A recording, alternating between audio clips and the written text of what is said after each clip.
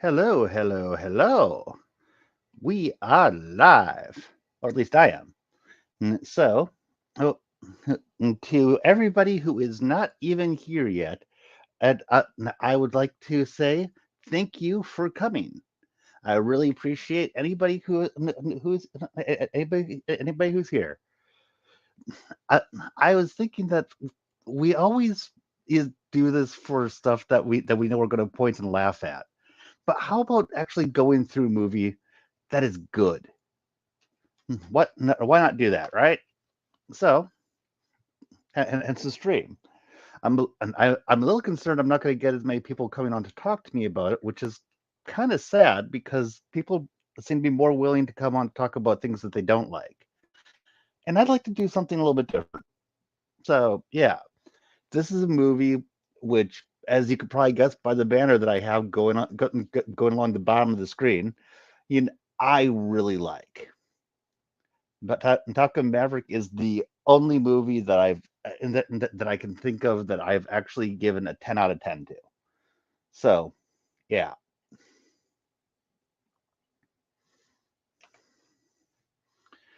Do do do do do do do do do do do do do do do do do do do.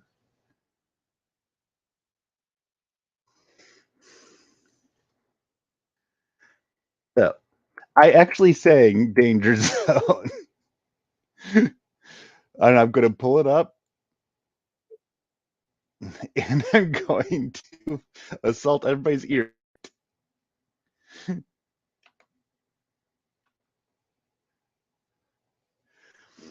Do do do do do. Hey, pizza sauce. What are you doing? Please do me a favor and do not spam.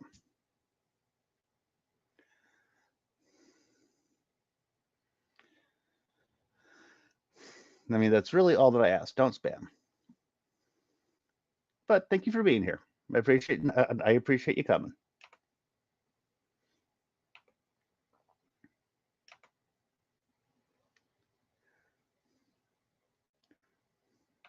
And now I'm going to assault your eardrums with Danger Zone. Da da da da da da da da da da da da da da. Revving up the engine, listen to howl and roar. Letting out the tension, begging you to touch and go. Highway to the danger zone. Right into the danger zone. God, my singing's awful. Spreading out her wings tonight. And heading off the deck, driving into overdrive. Highway to the danger zone. Right into the danger zone.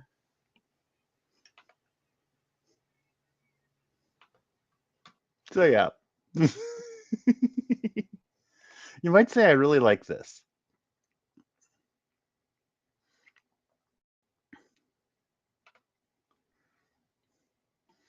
By the way, what is the point of coming in and just doing all that? I really don't understand. I mean, it happened right after I started getting stuff like that right after I did the stream with an content creator. Not really sure why that merits getting trolls, but it is what it is.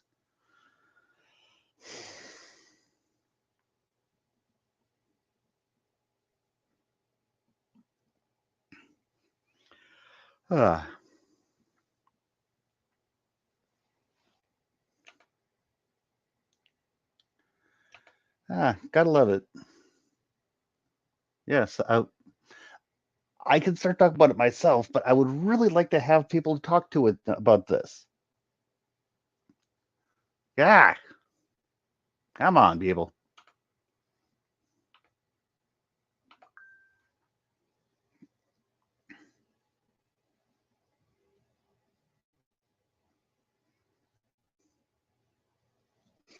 Okay.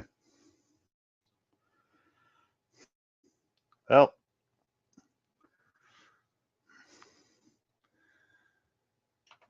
I really don't want this to be a sort of thing. Come on.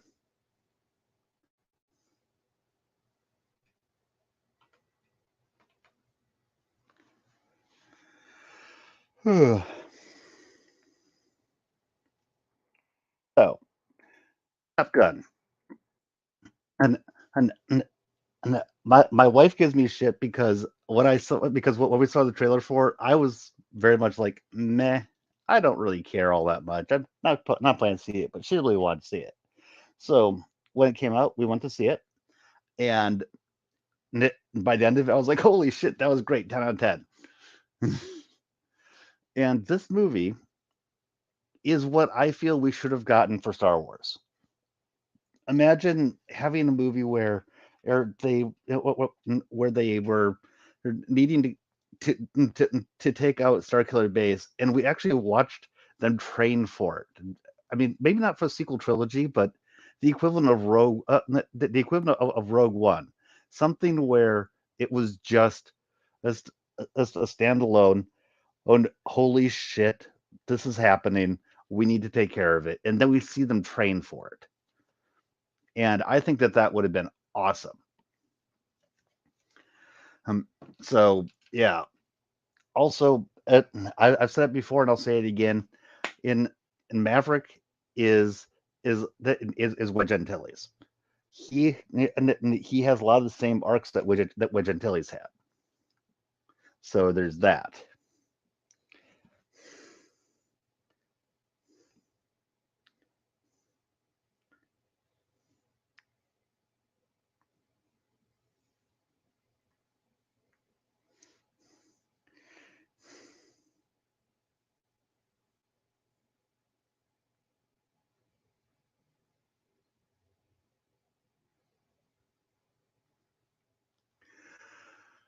Okay, so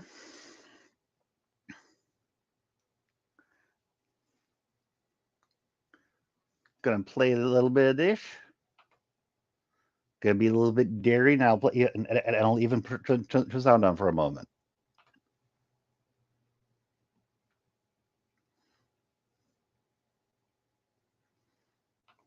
Top Gun Maverick. Woo. Yeah.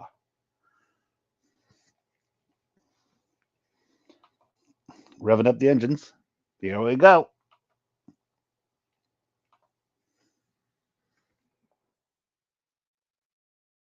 Now, until I have somebody in here, I'm going to put a little bit of music on in the background.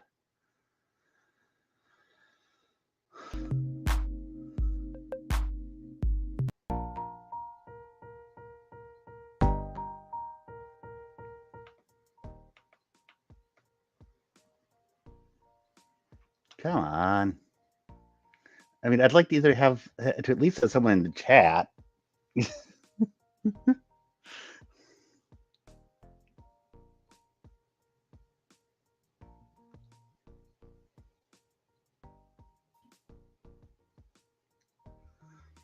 Ah, come on. I thought I had somebody who was going to be here with me, and now he's just leaving me hanging.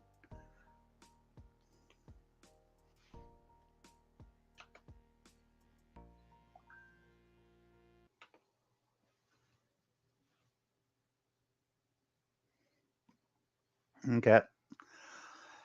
Uh, so, we're starting with the very awesome beginning with the with them sending the with them with them sending the planes up. Acid row.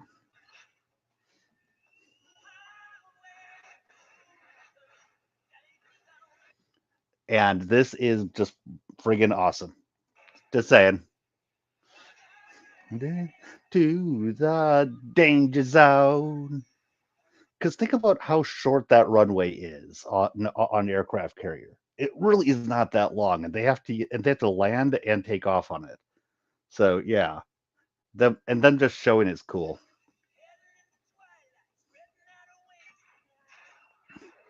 That's why they have to have that tow cable there.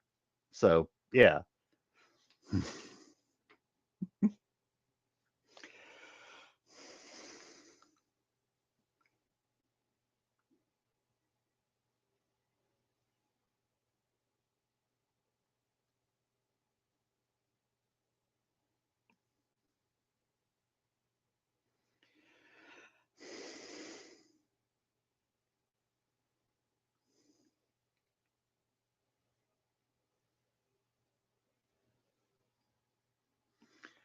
All by myself.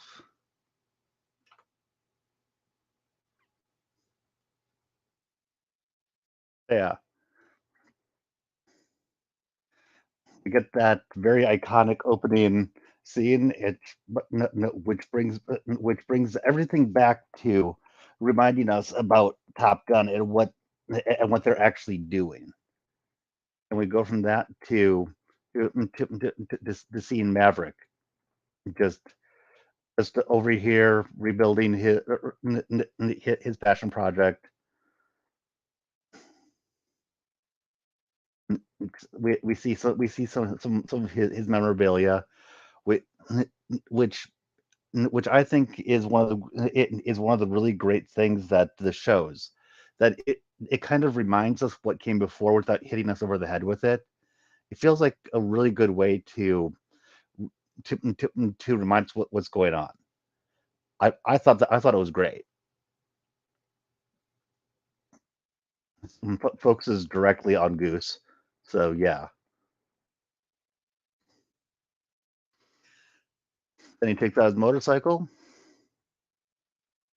a Kawasaki. We see that it's the United States Navy hangar, so that's cool. Get there, we see that he's involved in a project that is getting ready to be shut down, and and and, of course Maverick being Maverick is like, oh screw this. Of course I'm not laying the. We're not going to let them shut us down. So, he doesn't quite disobey orders, but he rushes there. But he then rushes there to get in the air before he can be told not to. Ah, cool. I don't have to be by myself anymore. Hello. Hello. So yeah, I, I I've just been kind of narrating my thoughts so far. So I've just gotten up to the point where he's finding out about needing to take the jet in the air to go to to go to Mach 10. Oh yeah. Nice. Hmm. Yeah, and, and I decided to start out by staring everybody with my short of me singing Danger Zone. So That's yeah, funny. yeah. I had somebody who I think was who was trying to troll me. I think that I think my awful singing being scared them away. I mean, we're only 13 minutes in. Yeah. Well, I'm 30 minutes in, and yeah. I mean, you know, I'm like 10 minutes into the actually sorry, like 4 minutes into the actual movie, but I was kind Oh. of end up twiddling my thumbs waiting for somebody to get here.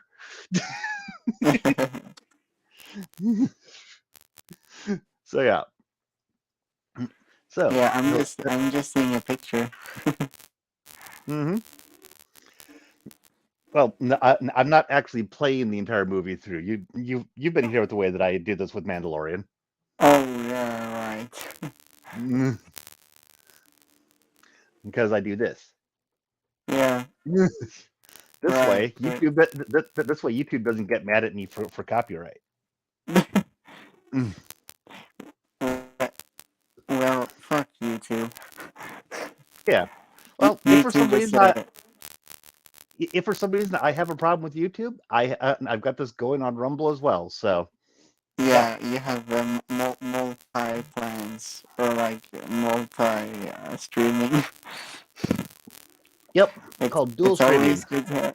it's always good to have a backup plan. Yep. So yeah. So do you like the banner that I have going across the bottom? Uh, wait. Tough. Oh my god. I mean, Th- I'm not There's, even hiding the fact that I fanboy for this movie. I mean, imagine. I mean, imagine if somebody had the wrong text on like the CNN or news, and they had that instead. Mm-hmm. Top Yep. Gun Maverick instead of like a car crash killed 5 kids. It's like Yep. instead of that, it's like Top Gun Maverick is awesome. Yeah. I mean, you can type anything you want there. Yeah. So yeah. The funniest part is that they could be like a reporter on CNN broadcast can be like talking about a ISIS attack on Kabul or something, and then it's Yep. like 50% off on every toolkit. Or if say a producer called Biden a wannabe dictator using one of these things. Oh wait, that actually happened. Wait, I'm not what did he joking. do? That What on did he do? Fox News, they actually on Fox News they actually used what they called it they called this a chyron, I believe, and beneath it's Trump talking and Biden talking. They called Biden a wannabe dictator. It got pulled down after 27 seconds, and apparently the producer who did that no longer works for Fox. Yeah. Now That's YouTube, fucking crazy. I am not making any political opinions here. I am just stating what happened. I'm not saying that he's a wannabe dictator. Of course, I'm not saying something like I that. mean that, that Why would I possibly think that somebody who is indicting their political opponent and I, to be a wannabe dictator? I can't imagine I, why I would think that. I mean yeah. I mean the fact that he doesn't work at CNN anymore perfectly states it. Yeah, but yeah, If you I talk don't. bad, I don't intend to go too much into politics on this, but yeah, no, I'm not happy with what's are going on right now. you brave enough for politics? What? Am I Are you brave enough brave for enough? it? Eh. Oh, I know plenty about what's going on. I just don't tend to talk about it all that much. Yeah, sure. Mm, it's actually kind of a hobby Yeah, because it's fascinating. yeah. I mean, But talking shit about the leaders in our world is funny. nah, I would just like it if if the leaders in our world didn't make it so easy to talk shit about them. Just saying. Yeah. So, Imagine if being a corrupt dickhead was gave like a beheading as a punishment. A lot of yeah, people would be beheaded then. yep. So yeah, we've got them going out to to the airfield. And one thing that I really like here is that this, even if you haven't seen the original Top Gun, and it really shows and this really shows Maverick's character.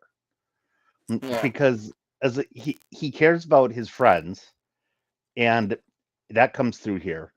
And he doesn't really give a shit about the rules, but he'd prefer to bend the rules rather than simply break them, because he's trying to get out there in time to launch before he's told not to. He's not doing it he's not doing it after he's told not to. He's bending the rule, he's not breaking it. Is he in case of rules and stuff? Is he more like Anakin or He's Wedge like Antilles. oh? I mean, like It, that he follows the rules, but he makes up his own rules sometimes. well, When that's kind of what Wedge does. yeah, What Wedge Antilles is a direct it is a direct analogy. including the Yeah, fact that including the fact that he's still a captain after all this time. Just like Wedge Antilles, he's he's never left the role of captain because he didn't want to get out of the fighter seat. no, Eventually, eventually they made him become an admiral, but in such a way that he still was able to be one, in the fighter seat. So one, he really is Wedge Antilles. my favorite episode of Rebels, to be honest, is the Witch and Tails one.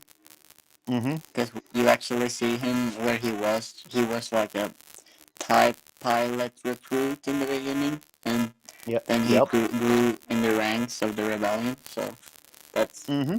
I think it's the Rebels. I don't want to get into shit productions, but Rebels is okay, I'll say. Nah, But I do like that's that they include. you're welcome to believe that.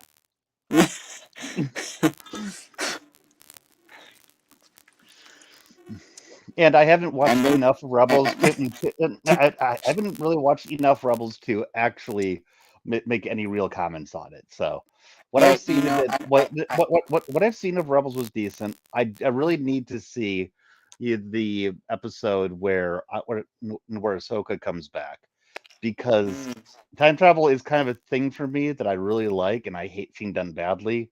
And every description I've heard of that, it's bad. oh, from Nazo and like Well, people in this I've group also or just every time I've heard it described, it sets my yeah, teeth on edge. Not just from I Nazo, but from others, and also just looking up a yeah, synopsis. oh And yeah, I really need to watch it for myself. yeah. Non-spoiler, it's a bit rushed in my opinion, but Not surprised. no, but honestly, after watching Rebels, I was like, okay, so I watched a story about fucking space aliens. Yep.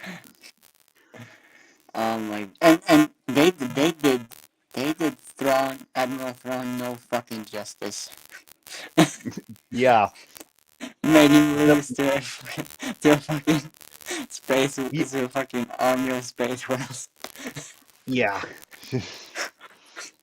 and and honestly, I find this all to be appropriate for the stream because, like I keep on saying, I compare this to as what I say. This is what we should have gotten for Star Wars instead of what we've gotten. Mm, Because just change the planes into X-wings, change the MiGs into Tie fighters, Tie advanced, Tie bombers. mm. It works. Migs are all the enemy. Yes, they're the Russian Yeah, aircraft. right. What are they doing on US soil? Is this like in wartime No, or? no, the MiGs aren't on U.S. soil. That they Oh, were that they were defending their own installation. We were wait, wait, doing wait. we were doing a strike on their installation. Yeah. Wait, so where does this take place? Hawaii? No. Well, the majority of it takes place in I think it it actually said I forget the exactly where it is, but it's It basically seems like it takes place it's on land for most of it, and then it goes to an unspecified in place in Russia. from. Can you say again? I didn't hear But, it but correctly. the majority of this movie is on American soil Yeah. because they're training for Oh, the yeah. vast majority of the movie, and Mm. and they're doing a covert strike like on an enemy installation at the end of the movie. So Yeah, because so that part of it takes place probably somewhere in Russia. I know some U.S. carriers, the ships, the big ones Hmm. with the Yep. aircrafts. They some of them have like they're staged or like they're put in the some seas are not Americanist. American story. So Yep. Hmm. I mean, that's like kind of how it works. yeah. So yeah. And I see that somebody's in the chat. So hello to whoever's there. Hello, hello, hello. Hello. Mhm. You So, forgot. so You forgot there. I, oh no, but my greeting is hello, hello, hello. That's a, I Hello didn't there. forget the there. Yeah, that's a different thing.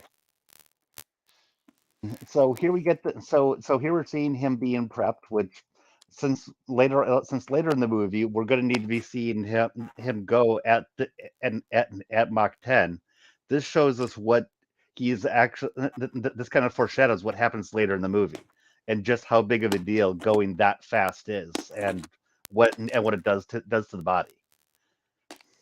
And this is in an aircraft that's specifically made for it, not an aircraft that's going to warp its airframe by going that I fast. remember this part when he goes to the space. He's Like not going. that He's scene. not going. He's not going into space, but it is upper atmosphere. Yeah, I mean pretty high up, but I remember how tense scene that how such a tense scene that was. Yeah. So we get this. He goes up. We see we see the admiral coming in, and yeah, lift off. And everything here just everybody with the bated breath, and then cheering when he hits the Yeah, mark, and then he fucking releases it. and, and then everyone going, "Oh shit!" when they notice that he's going to keep going. Oh right, right. Which again, it shows it's showing his character for anyone who didn't currently watch Top Gun, which I hadn't watched Top Gun in more than a decade. Before I watched this, to be honest, You I mean the rewatched. Yeah, the original. Oh, yeah. I rewatched Top Gun after I watched this. So yeah, and you honestly didn't. You honestly don't need to watch the original for this to still hit home. It's just Yeah, I think this it's just better. It's just better if you have. Mhm. I think this one stands on its own, so Yeah, that's kind of what I was saying, and that's one of yeah. the things that I'm trying to say about this entire first scene. The movie wouldn't stand on its own without this first scene, because this first scene sets up everything you need to know about Maverick. Mm. It, without this scene, you would need to have watched Top Gun, the original Top Gun first. But this scene makes it so you don't have to. Do you see what I'm saying? Yeah, yeah, I get you. And that's part of why I keep on talking about how this movie hits almost everything perfectly. This is a perfect setup and foreshadowing at the same time, because it's foreshadowing what's going to need to happen later in the movie. Oh no, my phone. Is your phone dying? No, but it's getting warm as fuck. Jesus Christ! Uh, It's like by the way, a fire brick in my arm or in my hand. get a better phone, as in not an iPhone. iPhones are shit. I have a Samsung. I thought you said it was an iPhone. No, no, I have another phone, like a phone I don't use now, but I do have a Samsung Galaxy G4. Uh, what are you doing that's making your phone own heat up like that? I don't know. I guess I don't know. I have one. I have one. I have one app up, so I don't know what the fuck is going on. Maybe you just need a new phone. Yeah, or maybe I have too many apps. Well, no, but seriously, my last phone actually, its battery died fast on me, and it heated up the way that you're kind of talking about. I think that your battery may actually have issues. Oh shit. I mean, I can't say for sure, but that happened to mine. Yeah, yeah. I mean, do you hear me or am I glitching when I talk? I'm able to hear you, but there's definitely a buzz when you talk. It's not great, but I prefer that to not having somebody here with me. Yeah, because earlier before when you talked, when my phone like kind of crashed, you sounded like this. Yeah, that's called roboting. Okay, so he looks like he's coming down in a comet here. Woo! Didn't really talk about what happened to that plane, but yeah, I just love that the kid says is you're on Earth when he asks where they are. Earth. Earth. He's like, nice. Yeah. Maybe he So thought. well, Imagine he if the plot. Imagine if the plot was that he went back in time. hmm I or wouldn't really be thrilled about that because one of the things about Top Gun Maverick is that it is is set as an actual real world thing. So you know, and so bringing in the fantastic like that, I think would have been a bad thing. yeah, who directed this movie by the way? I do not know. I think it might have actually been Tom Cruise himself. Oh, is he a director? I thought he was an actor. That doesn't. Sometimes they do both. Oh yeah, I know, but I never heard he was a director. Well, So I'm taking a look right now. yeah, I know like directors like George Lucas and stuff have been in their own movies, and hmm there are some actors who actually yeah they Filoni. He's in Star Wars. Okay, the director is actually Joseph Kosinski. Hmm, I never heard of him before, but he seems Nope, like a good director. but for me, I've never actually paid attention to director names, so it wouldn't mean anything to me anyway. Yeah, I mean, have you heard this director called Ryan Johnson? It I may have heard of the fuckwit. Yeah. I believe that I've heard that he actually likes it when half the audience thinks his movie is shit. I mean, he's said that. Yeah. Hey, hey, John, how's it going? Oh, I John. mean, I am not even joking. I butchered the quote of him a little bit because what he actually said is that what he really wants is for half the people who watched it to love it and half people who watched it to hate it. But that literally means he likes it when half the people who watched his movie hated it. Isn't that a great thing? Yeah. Clap, clap, clap. I mean, a lot of people said, yeah. I've never seen another movie he did other than The Last Jedi. Oh, I've watched Looper. It wasn't good. uh, Looper, what's that about? I heard of that. It's Ryan Johnson showing that he can have the formation of a good idea about time travel and then completely lose it halfway through the movie. Oh, like the sequel thing. hmm Oh, Oh, what? somebody wants to heal you, Nick. Yeah, he's going bye bye. I want to heal Good, goodbye. you. Yeah, ever since I platformed an indie creator, er, I, I've had this jackass who thinks that it's fun it's fun being a troll. So I mean, I the idea of a troll is that you are messing with someone. So I know, but yeah, he's a jackass. yeah. Oh, is it like a? Yeah, Bad every time I boot up a troll stream, or fun? every time I boot up the stream, I get since then I've had this person and coming and being a pain. Oh, you So mean like the guy that just was here, or yeah, you mean the one? yeah, You mean the one the one that I just banned? yeah, that I went to hear. Yeah, net pair is now gone. The parrot. Yeah, you, Yeah. you see, I have one rule in my chat, and that chat is no spam. If you want to Oh. come on and make fun of me, go ahead. I mean, just be creative. That's all I ask.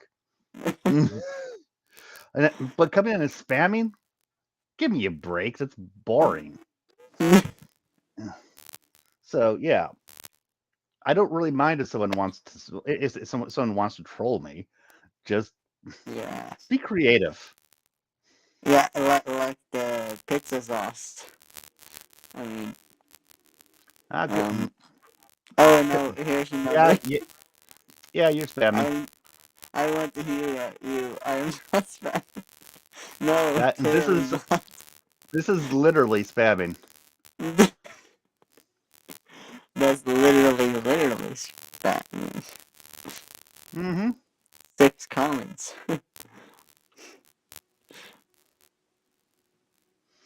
Uh-huh.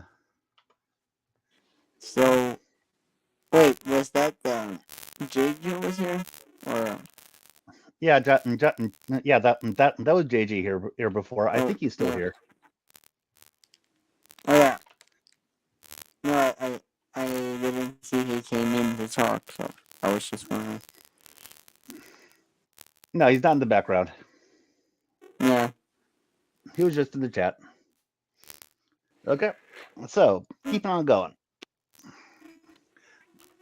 And this particular interaction is funny to me because he's dressed him down and everything makes him think that he's going to be kicked out of the Navy and everything. Then we're sending you to Top Gun to teach at Top Gun. A Top Gun. A, Yep. a But gun for hire. well, Top Gun is their flight school. Like it's the flight school academy. Yeah. The So Top Gun. And they will show us why he is the Top Gun. hmm so now we get there. We have them take a look at at the pictures with Iceman. Show that the Iceman is extremely decorated and everything. So yeah, he's there. They're briefing him on the uh, uh, on the op, and then and he's like, "Holy shit, this is almost impossible." And then, wait, you want me to teach others to do this? Hmm. Many buttons died to get us this information. Yep. I mean, wouldn't it be wouldn't it be cool to see to seeing the top pilots get training to get ready to take on something like the Death Star or Star Killer base Wait, instead what? of Sorry, if we sign in Star Wars? yeah. I Yeah, mean, yeah, that would be cool. wouldn't it have been cool to see something like this in Star Wars? I mean, we never saw a huge scale target, but we saw like in Rebels, we saw them in the TIE Fighter Pilot Academy. But I think Hmm. that's it. Like those are Yeah, small frigates and ships, or but like my point is that we have essentially the top guns in like with Wedge and Red Team and Rogue Squadron. Wouldn't it be cool to see them training yeah, that would be rad. the best of the best? And if you haven't read them, you should read the The X-wing X-wing count or the which? I would suggest the actual motherfucking books instead of the comics. No, But if you sorry. must, I was gonna but if say but if you must read it through the comics because you can't handle all the words, then at least do that. But if you can actually handle the itty bitty words on the page, then I would recommend actually reading the books. You'll get a better no. I experience. was gonna say books, not comics. And yes, I am taking a little bit of I'm taking a little bit of the piss out of Natsu here. I'm just giving him shit. Yeah, no, no. I know. But I'm so used to saying comic book, so. Yeah, I'm not a comic book fan, not in Oh, general. why? Can I ask why? Oh, just because I prefer reading. Hey, Hmm. Ned. How you Hey, doing, buddy? not too bad. How about you? Ah, Good, good. one Did sec you while I see did you see my what header? Did you see my header next to my avatar? not yet. I am adjusting your mic volume right now. Okay, so what? So There we look what go. my name is under my avatar. Look at my name. Oh, Iceman, nice. Yeah, that's right. Hey, you gotta have a you gotta have you gotta be ready for what we're watching. Yep. Fucking represent. Mm-hmm. Represent, baby. Oh yeah. Goose. Does So yeah, you everybody get pour one out? But everybody take one shot for yourself and one shot for Goose. Yeah. talk, But talk, take. talk to me, Goose. Talk to me, Goose. Talk to me. It's like in the Call of Duty. Press F to pay respect. See, now we You take finally a get to shit. review something that we all like. Yep, exactly. Take a shot to pay respect. N- n- I, I'm not sure if you heard me talking about just how much I like the opening scene because it just completely sets up Maverick, so you don't need to have to watch the original Top Gun. It just perfectly shows everything we need to know about Maverick to understand this Yep, movie. yep. And When I I think was that's yeah, one of the younger, I reasons why it was never. so successful. That's the what? reason why it was so I successful. Yeah. Is when I was if you never younger, saw the I first one, you get the second one. Mm-hmm. I mean, when I was I younger, go ahead. sorry. When I was No, younger, I never actually understood the plot. I knew there were cool jet planes or like Air Force planes and uh, I never understood the actual plot. I know there was motorcycle in the sunset. yep. Shoot. It was shooty bang bang. Yeah. So No, but one thing that I said at the beginning of the stream when no one was in the chat and no one was in here with me, no one's heard this, is that when my wife and I saw the trailer for this, I actually wasn't interested in seeing it. I was like, eh, and she yeah, wanted to me see it, too. so we went to see it, and I was like, okay, 10 out of 10, awesome movie. I It, never actually watched it until I saw it on my streaming service or like that. We have something called Sky Showtime. It's like hmm Paramount Pictures, I believe, or something, and they had the movie, so I was like, fuck it, I'll watch it. hmm So yeah, Yeah, because the thing about Maverick, like or the second one, was that there wasn't a lot of announcement for the movie, or I didn't see a lot of commercial. I actually did myself, and I have to address this. Grab your controller, listen to the two cats howling roar. Highway to the JRPG zone. Zone. Yeah. Now this is now Soyu is actually a troll, but he is my troll. He's not a troll that's here to actually cause problems. He just likes playing around. No. Wait, how do So you unlike say me, hi? How do you say highway to the JRPG zone? highway to the JRPG zone, JRPG zone. which stands for for Japanese role playing game. and he jokingly claims that all I play are JRPGs, even when it's a game that has nothing to do with that. And I'm just like, what the hell? So yeah. Highway to the tropical zone. So yeah.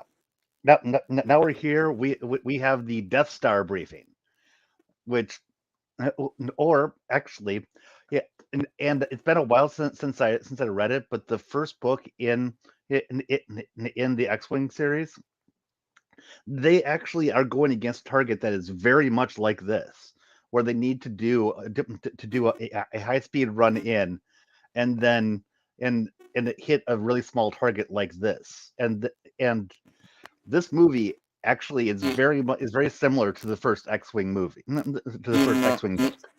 you know, talking about X-Wings, I think the first time I feared X-Wings, or that I thought that X-Wing powers like these, um, they were affecting battle, was like, I think Return of the Jedi mostly, and Rogue One. Hmm. Because in Rogue Uh, One, they weren't playing. I I really don't remember much about Rogue One. Rogue One is just so goddamn forgettable. I, And like, and I watched the movies a second time like about a year ago, and a day or two later, I couldn't remember much from the movie. It I it mean, it, maybe the it didn't movie's make not. it didn't make me mad or anything, and which means that it was better than pretty much everything else that Disney's put out for their movies. But but it's but I'm being literal when I say it was very forgettable to me because I literally couldn't remember much of the plot. I mean, it's certainly better than Solo, I would say. Not my Well, Solo. well, almost everything is. Or maybe the Last Jedi is worse, but yeah, Last Jedi's on the bottom. yeah, and then Solo. Yep. I actually, I actually like the last one, Rise of Skywalker, because of the humor. Oh yeah. I mean, I actually enjoy Rise of Skywalker partially because I don't really expect anything from it, and I didn't going in. Oh, you know what I saw? I saw this. You know the Ray Skywalker scene. Hmm. There's like this Norton meme about every 2 seconds somebody take your identity. Yep. Okay. Yeah, sorry, So, sorry, off topic, but yeah, let's click play, I guess. yep. Moving on. He explains this shows us exactly what they're going to have to deal with, and then later in the movie. So that'll be fun. Yeah, And then he finds out that he's going to have to deal with Rooster, Goose's son. So I was like, aka God. aka a hard rocker Hmm. in another movie. So that'll be fun. Yeah, no, it's funny because the actor plays a role in like a movie where they have a band. Oh, okay. Similar to that, I can't get my head out of with this actor. er, He was the doctor who didn't know what the hell he was doing, but got by on his good looks in 30 Rock, and I just can't get that out of my head when I see him. Wait, Dirty Rock or 30 Rock? 30 Rock. 30 Rock, yeah. Hmm. So yeah, that didn't go well. The kid's not ready for the mission. Again, giving you it gives you the idea about what the hell's going on.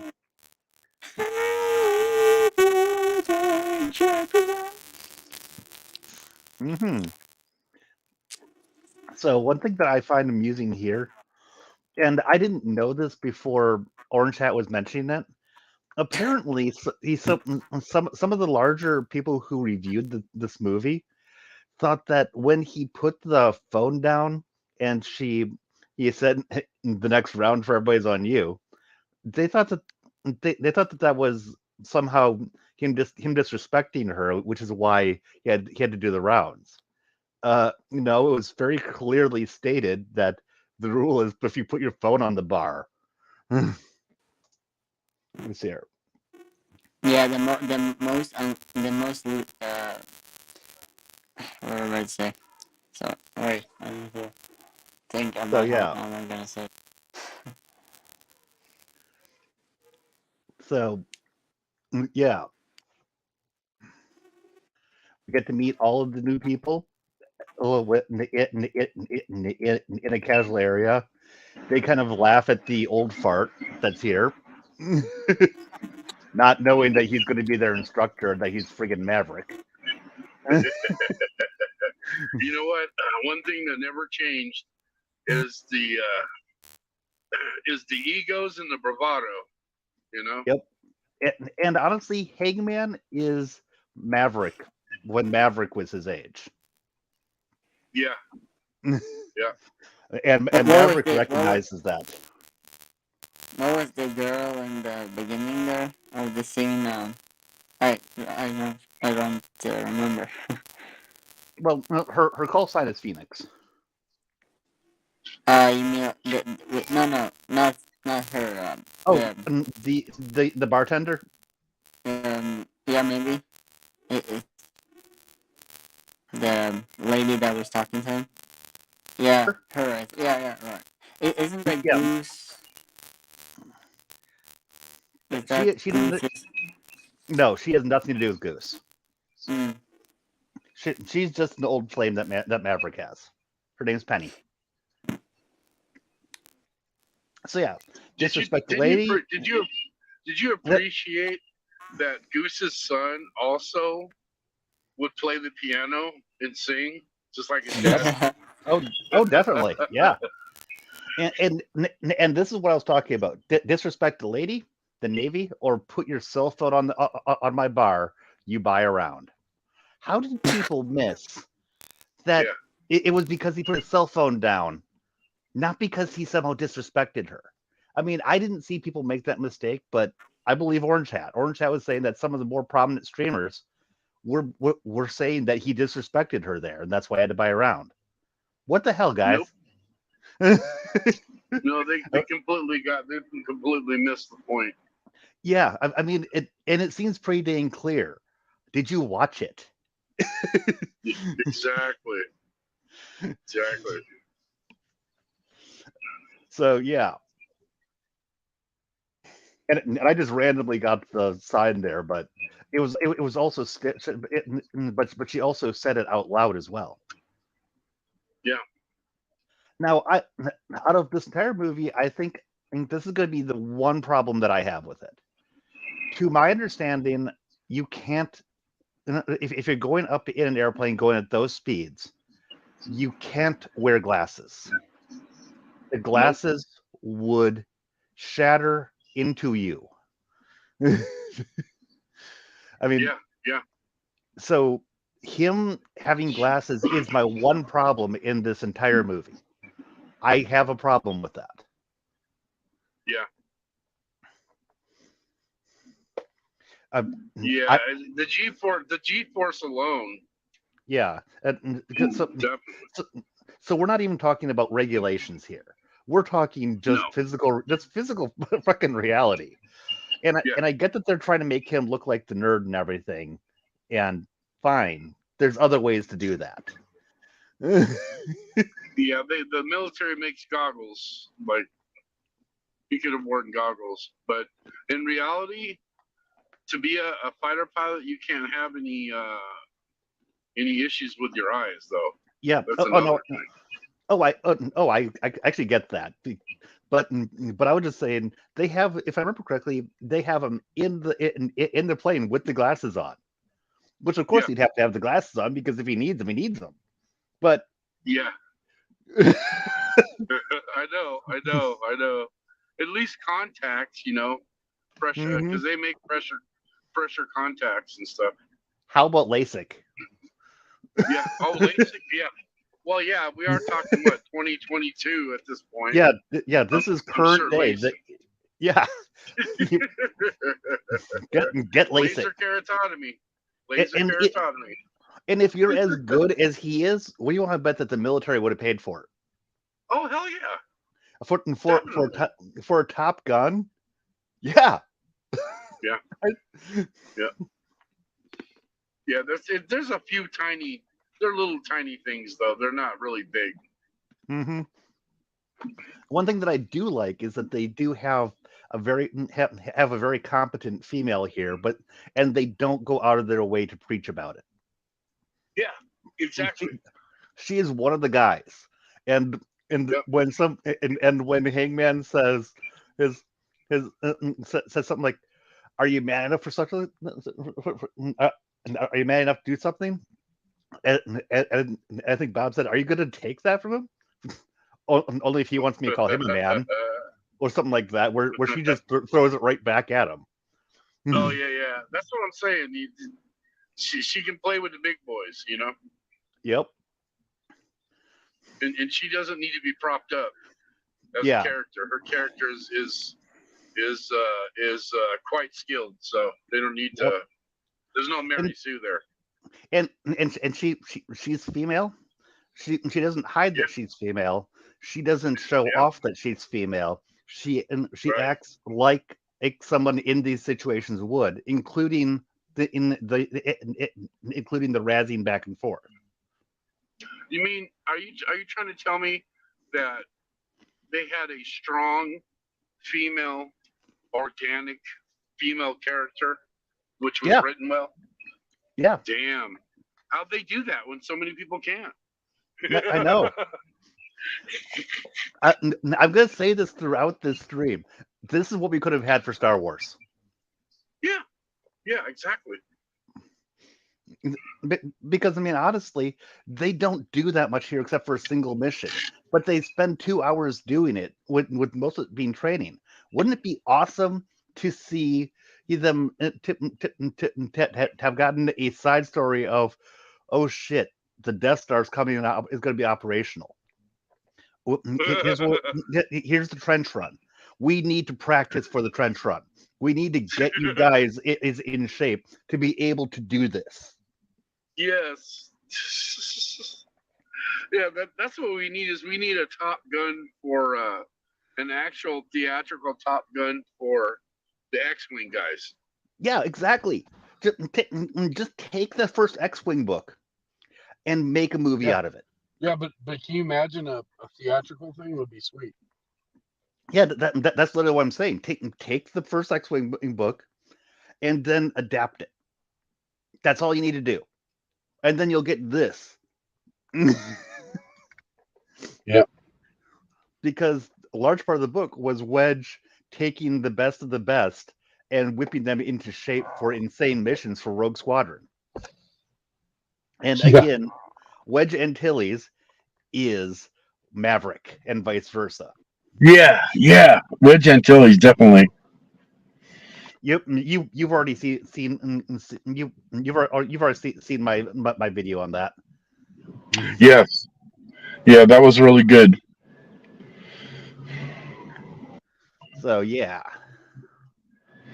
I did wish that he got a chance to actually play pool instead of it being taken by Hangman. That annoyed me. I wanted to see him get up and knock all of the and knock all of them in all at once. Yeah, do some kind of crazy trick shot and Yeah, that's literally what I thought was going to happen.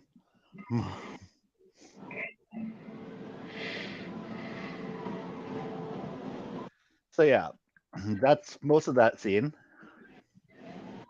including him having PTSD flashbacks. yep, yep. Yeah, that was interesting. Yeah. You know, it's funny. Um,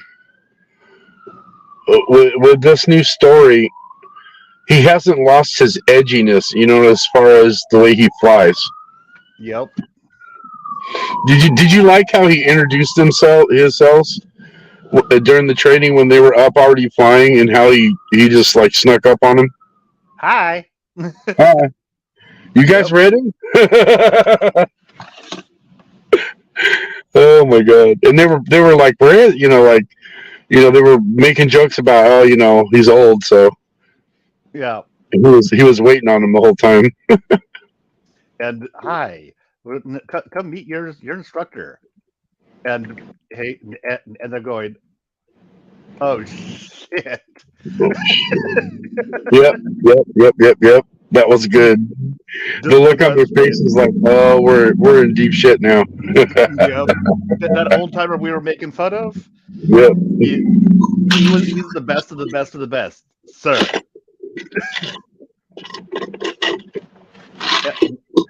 And I also love the entire thing of you guys that have seen this book, cover to cover, sir. Throws in the trash. So have they. This is now obsolete, gentlemen. Yep. That's funny. This is such a great movie. I'm gonna watch it again. Oh yeah, I watched it myself literally right before starting the stream. I finished it about 15 minutes beforehand. That Oh, that's nice. that's actually what caused the timing of the stream, because I looked at how long it was going to how long the movie was from when I started. It was like, okay. Yeah, whenever it ends, 15 minutes after that. Yep, exactly. Which gave me just enough time to set up to set up the Rumble stream and get ready. Nice. Sweet. Yeah, I noticed that you were doing. I noticed that you had a link for YouTube, and then you had a Rumble deal, right? Yep. I unfortunately I don't think anybody's watching over there, but I've got the live chat for up right next to the other chat. Okay, that's Yay, cool, man. yay for pop out chat.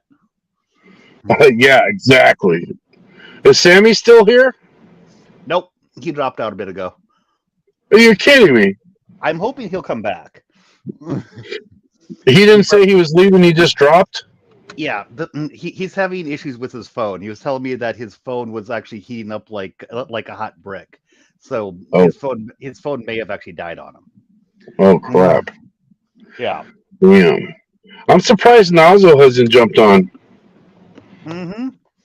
Has he actually watched it yet? Yeah, he's seen it. He's watched it. Okay. Yeah, he wasn't feeling really good this morning because he's got something going on with a tooth that he Ooh. needed to have looked at, but the doctor was going to be out of town, so he prescribed him some antibiotics, and I think it made his stomach react weird with it. Oh fuck. So, and I told my wife, I go, I don't know if he's going to go or whatever, and I told her, just keep me updated, but I haven't heard anything, so it Mm-hmm. sounds like where it was, it kind of fixed itself. Well, that's good. Yeah, yeah. I hate to see him, not feeling good. Yeah. Always sucks.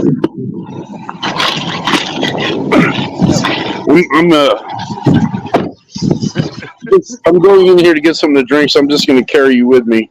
Okay. Sounds good. That way, you're not in silence. Yep. Yeah. And at the very beginning of the screen, I was kind of griping that nobody was here. I'm like, come on, I'm trying to talk about something good for once, and nobody's coming. Well, now I do have silence again. Eh, but I know you're there, so it's fine. And this scene is also great. Just him being like, "I'm going to take all of you on," and they're like, "First kill, 200 push-ups. That's fine." And he just completely he nukes all of them.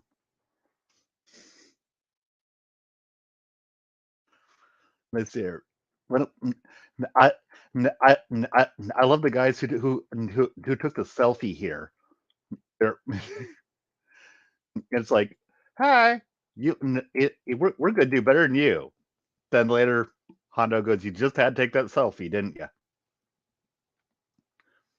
Oh, I lost you.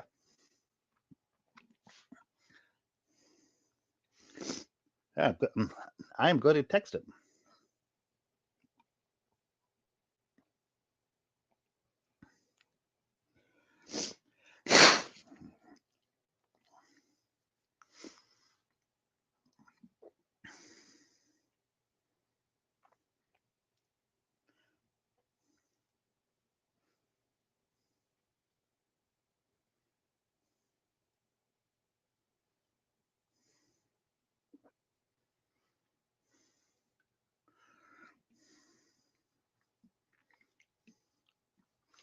Ah, take that as a moment for me to go grab myself another bottle of water.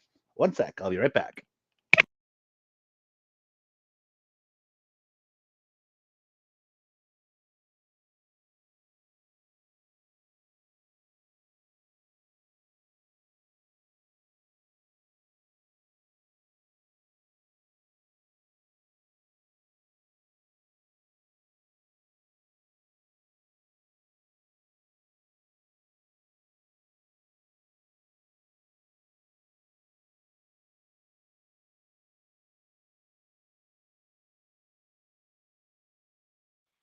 Okay, like I said, I'm back.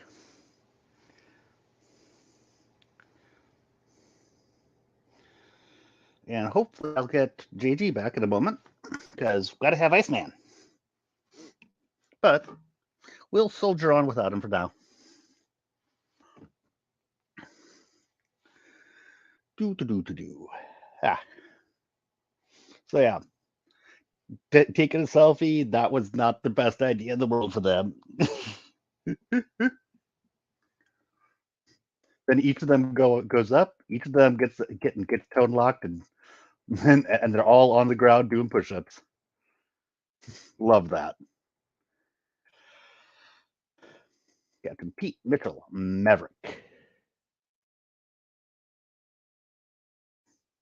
I'm just keeping an eye on the back room, seeing if he pops back in. How he gets yelled at about the hard deck, which I find in this to be interesting, because like you guys do remember what we're training them for, right? Right? And then, uh-oh. Oh, oh no, the hard deck must be up there. We're having them fly below 100 feet, but below 100 feet, sir, for the end of this. It makes you kind of wonder if just how much they expect them to come back, especially when Maverick says to go and then come home. And come home, sir.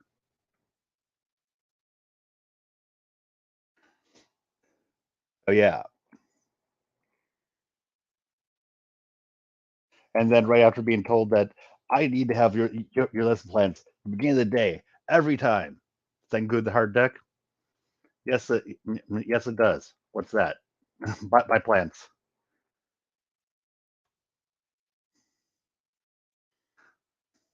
sir.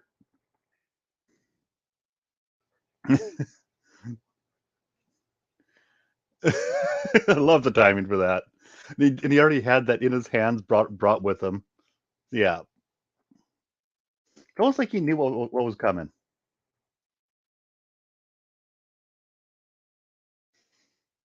We, we get to meet Penny's daughter. So yeah, then we get to see him bonding with his old flame. He doesn't. He's in the Navy, but he does. But it's like I don't drive the boats. I land on them. So we get to see them bonding here, and her teaching him some stuff about boating. So that's kind of that's cool. He drives her back. Don't look at me like that. I've only got one look.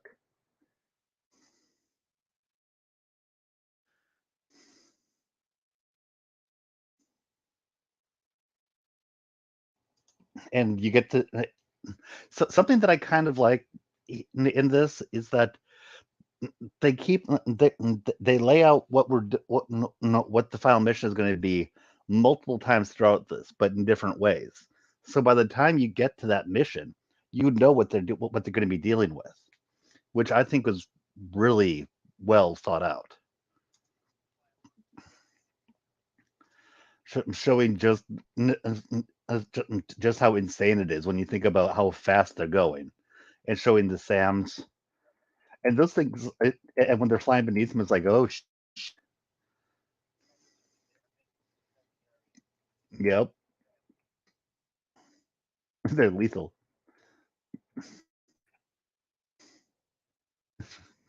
Yep,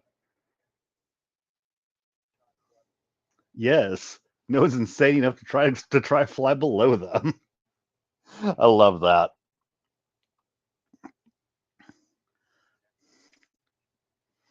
Yep, I'm training that's what I'm training you to do. Yeah, 100 feet, and they're bitching at him about the hard deck. So yeah, I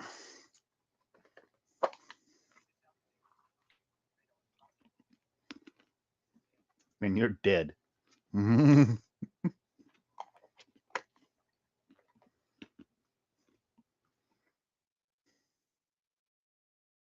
So now they simulate the entire thing, and yeah,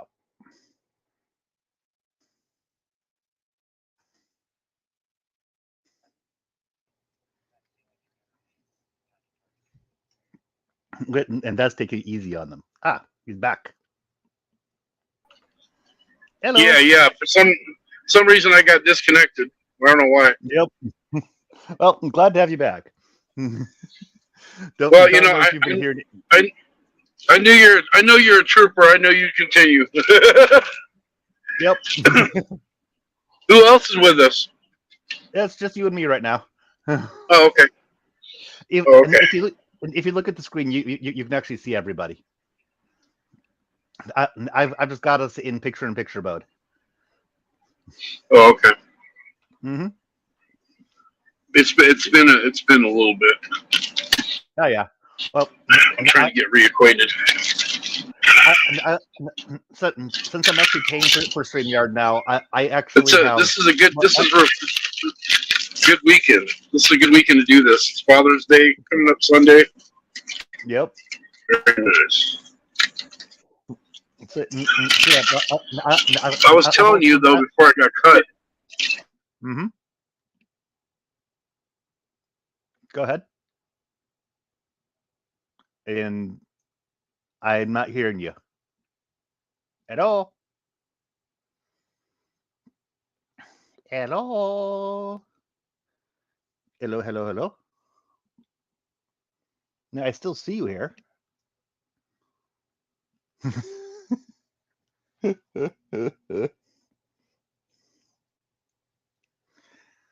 Hmm.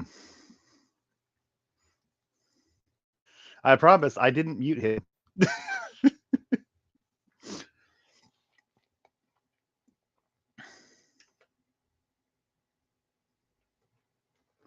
Wee.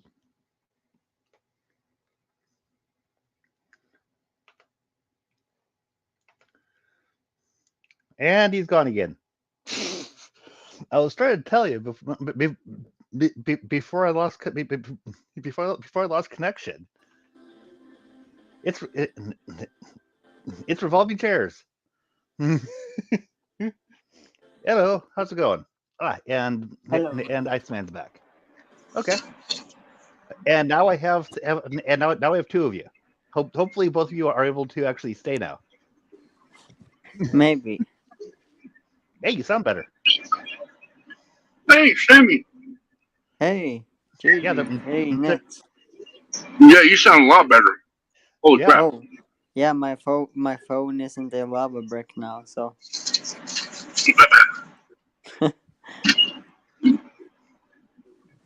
for the time being, for the time being. Yep. Yeah. You've no longer got that buzz going. Yeah. I mean, nothing beats hearing JG's truck. So I'm in my car now, so. Oh, So, you're in so, your car. so JG, you were just saying that as I was saying before I lost connection, and then you lost connection again. So what were you saying? So when we were on the space talking about doing this, there was a new guy. His tagline was Graphics Comics, and he loves Top Gun. I think he wanted to be. Oh, For some reason, I think he wanted to join. Yeah, he wanted to join. Honestly, feel free to send the link to him. Okay, I will. I will. How can I? Is there a way to do that without closing this on Twitter? No, you need to close it and come back, I think. But Well, you don't All need right. you don't really need to Oh, no? close it. Really? Just move apps. I mean, you could have more than the browser open at once.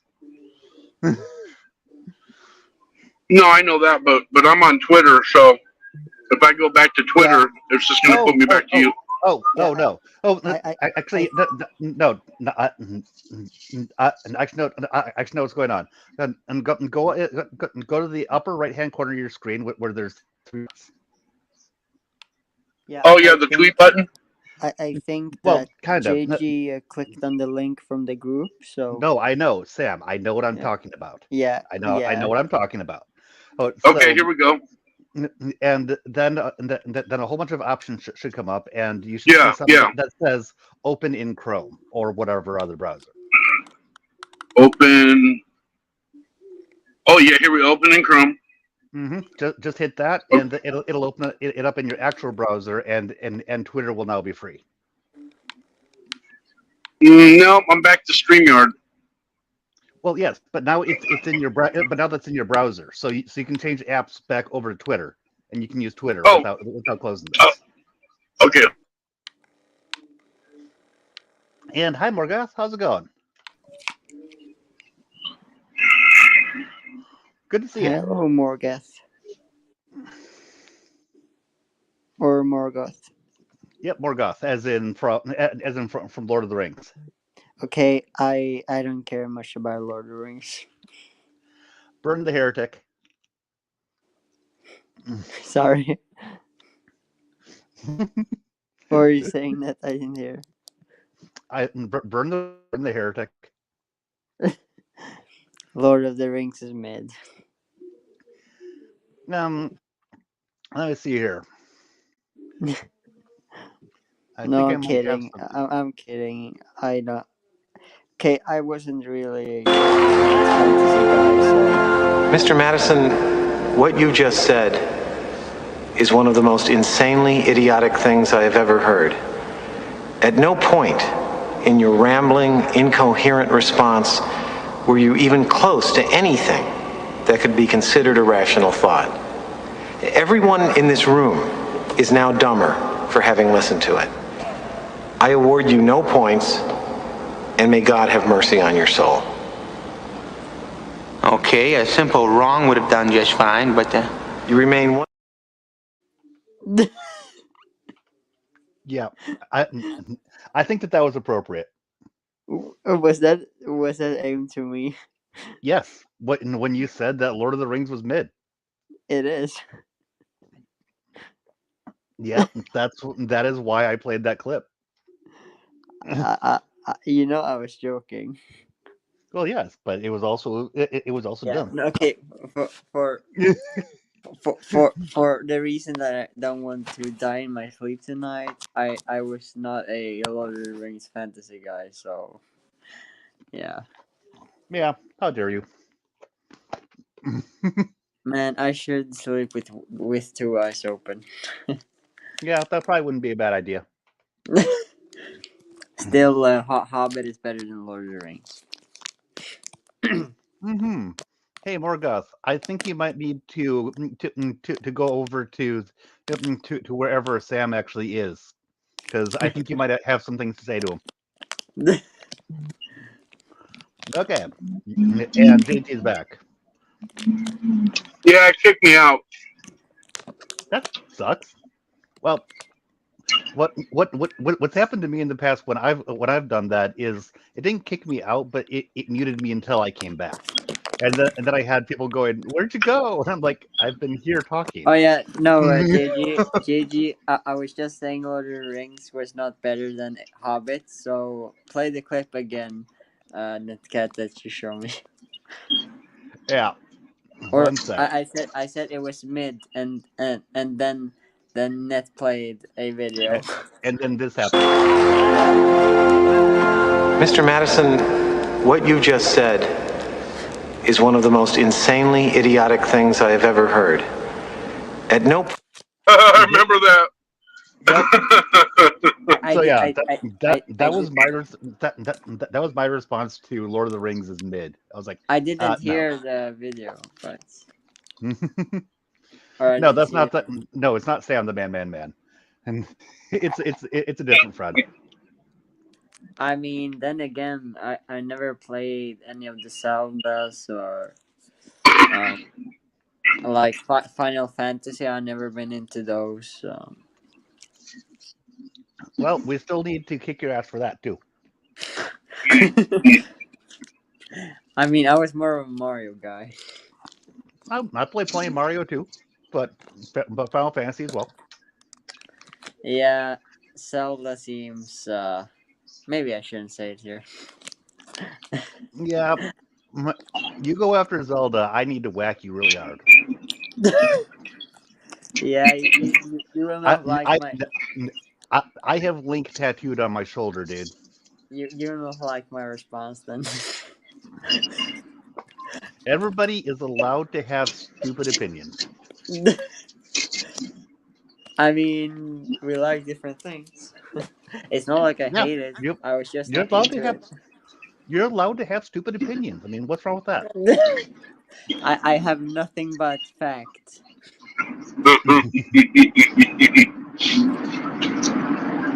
Yes. Speaking of Ocarina of Time, how hard was that game? Not very. Oh no, my phone is burning up again. Oh dear. I think you may actually have a problem with your battery. Mhm. Or that I'm still on Twitter because Twitter draws. If if Twitter is overloading your phone, then your battery needs to is having problems. But you know what, though, Sammy? If you got a lot of apps running at the same time, Oh no, I closing closed. the yeah. I do have a lot of apps installed, Oh, like 30 apps or 50 apps, but not that I'm using them at once. no. There you go. Now you're good. Now you're buzzing again. Well, Probably is the battery. yeah, Guys, dude, kid, eat, yeah. Well, shall we keep moving forward? yeah. Yeah. So yeah, they're going through all. I actually really like the way that they interpose the mission briefing with them actually flying it because it gives you an idea about what's actually going on. No.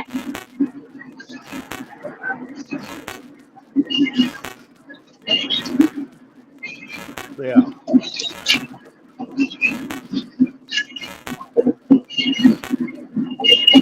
That's weird. Yeah.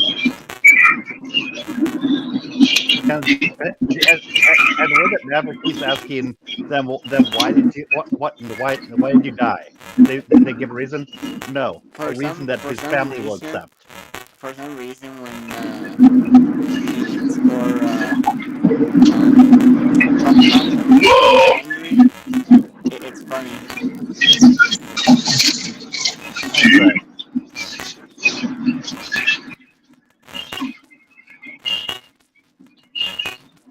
Yeah, there we go. But yeah, sorry to everybody in the audience for the ear rape that's happening right now. What earring? with the roboting and shit. Oh yeah.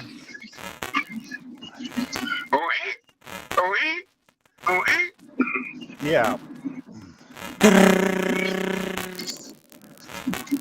because Morgoth is actually mentioning that he's having trouble hearing you over that shit. Yeah, I'm assuming that you're able to hear me though, right, Morgoth? Yeah, I can hear you really good, Deb. Mm-hmm. Oh, looks like my phone's back. I think I know the reason for my room battery. Maybe because I use my phone while I charge. Don't know. Oh, so you hear me now? And thank you for that, Morgoth. I appreciate that. Oh, it went away. Because yeah.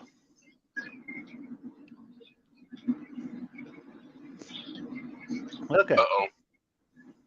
Uh-oh. Well, he just muted himself, so. Oh, yeah. Hello. So, yeah. Hello. Testing. Yeah. It's hard to hear you over the shit that your phone's doing. I'm sorry, Sam. You can mute and still hear. Yeah. There you go. Oh, he just left. Okay. He's gonna try to fix his issue. Mm-hmm. Yeah. Sammy's on his phone so much. Mm-hmm. I'm surprised. He is across the sea. So right now, I think it's like around like 2 or 3 in the morning for him. Yeah, he is 8 hours ahead of me and 6 hours ahead of you. Only 6? I thought it was more than that. No, he's about 8 or 9, I think. 9 for me and 7 for you. 7 would be more likely, but I thought he was further away than Britain, because Britain is 7 hours from me. Sweden and they're all in the same time. Oh, really? The time zone. Yeah. Nah, fake time zones. Yeah.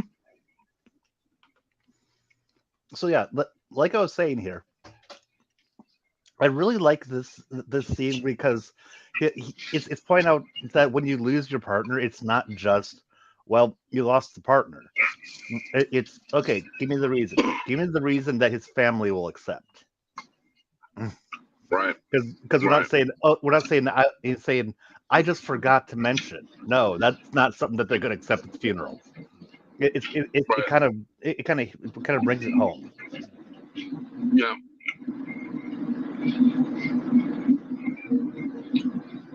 And what you say? What about Morgoth?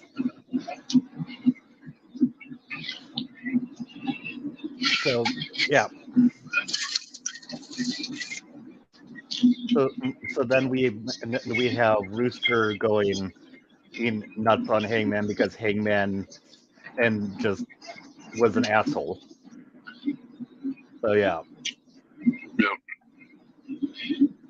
We get to see Iceman as Val Kilmer. I believe that Orange Hat was mentioning when he was reviewing this that Val Kilmer is actually was having problems. So this is actually a tip of the hat to Val Kilmer in real life. Yeah. Apparently, his cancer had progressed so much that it actually hurt him to speak. Yeah. And it was interesting seeing that's the reason why they had it like this, because I didn't know that was being affected by the real world at all.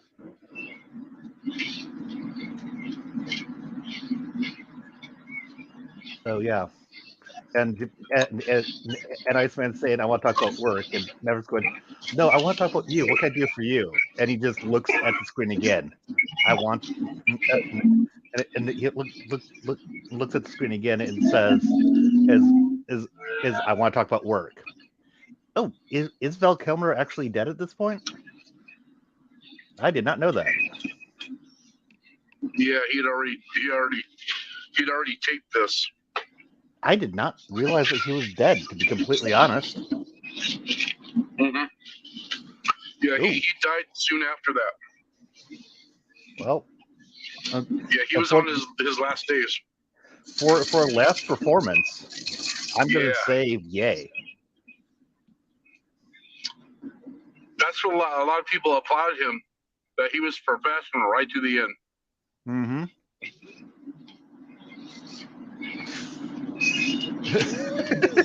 I plan for bullying and harassment. If there's one person here who is bullying and harassing, that would be you, dipshit. The person that I quote unquote platformed, or that you have an issue with, doesn't even know anything about that stuff. So you're barking up the wrong tree there. Outlaw Knights, when I was talking to him, didn't even know anything about the stuff that goes on with Comicsgate. And yeah, I actually do like Comicsgate. So, fight me. But it is kind of funny that you actually think that. So, have fun. And if you are Mecha Random 42, which I doubt, then fuck off. You've already seen what I've had to say about your opinions. You subtweeted me when I did it, so I doubt that it's Mecha Random. But if it is, that's fine too, because I don't like you.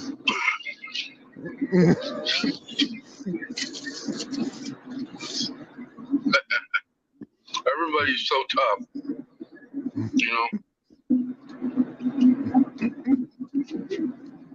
By the way, Mecha Random, if you are, just use your own account, because I have not banned in the account of Mecha Random.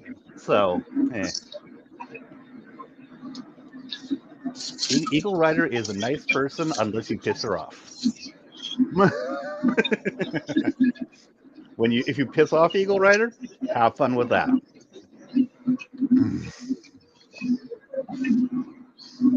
So yeah.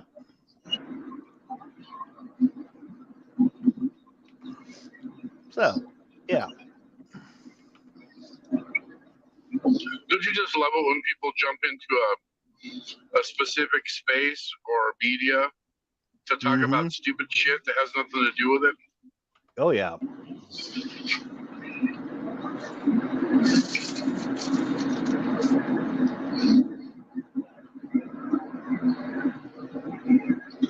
There we go.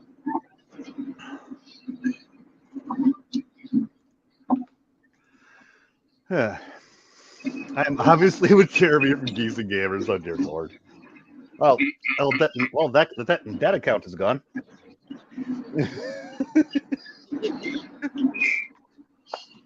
Yeah. I mean, I probably shouldn't have done that, because I really have said that the only thing is not spam, but they're also being a moron. So, and also making fun of a friend that I don't appreciate. So, because I'm actually friends with Eagle Rider in real life. So.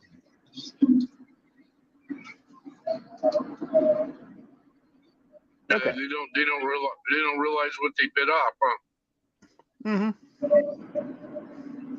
I platform Comicsgate. Well, technically, no, I don't, because I haven't had anyone from Comicsgate on, but I wouldn't mind platforming Comicsgate. You know what I mean? Yeah.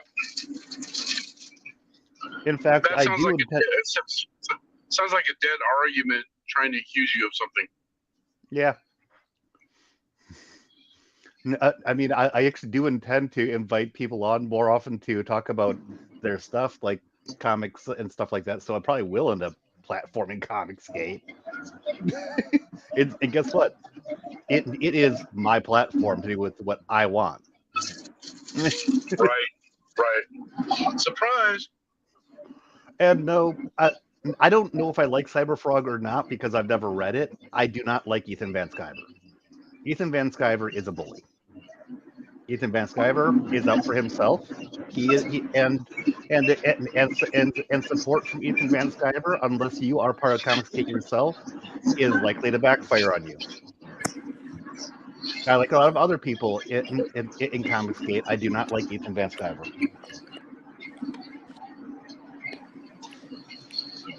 Because frankly, he has done some of the stuff that guy was saying. But Gonna be confused. what I would actually say, however, is that for people who say that Comicsgate is terrible, and they talk about harassing and bullying and all that stuff, maybe they should look at their own backyard.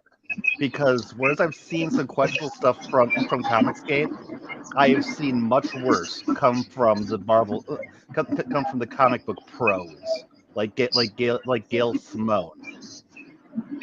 So tend to your own backyard before saying that Comicsgate is bad.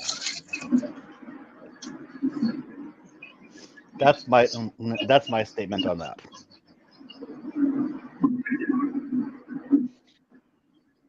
So yeah. Bullies and haters never take a vacation. And they are and there's bullies and haters in pretty much any fandom. In any group, you're going to find them. Oh yeah.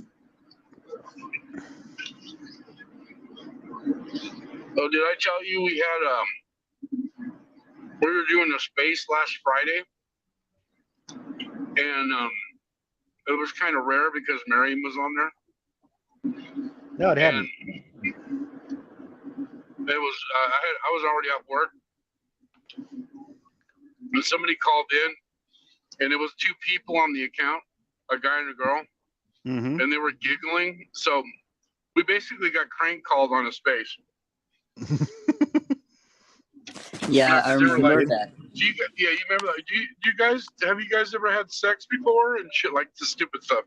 Oh dear. Yeah, because we like Star Wars. No. Eric July is an interesting case, and one thing that I would point out first is that Eric July is not part of Comicsgate. He is Comicsgate adjacent. He is an indie creator. He doesn't fly the Comicsgate flag.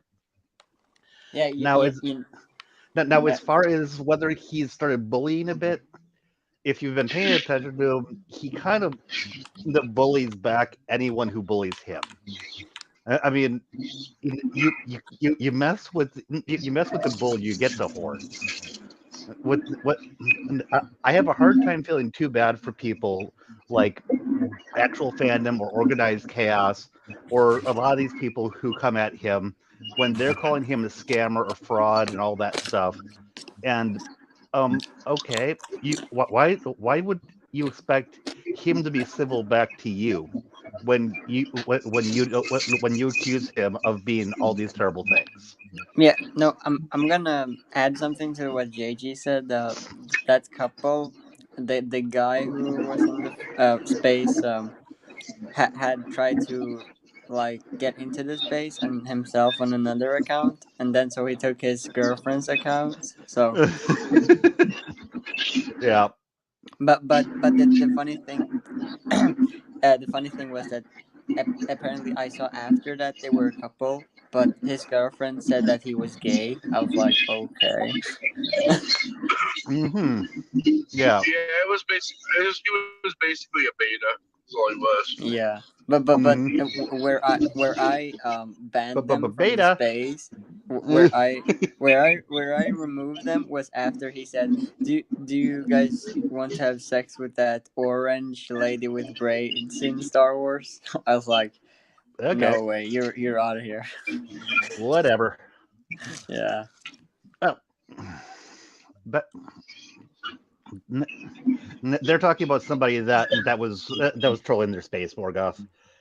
So yeah, Now, after that intervention from talking about Comicsgate and somebody who thinks that I am platforming bad people and everything, I mean, finally, somebody's angry at me for platforming. I have arrived. Woo! Back to the movie. Nice. You're legit now. Damn. Yeah, I tell you. It is ironic if Eric July was like bullied in school, and so he became the thing he swore to destroy. Again, I don't consider him a bully. He, he goes after people who are assholes to him. Is that a bully? It's a, yeah, that's a crazy mindset. It's like people Now, feel they're justified to attack people, and then when they get backlash, then they go, "You're being a bully." yeah. Now, mind you, I do think that he's gone too far sometimes because as I've watched some of his monetize your hater stuff, and he had this debate with organized chaos, who is a complete ass munch, by the way, complete ass munch. And so I didn't feel bad about him being scorched in that debate. But then after the debate finished, he started talking about how fat he was. He started doing a whole bunch of ad hom attacks, calling him a deadbeat dad, and a whole bunch of really stupid ass shit.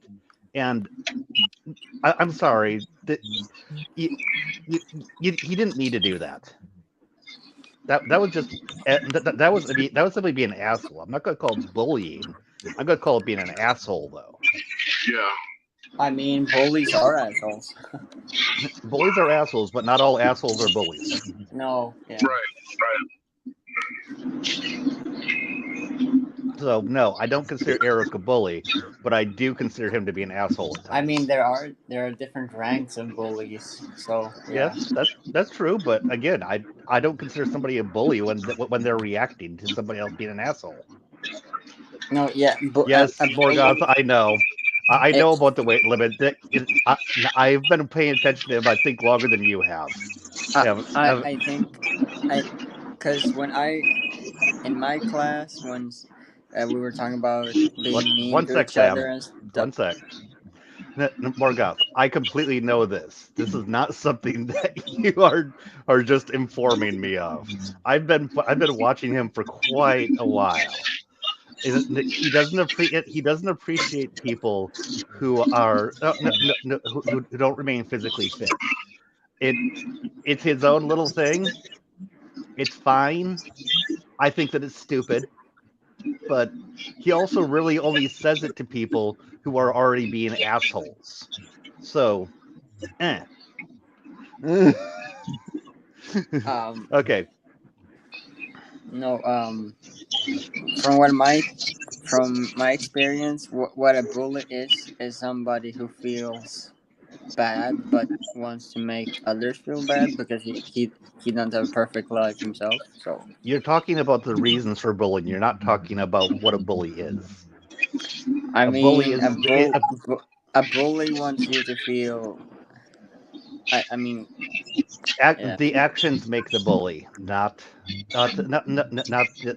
how they're feeling inside. Yeah. I mean, Sorry, everyone but can. that just seems stupid to me.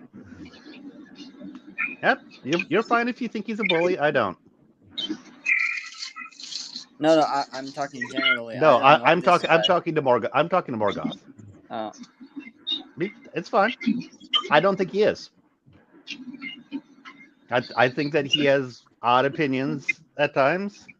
I think that he hits back at people harder than maybe he should when they hit him. But it's like that meme where somebody is shoveling shit over a wall and suddenly the shit comes back at them.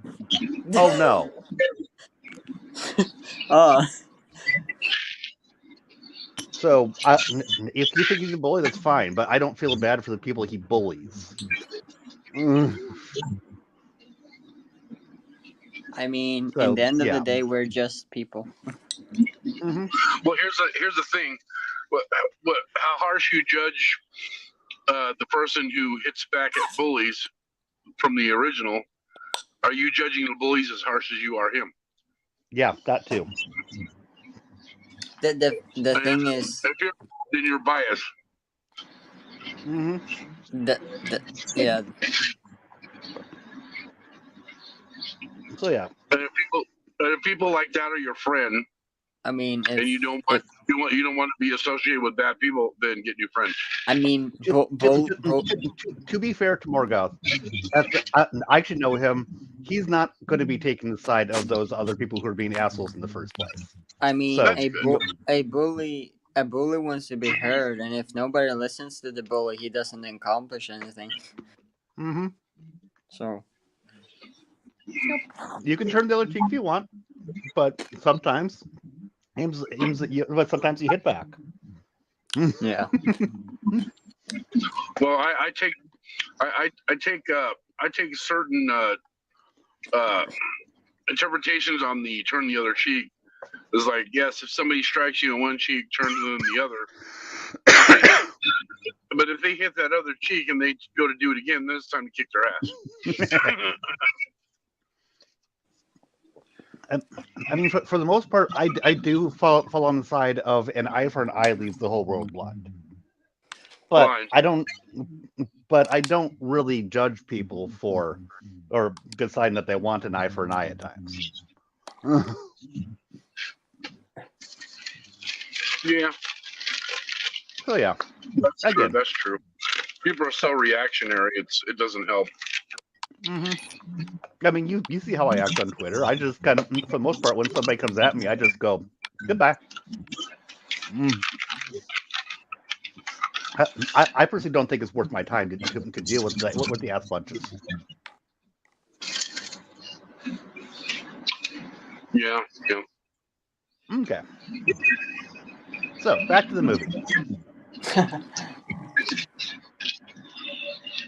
And it when he says one thing that gets me here is that I work with somebody who's paraplegic and his and basically he can move his head and he talks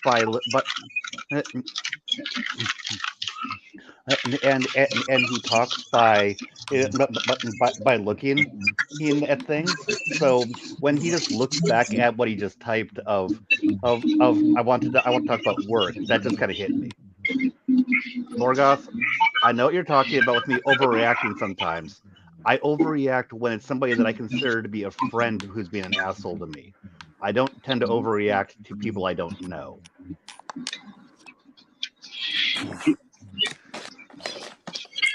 Jesus Christ, Morgoth, put it to rest. We're doing something different.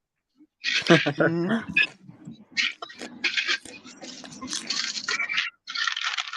So yeah, and then he goes to the point of actually talking here, which as I mentioned, actually it hurts him to do. Yep.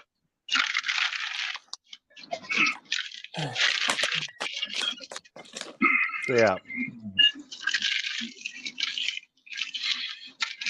That's dedication right there.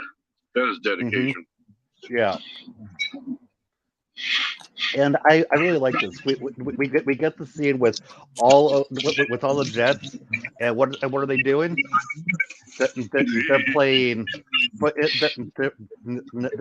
they're playing. I forget what the name of the football is, but it's offense and defense at the same time. And we see them all dotting here, and then the admiral comes up and goes, "What are you doing with this?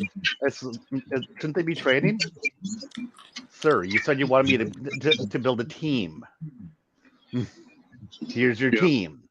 Because as much as we may laugh at companies and team build and quote unquote team building events sometimes, if they get a good team building event going, and it's actually it's worthwhile. It's just some of the stupid shit that they come up with for team building is the problem. Yeah, I think it was a way to evaluate them too. Yeah. But I think it's more team building than anything else. Yeah. Plus he was deflecting a little bit. He says, like, let him blow off some steam, basically. Well, there's that too. And blowing off steam together it is a kind of team. It is also team building. Yep, you have camaraderie. Mm-hmm. Now we see them having a little bit of a date. Yay! Maverick gets to have fun. Wait, blowing off some steam is basically taking some rest, or Yeah. And yeah. Well, yeah, it's like when you've had a rough day at work and you get home and you play and you play some games to release the tension. yeah. All Or right, you go. then I'm You go blowing. off- Yeah, in this case, it's physically blowing off steam, though. Then something. I'm blowing off clouds. And working in a team doesn't really work. Well, that means you don't have a good team. Yeah, yeah. I mean, I don't have much else to say about that other than what I just said, because a good team is really good. I mean, you're not going to get a great team of 100 people, but a solid team of 4 or 5 or 6 people. Yeah, you can have that.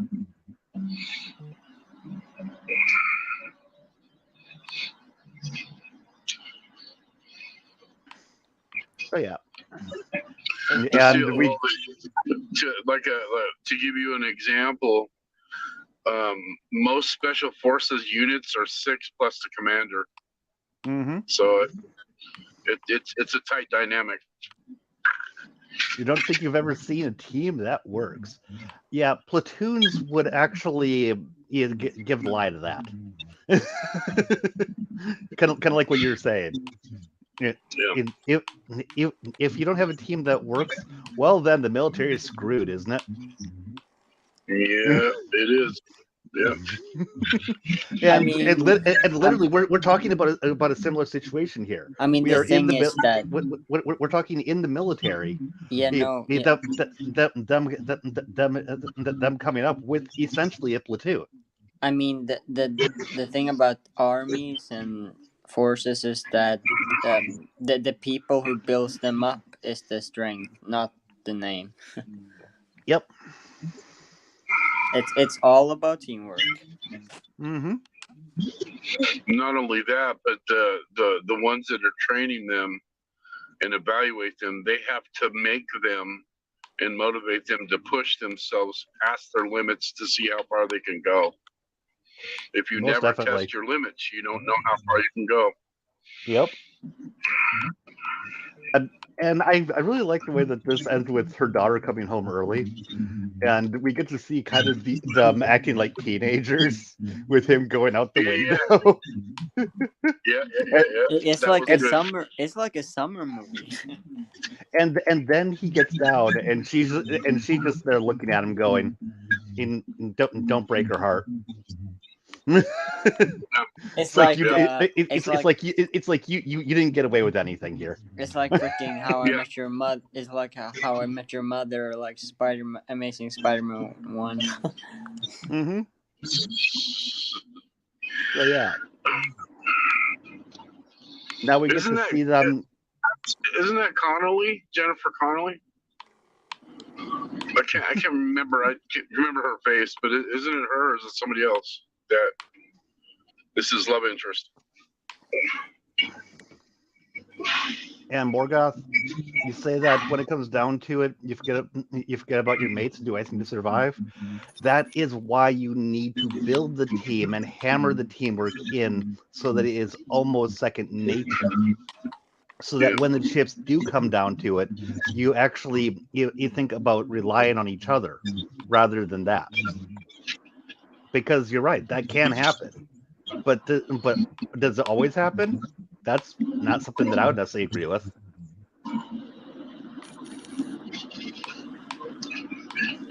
And it's also a very black-pilled way of looking at the world to think that that you can never actually have a real team.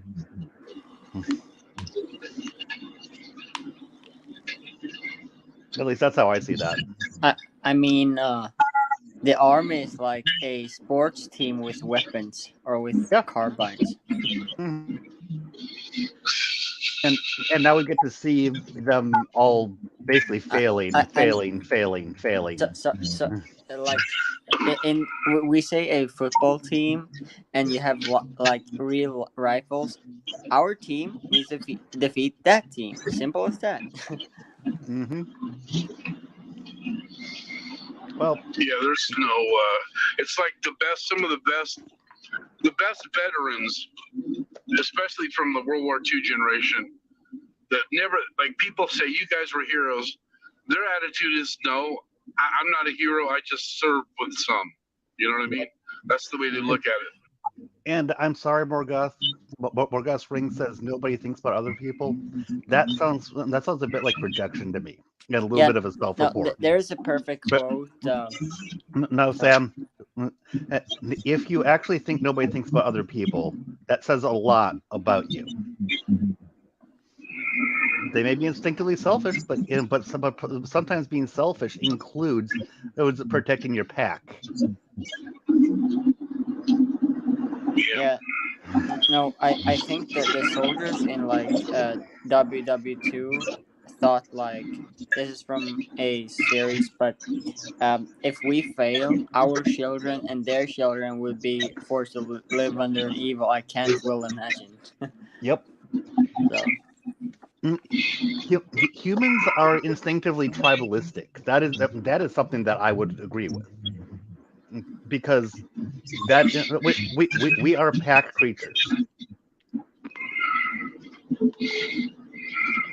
Yeah, but just like a tribe or like a family, intimate family, family, they have their disagreements and they have their little squabbles. But as soon as somebody from the outside, let's see, an outside threat, the whole family will pull together. And it's the same thing with the scenario of everybody on this planet. People are so divided, and they push and shove, and you yell it and stuff. But if, let's just say, another force from another planet decided to come invade us, how quick do you think people would put their shit down and say, you know what? No, this is for all of us. as quick as France did in WW2. Mm-hmm. So yeah, But now back to that's the point. this. Push comes to shove. Yeah. I was talking about the reasons for dying. I had that at the wrong point. That the why did your partner die? That was this part, and Yeah. and then you get to Rooster, who he says is why did you and your team die? And he's like, we didn't. We made it to we made it to the target, but you made it there late, which means that the bandits came and killed you. Yes. And guess what happened? Guess what happens in the real thing? There are bandits out there. They scrambled the bandits. Yep. Well, actually, no, they didn't. They were not able to scramble. That you're wrong about that. There was a patrol that was already in the air. They did destroy the runway in time, but there were two bandits that suddenly came on radar, and they were like, "Whoa, shit!" They didn't count for patrol. They didn't count for patrols. Yep, but you can't. They tried, but they were outside the radar range, and one person did account for patrols, Maverick. Maverick did, yeah. Because Maverick pointed this out in the training by actually doing it. Yeah. So yeah. That was good though. That was I think that was a really good real life lesson for them when they saw it. I know that this is another thing, but something that reminds me let JG finish. Oh, I didn't hear him. Sorry. No, I'm just all I'm saying is that was he trained them for the impossible and the unthinkable. Mm-hmm. So they'd be prepared for it and they wouldn't be surprised by it. So like you were saying, what the scenario that happened in the training, he was trying to teach them this, that you can't assume everything's going to go perfectly to plan. You have to be ready. Yeah. Oh, I was so rude to Sam by saying let JG finish. So now Sam, go ahead. Now the thing I about Rooster and Pete or Maverick, Hmm.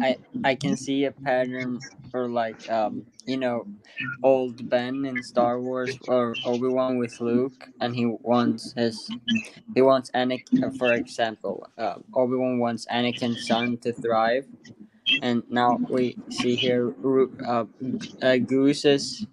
Goose is deceased, so um it's like the same thing with Maverick wants Rooster to thrive. Yeah, that's not a bad comparison.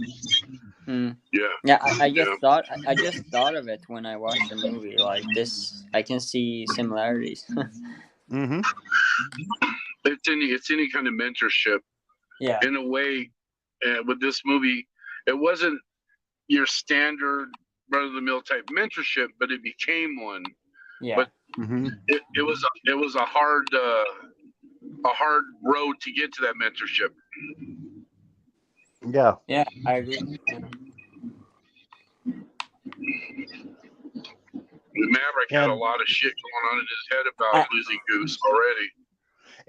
just give yeah. me a moment and talk amongst yourselves. I have to make a call. So Oh, Okie dokie. I'll be back in a moment. oh no. I Okie know dokie. we're doing this frame by frame, but I think I remember Rooster and Maverick had a fight. Yeah, they did. They had an Yeah, argument, yeah, and it didn't look good as no, far as oh shit, what are they gonna do to fix this or but yeah, I loved it. I really loved all the training and all the stuff they was trying to teach them. yeah. I really do like how it ends up, or with they're so concerned for each other. Yeah, it's mutual respect, Yeah, and I mean, yeah, none of them will know. Like none of them know how it feels. Like you don't know how it feels when something happens that's out of your control, and you know, unless you experience it for yourself, you don't realize. You don't yeah, realize what could go wrong. yeah. No, I agree. The thing also, I like the fact that Maverick is basically Doc Hudson because he's a fucking legend. Yeah. Everybody knows that he's he's the guy. He's that guy with the thing on the wall and the plaque and all that crap. And Yeah, everybody goes, I wonder who this uh, old dude is or who's this guy. he got all the piston cuts. Yeah.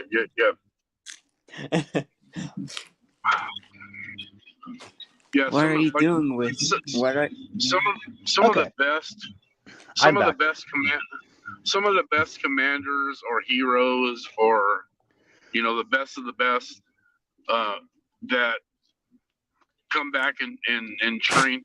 If they're not trying to train the people that are coming under them so they're better than they were, then Hmm. they're not worth their salt. Yeah. yeah Mm. no As badass as I am, I want you to be twice as much of a badass as I am because shit's a lot more shittier than it was. yeah Hmm. yeah it's like I don't remember the exact movie, but it's like this is basically like oh, it's from Call of Duty. Like I want to be like you when I grow up, LT, and then he says, "No, I want you to be better than me, John." Also, there was something there was something good from Call of Duty. Uh, Yeah, there was some good stuff. There was. I mean, it wasn't always Call of Duty. Call of At some Duty. point it was decent. It's always been Call of Duty to me. I've never I've never been interested. Yeah, it's not your thing then. Nope. Maybe you don't like modern war. So Uh-huh. Not Uh-huh. necessarily. Not necessarily. Yeah, here we go. no, but I mean you have to be into it if you I mean, we have Frankly, different tastes, so I am more interested in playing something like Wolfenstein or Doom. yeah. Yeah, it's a different scenario. It's the And same kind of. Yeah, I guess it's something. It's like you're battling and you're some kind of a soldier, but it's a completely different situation than the normal, ground pounding, artillery, all that shit. I mean, Yep. basically, what MW2 is basically because we have that whole war with Russians now, in Hmm. Ukraine, or Oh yeah.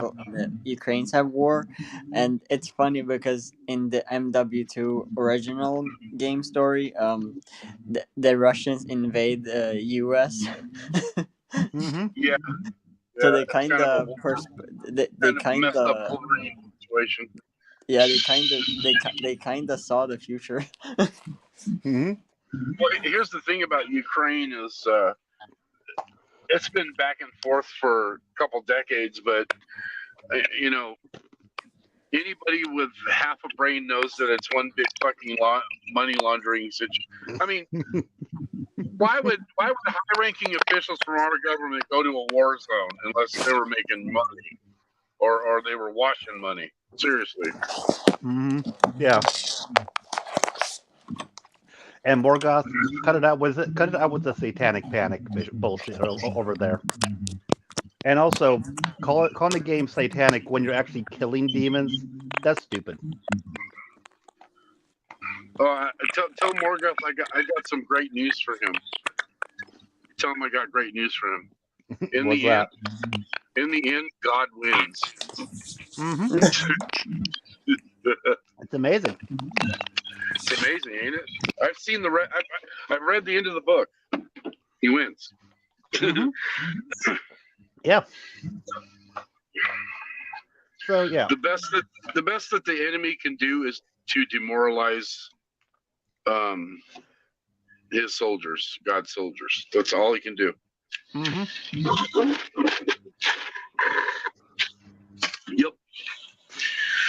I'm home, but I'm gonna keep you on speaker here because Okay. because Morgoth. I'm I don't loving care this. if God is dead or not in that game. I'm saying you're fighting against the forces of evil.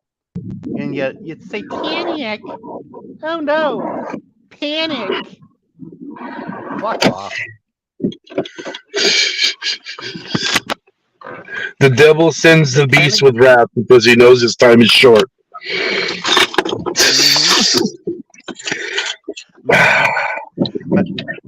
Mm-hmm. Matt Walsh is one of the people that would be right on board with you. And you know what I think of that. Yeah. Fuck Matt Walsh. Fuck theocratic assholes. Yep. Yep. The religious people have done more to misrepresent God than anybody in history. Oh yeah.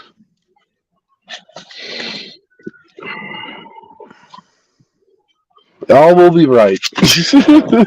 All will be right. Oh. Oh my God, standing up is hard sometimes. Ah, my troll's back. All right. So this will be an entertainment break.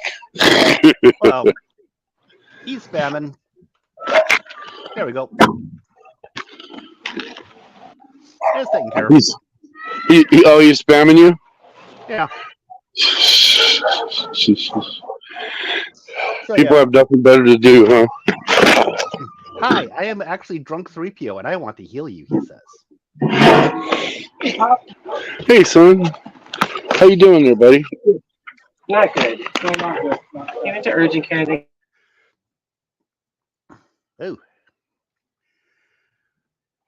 Okay. Really? Yeah, Brand tried fiddling with it. He's a fiddling Benz. Oh, the front room TV? Yeah, the big one. Like, we could probably pull out mine and put it in there for now. What? I'm as good as someone with variable ear pain can be. Thank you for asking. One of the things that I found interesting in this scene, was that they showed the blacking out and the guy was almost crashing. But what actually took somebody out was a bird hit. You know what I mean? Because yeah, it's like okay, we're fine, we're fine. Bird hit, then the bird goes into the engine and knocks out the engine, and they actually have to eject because of a motherfucking bird. Yeah, which leads to him actually talking to Rooster about some of their issues, which again, very good scene. And now we see the Iceman has died, which means that the person who's been shielding him from everything is now gone.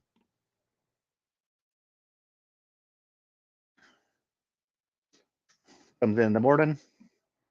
He's relieved of command because Iceman's no longer there. It's like, what the fuck? And now, she gives him a pep talk, tells him to keep going. Wake up in the morning, time on target. We're relaxing the mission parameters. 4 minutes, and as they relax the mission parameters, all of them are just looking at him, going, "You're going to kill us. These relaxations on here are going to kill us," which I thought was interesting. Then Maverick takes the plane and does it in 2 minutes and 15 seconds, which was an awesome 2 minutes 15 seconds. You see him juking around and everything, just perfect. And this is a trench run. Yeah. Oh yeah. Now, there's reasons why I compare this to Star Wars. Oh yeah. And at the end of that trench, they have to get a bomb into into a little hole. Right. One thing that I think that they do better here than that is that since it's bombs and they show that it's actually angled, it doesn't have any of the, well, how the hell did it curve into the hole? You know what I mean? Yeah. Yeah, it has to do with. I think it has to do with the guidance, but you have to drop Maybe. it just right. You have to have a feel. You have to have a feel for it. Yes. And so then we have Maverick over here being dressed down, and he's getting ready to answer the Admiral as the Admiral is saying, do I risk my career or do I court-martial you? And he's about to answer. And Warlock goes, that was a rhetorical question. Right. I love that. Oh, by the way, he does buzz the tower, doesn't he? Again. Yes, he does. Yes, he does. Yes. Yeah, he has to. To be fair, it's not in that case. It wasn't on purpose. He was trying to get the F-14 under control, but it had the same effect. Yes, it did. God damn it!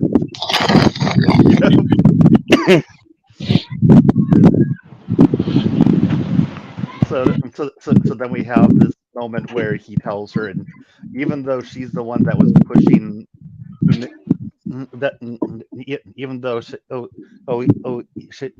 she was encouraging him to do this, and she's like, "Oh shit, you're actually going to be going in the air." Yeah. Yeah, it hit her right to the nair. Oh crap! You are gonna do this. Yep. And then you see the real feelings come out. Now she's, she could tell. You could tell she's attached. Yep. And I'm not going to spend long on this, and I'm not going to give you my thoughts on every freaking creator you bring up. My thoughts on that Star Wars girl is she's pretty. She has some interesting opinions, and typically, when she comes out with a video, it's very predictable what she's going to say. So, meh.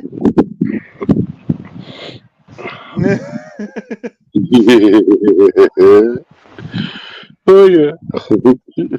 Oh yeah, and her initial video on The Last Jedi kind of kicked ass.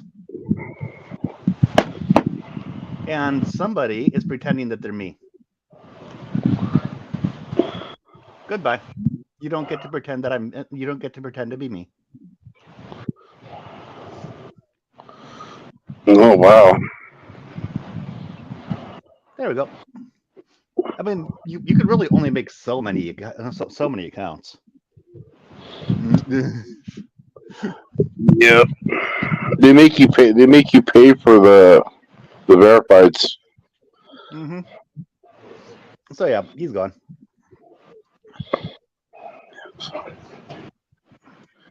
Doom is evil. I'd even argue it's. And no, I have not read I've not read her Vampirella. I knew about it. I just didn't care. You may have noticed I don't tend to read very many comics. How clear do I need to make this? I don't read comics that often. I mean, oh my god, this dude spammed you 10 times. Uh-huh. Let's see how many letters are in loser. Yeah, 1, 2. Oh my god. Yeah. Oh, you know what we could say loser beta. That's 10. Loser beta. But I mean, the amount of times that I've trolled Natzo about the comics and stuff. I don't actually have anything against comics, but I think it's pretty clear that they're not my go-to. You know what I mean? Yeah. Part of the reason why I like supporting Comicsgate people is that I like supporting independent creators. I like supporting people who are pushing back against the corporate narratives that they try to put out. So I like supporting that. But I don't tend to read much of them. Oh my god. However, I've read ISOM and I really liked ISOM. So I have book 2 already ordered. And I'm sure that for this dipshit that's trolling me, that probably makes me evil. And I don't care. Elon Zuckerberg, I smoke meat, I smoke meat. Oh yeah. And now we are finally on an aircraft carrier. Finally, all this time. Yep. Not that I mind, because like I've said before, I love that they spend all this time on the training. That's one of the things that I think is just it's such a baller move to just be like, okay, we're training this entire time. We're not going into dogfights. No, it's all training until the actual mission. Yeah. Yeah, so there's no room for oops. This is it.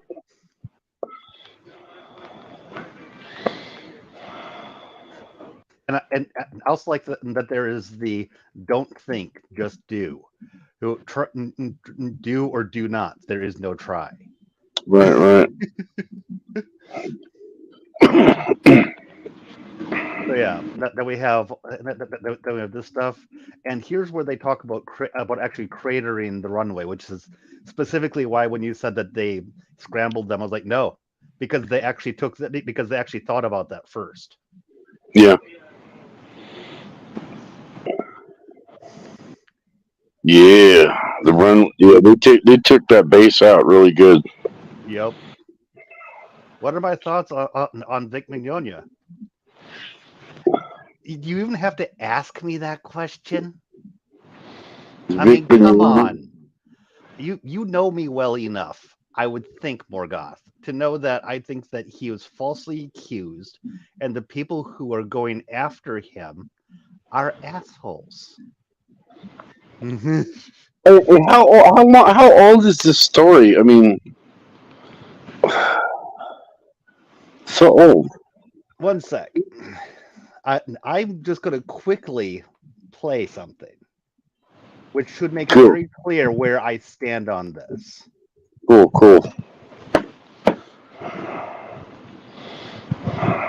Please let it be a hot take.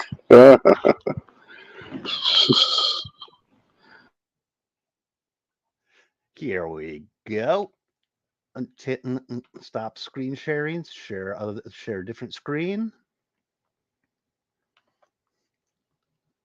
And you're going to have to do it with me singing into it a little bit. Ah, the troll's back.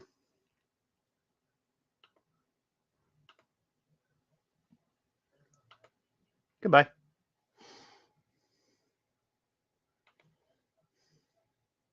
Okay, got that up there. Now this loser is one of the people that brought the slanders against brought slanders against Vic, and his girlfriend was another, and this has to do with him in the not the not debriefing in the thing before a court where they interview you and it's under oath and all that stuff. The word is escaping me, but he says I do not recall to a lot of the questions. So here we go. Tiny his face is. Oh, he's like a boy with a beard. Oh, look at him.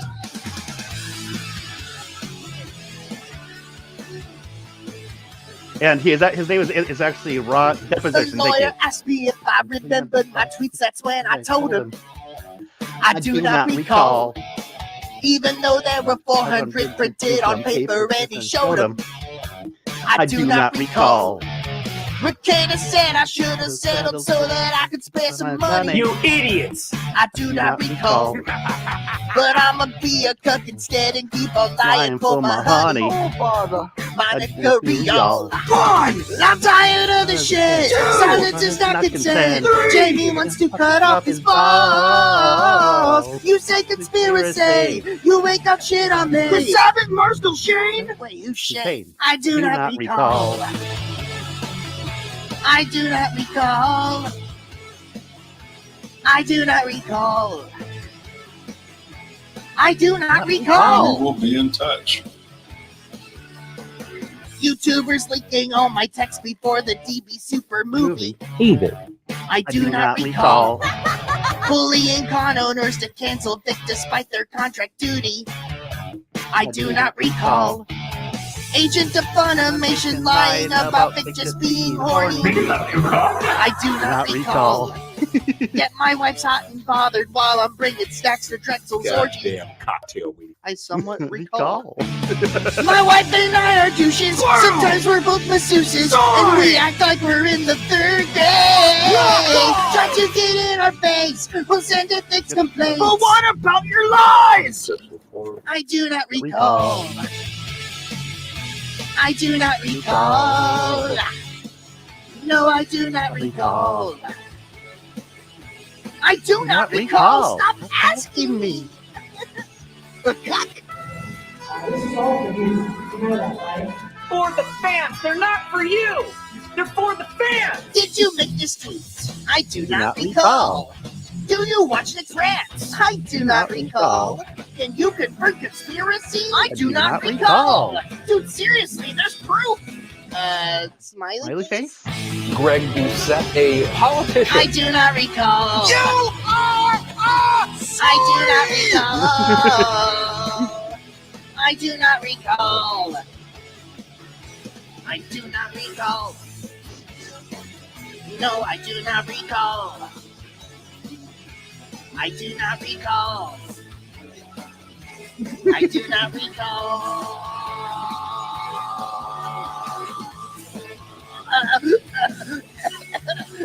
Honey, don't put that there. No, honey, no. Wait, I kind of like it. I kind of like it, Monica. But thank you. You're such a good wife. You're such a good wife. but I believe everything you say. Oh. Yeah. So there's that. That was done pretty good. That was done pretty well. Mm-hmm. Wow. I have actually watched the depositions of Vic, Ron Toye, and Monica Rial. And the amount of times that moron said, "I do not recall," when asked if he had made this tweet. Well, yeah, that's my name, but I do not recall making it. Well, yeah, that's my name, but I do not recall making it. And he just kept saying, "I do not recall," because they had like hundreds of printed out tweets saying, "Did you? Was this you? Was this you? Was this you?" And he kept on saying, "I do not recall." And Morgoth, that is what this video is about. It was about Ron Toye and Monica Rial defaming in Vic Mignogna. Yes, I know Monica Rial is. Yes, I know. This is one of the cases where I actually know about the voice actors because as there's a whole bunch of shit that went down with this stuff. Monica Rial went after Vic Mignogna, claiming that he creeped on people, that he creeped on her, pedo shit, just because he had some physical contact that was asked for. I mean, give me a break. Yeah. And if anyone wants to say that I'm in the wrong, I will send them the depositions, and you can make your own decision. Oh, these people don't read. You know they won't want it. They don't read. Morgoth actually might. Yeah, maybe he will. He seems pretty like, what is this? He's asked a lot of questions, so I think he pays attention, but a lot of people don't. Mm-hmm. I just want to make sure that wasn't towering him, because I actually agree with you about most of the people that are anti-Vic Mignogna. They're not going to read it. They're not going to watch it. They're just going to go off of whatever their queen or king tells them to think. Yeah, it's kind of like like you were talking about earlier. It's akin to the reviewers and critics. Yeah. Now, mind you, they were saying in that about the disrespecting her at the bar, and they were completely stupidly wrong on that. They were saying that they were being very positive about the movie, but when you come right down to it, it was popular to be positive about this movie. Thankfully, it deserves the popular. It deserves that. Yeah. It still feels dishonest to me. Yeah, people can't. They can't get away from bringing the shade, huh? They got to do the shade, no matter what. What about Goku? I mean, Morgoth, keep in mind, I don't watch Dragon Ball. I tried watching it. I thought Dragon Ball was shit. Mm-hmm. I don't really care about Dragon Ball. I care that somebody was defamed and that somebody was kicked out of doing conventions that he should have been able to go to over nothing than unsubstantiated lies. Yeah. That is what I care about. Oh, and I do care about the fact that he was that he was as Edward Elric in Full Metal Alchemist. I don't care to watch Dragon Ball Z, just like I don't care to watch all of the Clone Wars. I've watched enough to know I'm not interested. There's other things I would prefer to watch, like say Babylon 5, which I'm going through right now. I've not watched that in too long, so I'm loving my rewatch.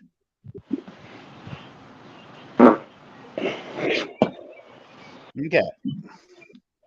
Back to this.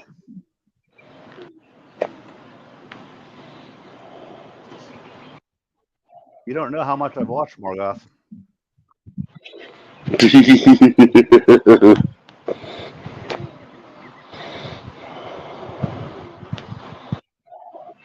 So now they're choosing the people, and instead of choosing Hangman, Rooster is chosen, which which is touching, and and I really like I want to talk to you about something, and Maverick says, "Talk to me when we get back," Mm, Yeah, yeah, with the implication that of course we'll get back. yeah. And and I also really like it's the part with Hangman as he walks by Hangman, and Hangman says, "Give him hell." And they don't have Hangman do the sulky thing that a lesser writer would have done. They have Yeah, Hangman be, "Shit, I'm not the one going up, but you give him hell, even though I've given you hell. You give him hell." yeah, Which shows that Hangman actually is willing to actually step back for a moment. yeah, yeah. He does. His ego doesn't pop up at the most important moment. He becomes, part of the team. He's like, he cheers on his team member. Mhm. And Morgoth, you don't have to hook me up. Have you ever noticed me have a problem finding anything that I actually want to watch? I tend to be the one that hooks other people up with shit. I don't have. I haven't finished watching Dragon Ball Z because I don't want to, not because I don't have access to it. I'm behind a VPN. I know how to use Pirate Bay. I sail the seven seas a lot of the time. I mean, where do you think that this came from? I got this within a week of Maverick coming of me seeing Maverick in the theater, just because I wanted to see Maverick again, and I didn't want to go to the theater a second time. Yeah, yeah.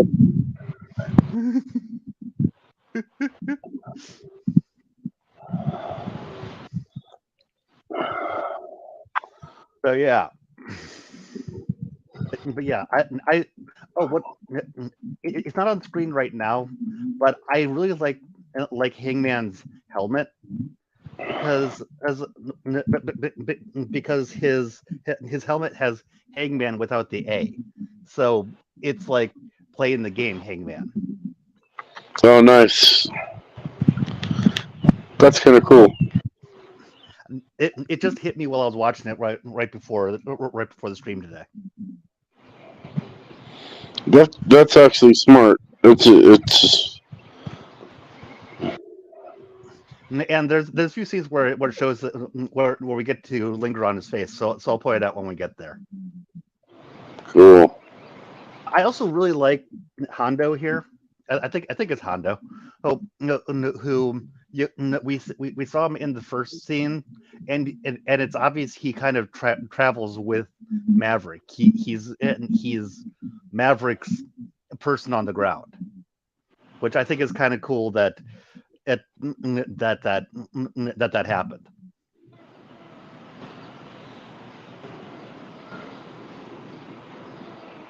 But now they're going in.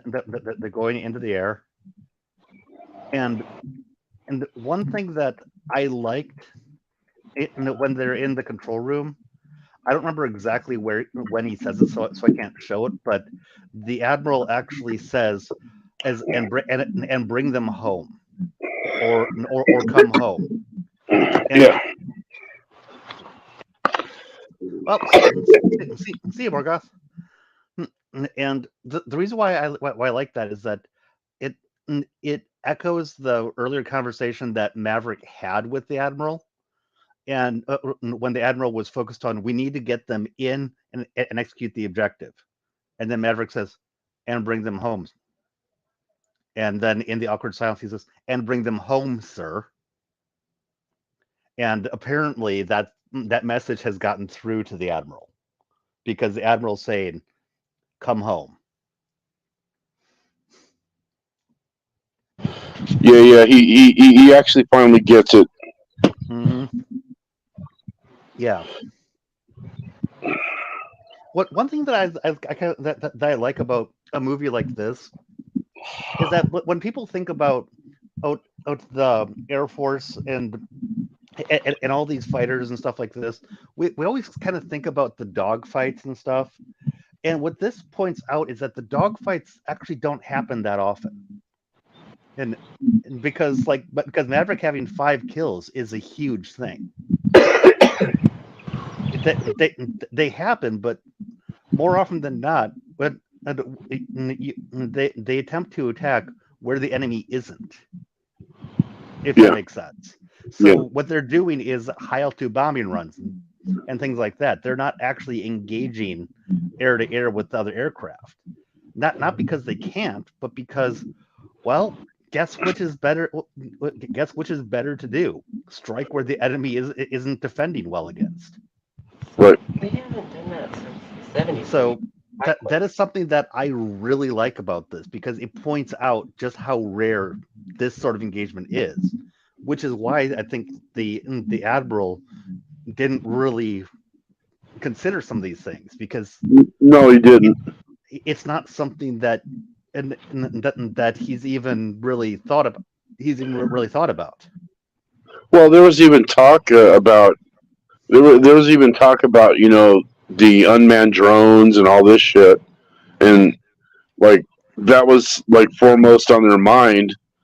And in the beginning, they weren't even going to consider manned aircraft. Remember? Yeah. Oh yeah, you're right. Mm-hmm. Yeah. So yeah, now they've launched, and we're about to get the scene that while I was watching this just before stream, I was literally getting chills almost from this moment forward. But when they launched the Tomahawk missiles and they fly right over their heads, I was just like, holy shit. Yeah. Yeah. Yeah.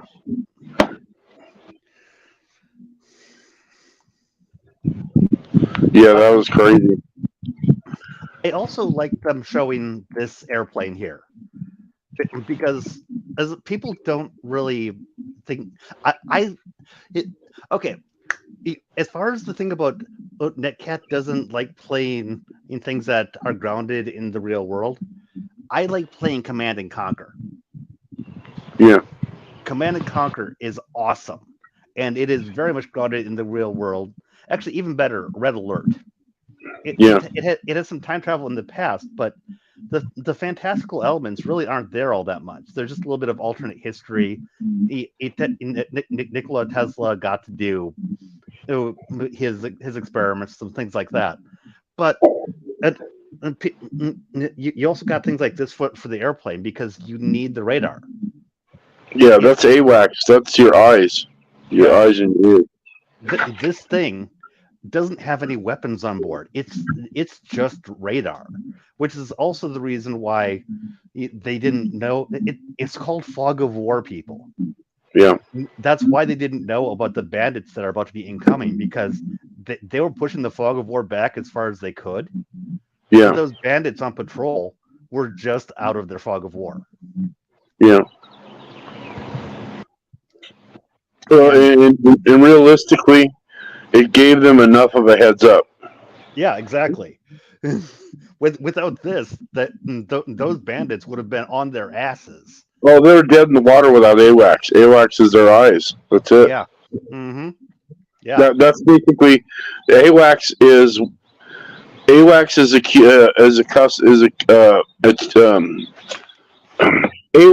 in the air like Overwatch is on the ground. Yeah, and I know the term AWACS. I know that it applies to this. I don't actually know what the acronym stands for. I know what it means, if you know what I'm saying, but I don't know what the letter stands for. Advanced warning. It's what? Advanced warning. Oh, okay. But what about the rest of the letters? It's advanced warning, and then there's ACS. Well, it's AWAC.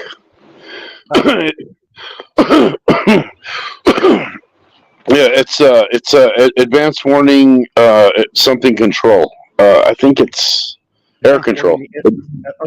Actually, here we go. It's airborne airborne early warning and control.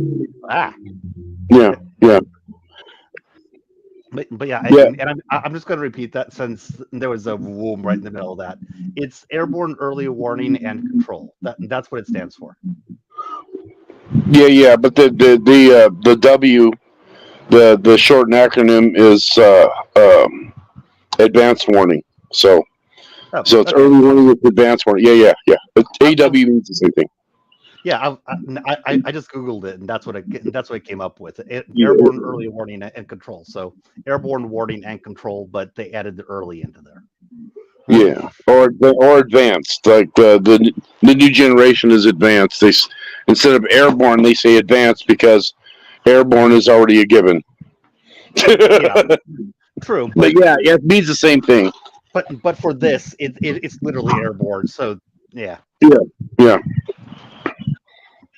but yeah, I really like them giving in even though that they don't show it a lot. The fact that they actually give screen time showing that, and that's how yeah, we're getting the radar. I think yeah, that's kind of cool. yeah. I mean, it's like you said. It's the whole writing in the script. They're trying to. It's attention to detail is what it is. Yeah, but because normally with these scenes, you simply see on the command and control board, you see the ba-doom, ba-doom, Yep. ba-doom, which is fine, but but it gives the impression that we can see everything, and this kind of Mhm. points out where they're getting it from. So it doesn't make it look like we can see everything. No, we're seeing what it can see. Right. Right. Right. Exactly. And it operates within a certain parameters of the operational area, which is cool because it tells you that there's a limit for this like kind of operation. Um, with reference to the bandits that you didn't account for who were on patrol. Yep, very much so. Yep. So So so we've got them out here. They're like okay, and and actually another thing that I think is interesting is that right up until this point, everyone agrees that we can turn back, and it's put up to Maverick. Is it a go? Because at this point they're low enough. No one knows they're actually there yet. If yeah, if there's a gut feeling that no, we need to scrap this and come back tomorrow, we yeah, could. We don't want to, but if there's some sort of gut feeling of shit, no, they yeah, could have. yeah, Point of basically, there's a point of no return that's coming up. yeah. It's real time intel plus actionable instinct. Yeah, Yep. And right here we see on the radar what I was talking about with those Tomahawk missiles, yes, yeah, which at this point the point of no return has been crossed. yeah. Once the tomahawks are launched, they're on a timed pattern. So that actually just their distraction for No, they're them. not. No, they aren't a distraction. No, no, no, no, no, no, no, no, No, no. but what I mean is, it's their own bombardment support. Like you know what I Yes, mean? it's bombardment support, but I completely disagree with the idea that this is that they're a distraction. That they No, are no, no, actually. no, no, no. No, What I mean is, it's serving a purpose, mhm. but it's like covering fire almost at the same time. No, no, Like it's not. the No, attention is drawn to the airfield. no, that's not even what even happened. When the airfield was hit, the bandits didn't go to the airfield. The bandits went, "What the fuck's going on?" Yeah, and went to the high value target. yeah. This was No, not that's covering true. fire. They No, did that's not. true. No, that's true. But it's like I think part of the planning was to make them think that was the target, Oh and not no, no, no, no, no, no, no. I do not think so at all. yeah, What they were doing was there's a bunch of enemy aircraft down there that will slaughter us, yeah, and what we're going to do is we're going to keep them from scrambling. Right. That's all that was. They were simply neutralizing the air Yeah. support. This was not That's true. distraction. They were just neutralizing it, and Yeah, they yeah. couldn't tell exactly where the aircraft were, so they couldn't aim a tomahawk at the aircraft. But No. what they could aim the tomahawks at was the runway, because the runway doesn't move. Right. Yeah, that's true. That is true. And with that many tomahawks in the air, you're going to hit planes and everything else anyway. Well, no, actually, when we get to that, they don't actually that. Those things were actually precisely targeted. Oh, okay. They actually just go through the runway and crater the runway specifically all the way through the runway. Yeah. There was no randomness about it. I don't think it even. Oh, that's true. Okay, that's yeah. No, I remember now. I remember. Yeah. I don't think it hit a single plane. But it just marched through the runway. Yeah. It's like taking out a bridge so the tanks can't cross. That kind of thing. And to be fair to you right now, you're working off of having watched it a few days or a few weeks ago. Yeah. And I'm working off of having watched it 15 minutes before the stream. Yeah. So it's a lot more fresh. It's a lot more fresh in your mind. Yeah. So when I'm going, no, that's because I actually have it very fresh in my memory. What just happened. Yeah. Because I could actually see what you're saying about this being a distraction. In a way, I think it would have been a stupid idea if that's what it was. No. You're right. The prime thing is to disable the planes to get in the air. I mean, that's and that's why they had to time it like they did. Yeah. That was so cool though. That was so freaking cool that it was timed to the fact that the tomahawks were flying over their heads. Like that's how close this shit was. I mean, take a look at this stopwatch right here. Yeah. Yep. Yeah, that's cool. Surgical timing. Single profile. Getting ready to go through beggars or the trench run. Dang it! Actually, here we go. By the way, this is one of the times that it's kind of nice that I'm not monetized, because all I'm worried about is getting struck and being taken down. I'm not worried about being demonetized. Yeah. You know what I mean? Yeah. Yeah, there they go. Here come the tomahawks. Oh yeah. And it actually shows them. It shows them going over. Yeah, that's a cool ass scene right there. I just had chills. Yeah. There was this, and just think about how fast they are already going. Yeah. And you see those things overtaking them. So think about how fast those are going. Those are supersonic. Those are almost hypersonic because of they're a lot lighter. Yeah. Yeah, and you're missing one thing here. Yeah. They don't have fleshy bits inside them. No. Of course not. So they don't have to worry about, you're going this many G's? We might flatten the thing inside of us. No, we don't have to worry about flattening. Yeah. You have precision guidance, lighter weight, unlimited speed, and those tomahawks they make their mark like within just a few seconds. Yeah. So boom. Too fast for any. It's too fast for any warning. Early warning too. As soon as the siren goes, they're already exploding. Probably. Yeah. And they're also flying low enough too. Oh yeah. But they're flying low and fast. Yeah. And now they're entering the trench. Here we go. Which when they are entering the trench, I'm going to keep on using the word chilling because I actually had chills. As they're going through here, they're looking up and going, those are the things that are going to try to kill us when we get out. Right. But they're dormant. They're not doing anything because we're too low. So it's like, but we're looking up at them going, That's what's waiting for us, fellas. Yep. And each of them can't help but look, and that is something that they couldn't simulate in all their training. Yeah. They couldn't simulate that feeling because it was all simulation. Yep. This time they're actually looking up and going, they're really there. Yep. They're really, really there. Yep.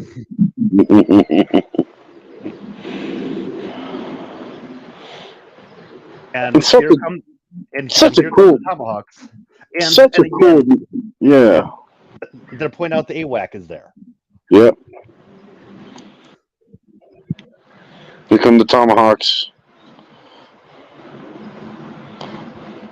And Here here's comes. what I was talking about. Take a look at the explosions. Yep. The Here airfield. we go. Boom. Oh yeah. Oh, Oh. my bad. It looks like they targeted some of them to actually hit hangars on the side. So Yeah.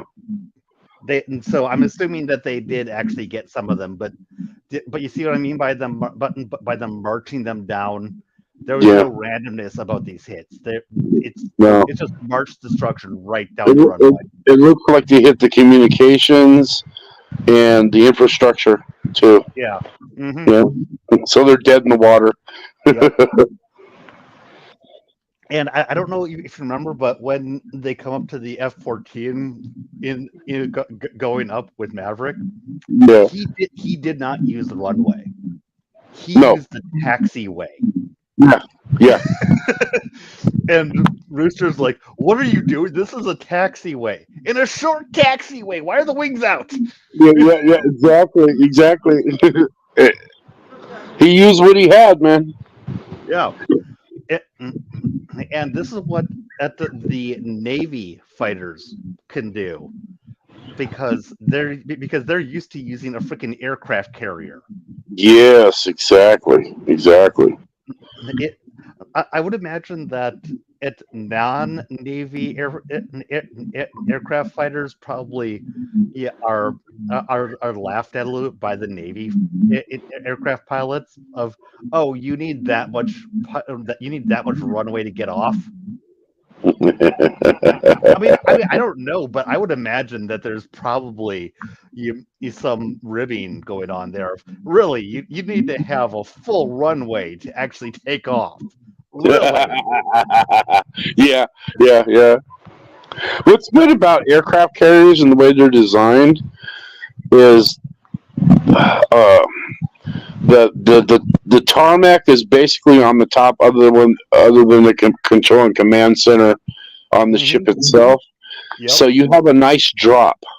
So when they do take off, they have air under them, and they can recover if they need to. What's difficult is the landing. The landing is difficult. Oh dear Lord, yes. And I do understand the differences, but when it comes to ribbing, that's still great. But when it comes to ribbing between between personnel, they're going to ignore the things that make it more feasible. You know what I mean? They're going to be like, not only do we don't need a long runway, but you should see how short we land. And again, let's just completely ignore the fact that we have a tow cable that catches on the end of it to stop us before we go off the edge of it. Yeah. Call the ball. We called the ball. You better not miss that hook. Yes. You're actually about as old as me. I don't know if you've gamed as much as I have when you were younger, but on the Apple IIc, I remember playing a game called Wings of Fury. Oh, I remember that game. I never played it, but I've seen it. Ooh, somebody remembers the game. And you basically fought from a carrier, and there were multiple times I missed the tow cable when I landed, and thankfully I was able to keep going back up. But I was like, shit, I missed it.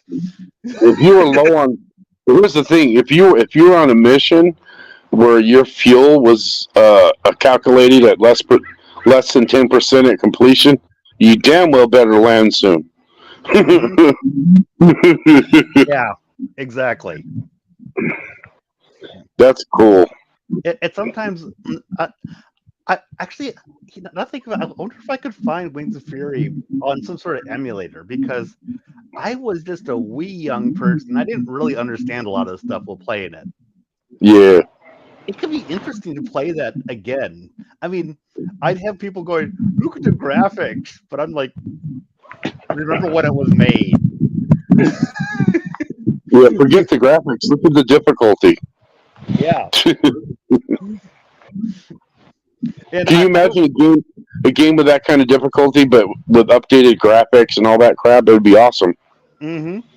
Yeah, Wings of Fury was awesome. I haven't thought of Wings of Fury in a while, a long while actually. But yeah. That's back in the day, way back in the day. Mm-hmm. Whenever I see these posts of what was your first game, I'm like, Pong. What's Pong? What's Pong? Yeah. Oh, completely a system that you probably even wouldn't even know or understand. Mm-hmm. I mean, it was basically the first actual home video games were made by a video arcade company that made video arcade games, stand-up games you throw coins into. Yep. Now, mind you, I never played it in the arcade. I had it on the Atari. I played it in the arcade. I also played Missile Command in the arcade. Oh, I played Missile Command in the arcade. I haven't played it. I didn't play it in the arcade. Space Invaders. I played in the arcade. Awesome. By the way, I forget exactly how old you are, if you don't mind me asking. I mean, I'm more than happy to say I am 43. You need to add 15 years to that. Yeah. And that's kind of what I was thinking with what you were saying there, because at the point I was playing these games, I wasn't going to the arcade to do it because my parents wouldn't have let me. yeah, exactly. Because you're not going to send your 5 to 6 year old son to an arcade. Oh my God, I know. When I say that I've been gaming since I've been 5 or 6, I'm not saying I went to an arcade to do it. Exactly. I remember those days though. Oh my God, middle school, like before junior high. Back then, kids could go like for the whole day and do things. Yeah. All we needed really to have a fun day, a long day, was each of us. All we needed is a roll of quarters and a little bit of cash to take care of whatever we're going to snack on. That was it. And we rode our bikes everywhere. We didn't take public transportations or Ubers. We got on our bikes and went everywhere. We went all over town. Exactly. And if you were a really good gamer, you didn't even need a roll of quarters. You just needed 4. Oh, I'll tell you what. Let's put it this way. There were some times when I got so good at, because Donkey Kong was big with us. I got so good at Donkey Kong, I would only use 2 quarters. Yeah. But by the way, what I'm kind of referring to is if you play fighting games, let's say Mortal Kombat or Street Fighter. Yeah. You put 1 quarter in, and if someone else is there, and then people keep deciding to keep fighting you, and you're good enough, you could be there for hours on a quarter. Yeah. Yeah. Some of those games is you have 2 players, so each person, you put in a quarter, they put in a quarter, and then you go and they go, and it goes back and forth. And if you're still going and the other person loses, they got to stick another quarter in there. Yep. Mm-hmm. And when it comes to the end of the game, and you win, you get to put your letters in a higher number.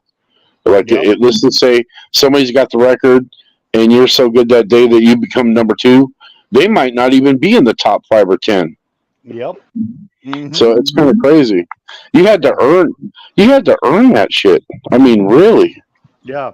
But by the way, in Mortal Kombat 2, my thing where I could do it with the one quarter was Baraka. It it was Oh, it was such a cheeseball thing that I was doing where he'd put the blades and go "Rah, rah, rah, rah, rah, rah, rah," yeah, yeah, and everybody kept falling into it. And yeah. even though everybody in the line of people challenging me saw me do it, and they kept on falling into it. I Baraka is not even somebody that I thought was all that great of a character. Yeah. But that one thing, I mean, if I tried that against a computer, I'd have They died. figure they figure it out pretty quick. But the humans that I was playing was like, Yeah, each one of those characters, this is each one of it's like each this one of was those. working on you guys. If you play, here's the thing: if you played it enough, um, you probably figured out the certain succession of the button pushes that would unlock their special abilities that were undependable. No, yes, but the point I'm making is that what I was Yeah, doing would it's not it's like have would it's not like have worked against the computer, but it's against all these humans. yeah, yeah. It's like that thing where everybody's a sucker for a front sweep. Hmm. Yeah, I'm better. I was better with other characters, but I figured out that one particular thing was just completely devastated humans.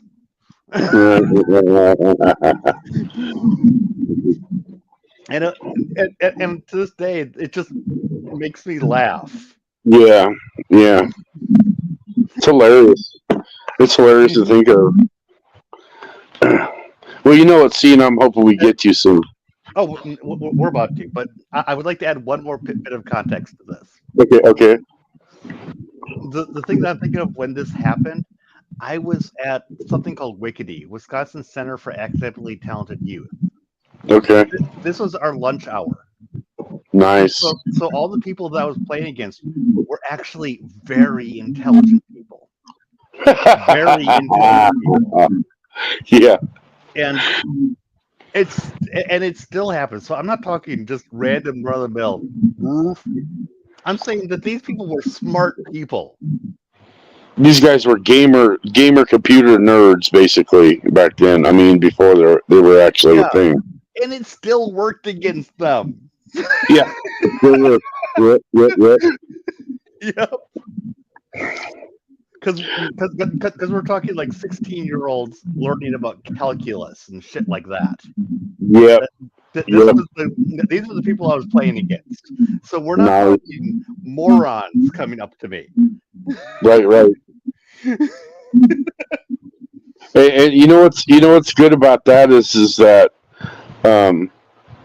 playing against people that are really intelligent, I mean, you might not realize it, but they're more competitive than like gamers. Do you know what I mean? Oh yeah. Because they're no, I got to do this again. I'm going to figure this out. Yeah.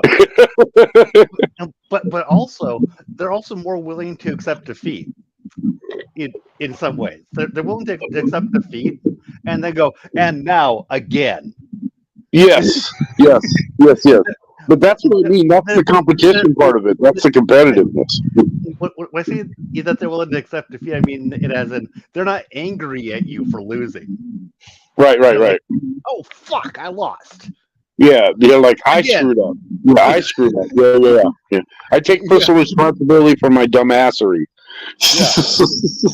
Mm-hmm. It's like let me give you a funny thing. You remember the movie Coneheads? Yes. Okay, you remember when they go back to his planet and he has to narfle the Garthog? Mm-hmm. Remember the guy that went after the first guy? He says, I've seen how it fights. I think I can defeat it. And he goes, oh yeah, you go ahead. And the guy gets his head ripped off. It's that kind of thing. He goes right. Exactly. He would go right back. He would go right back at it. And then after that lunch hour, do you know how many people that I had coming and talking to me going, so what the hell happened? Yeah, yeah. But because nobody was asking me while I was in the zone killing everybody. But then they're like, "Can you tell me what happened?" Right. Tell me what happens. How is this possible? Yeah, and guess what? I was more than happy to share what I did. I You wasn't going guys to are tell the liars. person that I was playing against You guys at lied. the time. You got to be TV proposal. For you, yeah. Hey, What? hey, something exciting just happened. What happened? Okay, so when I pulled up and I was talking to you outside, they're like, "Oh, the TV's busted. It's messed up. Our TV's down." I just walked into a brand new TV in the box. Oh, that's awesome. Yeah, it's a huge TV too. Okay, then I'm going to have you send it to me. Okay.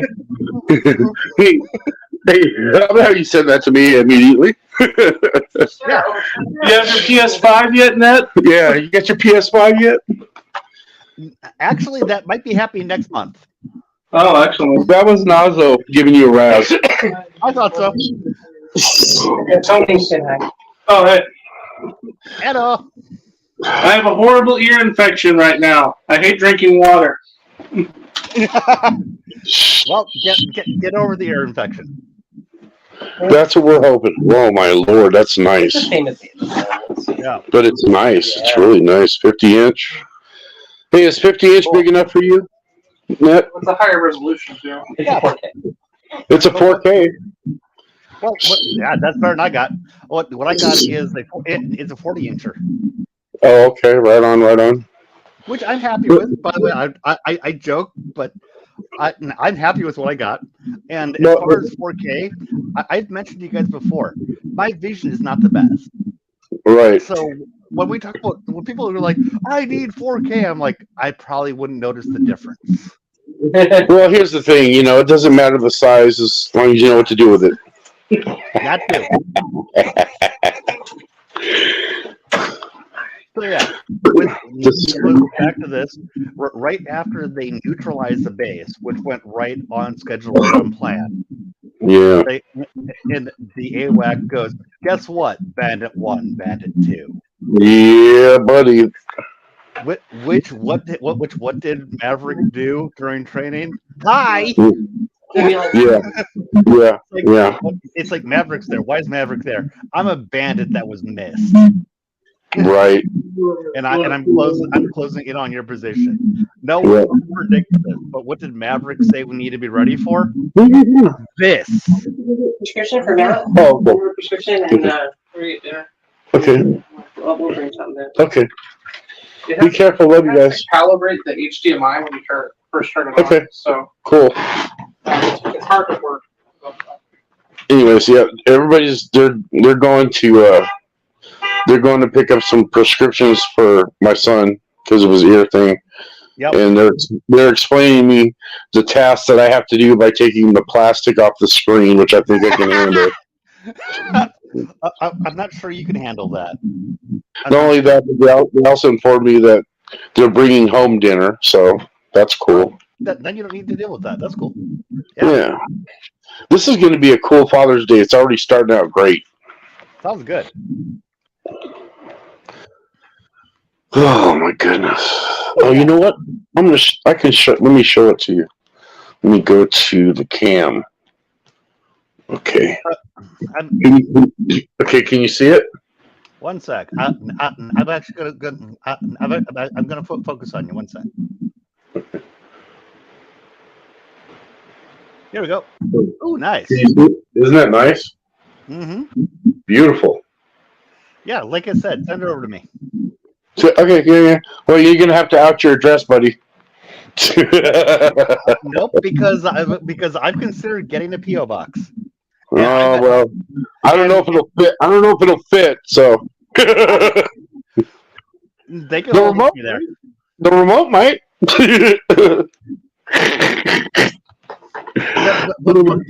But I've never minded outing the fact that I'm in Iowa City. So hello, everybody. That's it. but no, I'm not going to tell everybody exactly where they can come to protest the platforming comics gate. Oh yeah, or any other silly ass shit that Yeah. people are upset over. No, I believe me, I'm totally with you there. Yeah. Now something that I So, really like but here. no, you see what you're missing out. You know, it's Father's Day. Come on now. Your cats can't buy you a TV. Here's the thing. I wouldn't mind having kids, but my wife specifically, when we were first dating, made it clear to me she didn't want kids, and I was okay with that. Well, okay, well that's good. That's good. I'd So rather have responsible people uh, who know that they wouldn't do the responsible thing as parents. You know what I mean? yeah, You got too much stuff. and she made it very clear to me either first or second date about that because she's like, if you want to fish and cut bait, fine. Right. So, so I've known this the entire time. I work with people with special needs. They're kind of my kids. Yeah, I hear you. So, in some ways, I kind of like coming home and not having to deal with anything. That is cool. That is cool. And you know what? The reward you get from taking care of these other people is better, anyways. Yeah, it really is. So I have my own social stuff that I do that other people who will say I don't want kids that they're missing out on. I get my own version of that. No, I was just teasing and razzing you anyway. Oh, of course, but I didn't mind given the real world reason because. Oh yeah, no problem. There's been times that she's actually told me she feels bad about the fact that she took me off the market for that because she thought I'd be a really good father. So wow, that's a good compliment. Mm-hmm. I got to tell you though, I mean, I'm not trying to rub anything, but I think I raised 3 really good kids. One of them's Nazo, and Nazo's a great guy. And my daughter gave me. No, he's absolutely terrible. Nazo's a terrible person. I hate him. Just kidding. Well, I'll tell you what. Since my daughter had 2 granddaughters, dude, I wouldn't trade it for anything. Dude, I thought he's a great uncle. I've actually heard him with some of them. So yeah. But anyways, having those 2 grandbabies is just, dude. I can't describe the feeling, the love I feel for them. Yep. Yeah, that's great. Now, there's one failing that you have had with Nazo. Okay, here it comes. He doesn't read books enough. He's too enamored with these comics. Oh, he reads books. Yeah, he does. He reads books and novels. No, I know. I'm giving shit about Star Wars comics. Oh yeah. That's his only weakness. That's his kryptonite. Star Wars comics. Yes, he needs to just just ignore the Star Wars comics and just read the books. That's your failing. You raised him in such a way that he goes for the comics. That's your fault. You know, I can't claim that fault because that's a personal choice. So you do the best you can with them. You do the best you can with them, and then at some point you gotta let them go.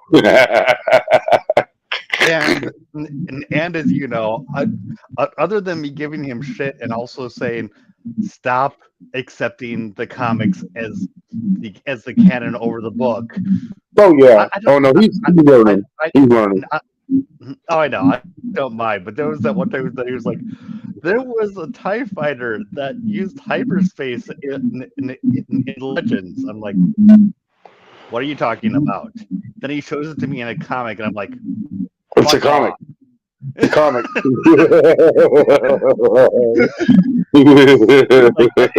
I'm sorry, but no. I mean, it's a wonderful concept, but in a TIE fighter, it's just not even designed that way. Yeah. I mean, you've been around me enough to know that I'm kind of the Star Wars tech guy. And I'm like, Yes. no, TIE fighters can't do that because the point of a TIE fighter is that they are literally a ball with solar panels that have a blaster on it. That's all that they are. That's all they are. The name of the craft is right in the word itself, tie. It is tied. Yeah. So when you tell me that a TIE fighter has anything other than the energy collection system, the gun, and a ball for the and the engines, which is the name. Weak ass deflectors. There's a reason why they have to wear an entire pressure suit in there because they don't even have an atmosphere inside there. Nope. That's all that they are. That's the point. That's why they're so freaking fast. That's why they're so freaking lethal. Right. Yeah. If you had any other ships, they wouldn't need all that damn gear. And so the moment that you're telling me that, yeah, we added on a hyperspace thing onto it. No. Because that's antithetical to what a TIE fighter is. A TIE fighter is specifically, we bared it down to the bone. Yep. That is what they call minimum expense for maximal impact. You throw numbers at them and they're all expendable. That's all it is. And even one of them is actually very scary. But people don't understand that. People think that a TIE fighter is just one of an animal's horde. Well, yeah, they kind of are. But when you have that, but that one of an animal's horde, it goes faster than the X-wing. It's actually about as fast as an A-wing, if I remember correctly. And the A-wing is actually the epitome of speed as far as rebels are concerned. Yeah, but the reason why the TIEs are so much better is their maneuverability. Yes, the maneuverability, but they are TIE fighters are eggshells with hammers. Right. That is what TIE fighters are. They don't have shields. You hit them, they die. Yep. And they have the biggest freaking targets there are. Their panels. They're the hugest targets. Yep. And they have no shielding. None. Yep. The TIE fighters are actually a huge innovation. That's what people don't get. Yeah. TIE fighters are actually exceptionally advanced. Yep. But people think that TIE fighters are just these mooks. No, they're not. They're not. They're not very survivable. They're not very survivable. They do their best damage in close quarters with other craft too. They do their best. Yeah. I actually have a ton of respect for TIE fighters. Yeah, me too. And that's why whenever I hear things like, yeah, we put this on a TIE fighter, it could do this now. I'm like, no, it can't. You don't understand what a TIE fighter is about, do you? No, it can't. As soon as they jump to, if they could somehow rig some kind of device that would put them into a hyperspace lane, they would break up immediately. Yeah, that's what they don't understand. The construction isn't it. That's why they were. Oh, geez. Yeah, I totally understand. and whereas I would be annoyed if this was going into other places besides Star Wars. Since I started this out talking about this being what we should have gotten for Star Wars, I consider all Star Wars adjacent stuff to this to be germane to the topic we're talking about. Yeah, if that makes sense. No, it does. It does. Because I started this entire stream out saying that Maverick is Wedge Antilles. This is the Star Wars that we should have gotten. So yeah, I agree. We like it lists. If somebody was ever smart enough and technical enough and had the right kind of production, to come out with a Star Wars, like an actual action film with this kind of quality about Star Wars and Red Antilles and those guys, the X-Wings, they would just blow up the box office. They would blow it up. I actually wonder if Tom Cruise and his writers might have actually had the same thought that I've been having, because with the don't think, just do. There's so many things that are subtle. It's subtle, but so clearly, reference. I almost wonder if there's some intention in here of this is what we wanted. Yeah, like maybe even like a nuance, a tipping of the hat on nuance to the fact that maybe it's like almost like a hint. Yeah. You know? Because it's not like don't think, just do. I don't remember anything from the original Top Gun with them saying that. That No, I don't. Like that feels like a new thing that they added here, but they keep saying it. Yeah. You know what I that's mean? true. That's true. And with it being a trench run. Yeah. That's cool. I really wonder. I'm not saying that they did intend it. I'm not even saying that it's even unconsciously been done, but I am saying I wonder if it was. Yeah. You know, and at the very least, that movie and some of those things, somebody might pick up on it, and they might actually inspire something. Yeah. And look at just how well this movie was received. Oh yeah. Even though people threw shade on it, some of the Hollywood people just threw shade on it. You remember? Oh, of course they did. I mean, it only got one award, and the award was for sound. Yeah. But you and I know it deserved. It deserved. They gave awards to woke stuff over something that was good. Yeah, it outperformed everything else. Everything. It's funny. It was so iconic, and there was so many references to it, but it gets one damn award. Oh, and by the way, if you want to get spicy, just wait till the end, and I'm going to end the YouTube stream of it before I end the Rumble stream. Oh, yeah. If you want to get particularly spicy, just wait for that, okay? Oh, yeah. No worries. Yeah, but I didn't tell you that before, so I'm just telling you now. I'm going to end the YouTube stream, but after we finish this. But I'm going to keep the Rumble stream and running for a little bit longer. So if you want to see things that might get me in trouble on YouTube, just save it for that. Exactly. That's part of why why I'm doing the dual stream. There you go. Because I mean, honestly, I like Rumble quite a bit. It's a pain in the ass to set the live stream up for it, but they're actually making it better. Yeah.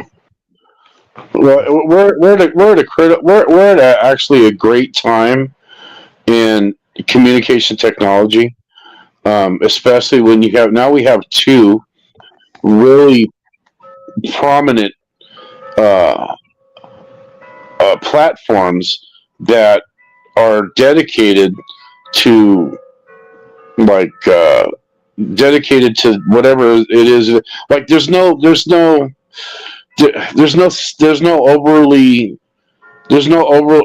overreach censorship. I mean, and people are gravitating to these. Yeah. And they're recognizing what they are, and there's going to be a hell of a lot more on these apps pretty soon because the technology's there. As far as me saying yay Rumble, just for complete transparency, I own stock in Rumble. So nice. Go Rumble. I've owned stock in SpaceX and Tesla.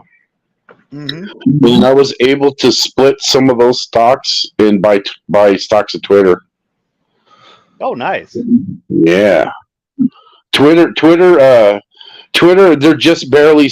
They're what they are is for the first time in a long time, they're actually above the black. Before he took over, they were deep in the red because they were bleeding. They were financially bleeding. Of course they were. And he did exactly what I thought he would do when he first came public about making an offer, and there was a meltdown over there with a lot of the those people, and it looked like the deal was going to end. Elon just said, you know what? Well, there's no law saying I have to buy it, and he played the he played the deal, and he got Twitter for so much cheaper than. Well, it's almost like a double entendre jab. It's like I was going to pay you this, but now that everything's devalued, I'm going to cut you a break, and I'm going to go ahead and offer you half of what I did before, and they took it. They just took it. Let's talk about the Twitter stuff. What I cut you okay. about. Yeah. No. Okay. Yeah. No. Go for it. Yeah. Let's stay focused. Let's stay focused. Yes. Yeah. All right. And one thing that I like here, and there's this picture that they go beneath. And one thing that I was kind of wondering, and they probably did put it into the simulation, but this is not part of the terrain per se. No. As a matter of fact, I don't remember this being anything alluding to this in the training. This is yeah, which is what I was thinking, and because it's like that, I think they did they made this canyon for simulating this, but I think they did it off just the actual location stuff, but they missed the real time. There's a freaking bridge there. Yeah, I think you're right. And each time someone goes beneath it, they're like, "Whoa!" Yeah, like oh shit, another obstacle. Like here, it's like holy shit, that was there. Yeah. And they didn't really point it out to us, other than just going, "Whoa!" You could tell it was unexpected. They didn't have to. Yeah.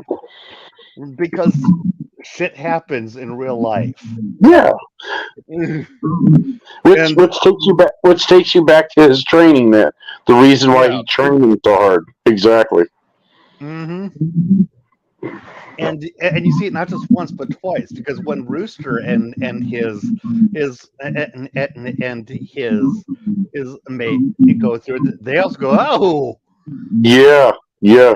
So it's not just one, but both of them are like, "Wow!" Yeah. Oh, that's cool though. I mean, I think it's smart in movie making to throw something unexpected like that. Like even the writing and the cast of the movie didn't expect. Like it was a surprise to them too. It's another version of the fog of war. Because when we think of the fog of war, we think about how far you can see. But sometimes the thing that's right in front of you is also fog of war. Yeah. Yep. That's true. Also, one thing that I had kind of missed a little bit was that some of the F-18s are single person F-18s, and some of them are dual person. Yeah. Because some of them are like I think it's because some of them are not bomber sort of. Some of them are more intended as dogfighters. Yeah. I think the 2-seaters are support and dogfight, and the single-seaters are the ones that are loaded. Yeah, and that was interesting. It's something that until I was watching it on my own screen and pausing it and going, "Single, what's that mean?" Yeah. And I was thinking about it and going, "Oh shit." Here's another thing that I just caught. This movie, even though it's got good technology and timing and all that stuff, this movie is about instinct. Mm-hmm. It's about the instinct.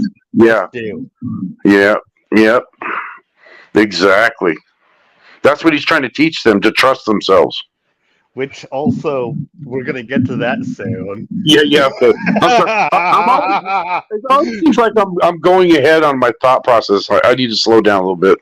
Oh, no, I don't have a problem with that. I've been referencing things that are coming myself, so don't worry about it. Yes. Nice. Yeah, exactly. I saved your life. What were you thinking doing this? You told me not to think. You told me not to think. Private, did I hear the word think escape your lips? Yeah. You were paid to think. Oh my God. And now that we're coming to some of this, I'm going to play a little bit more of this instead of just frame by frame at times. Okay. God damn it. Yeah. It needs more than just frame by frame to get some of it justice. You know what I mean? Yeah, there we go. Like, See the guns. Boom. Oh, yeah. Oh, shit. I love that. And it's like, and you see him looking back, going, yeah, he's like, damn. Which is also the don't think, just do. Because he just did it, and now he's looking at what did I just do? Yep. You know what I mean? Because I think that what he just did just caught up to his brain. Yeah. He's looking back, going, "Oh shit!" His brain caught up with his instinct. Exactly. Yeah. That's like, cool. Watch that shit. Yeah. Here we go. There we go. There's the vision from Target, and you got Maverick and Phoenix and Bob. And one thing that is going to come up, and if you remember, originally Bob had issues with his laser tracking, and Maverick's like, "Are you ready for it?" And Bob's like, "Nope." He's writing checks this time. He's like, "It's all good." Yeah. This is learning from your failures. This is trench run right here. Yeah. Yeah. You remember when Luke turned off the targeting computer? Oh no, that's about right, but not for Maverick. No. But that's coming up. Oh, okay, cool. You talk about for Rooster, right? Yeah. Oh, okay, cool. We're on the same page. Yeah. But I like the fact that since Bob had this problem in training, Bob before even here, was running the checks on it because fuck, this happened to me. Yeah. And Bob this time was like, nope, it's all good before they even actually got into it and got into there. Yeah, because he's already experienced it and he knew how to deal with it. Yeah, so he was like, right the fuck now. Right. And he's not the one that had the problem. It was the person that didn't apparently have the problem during training. Right.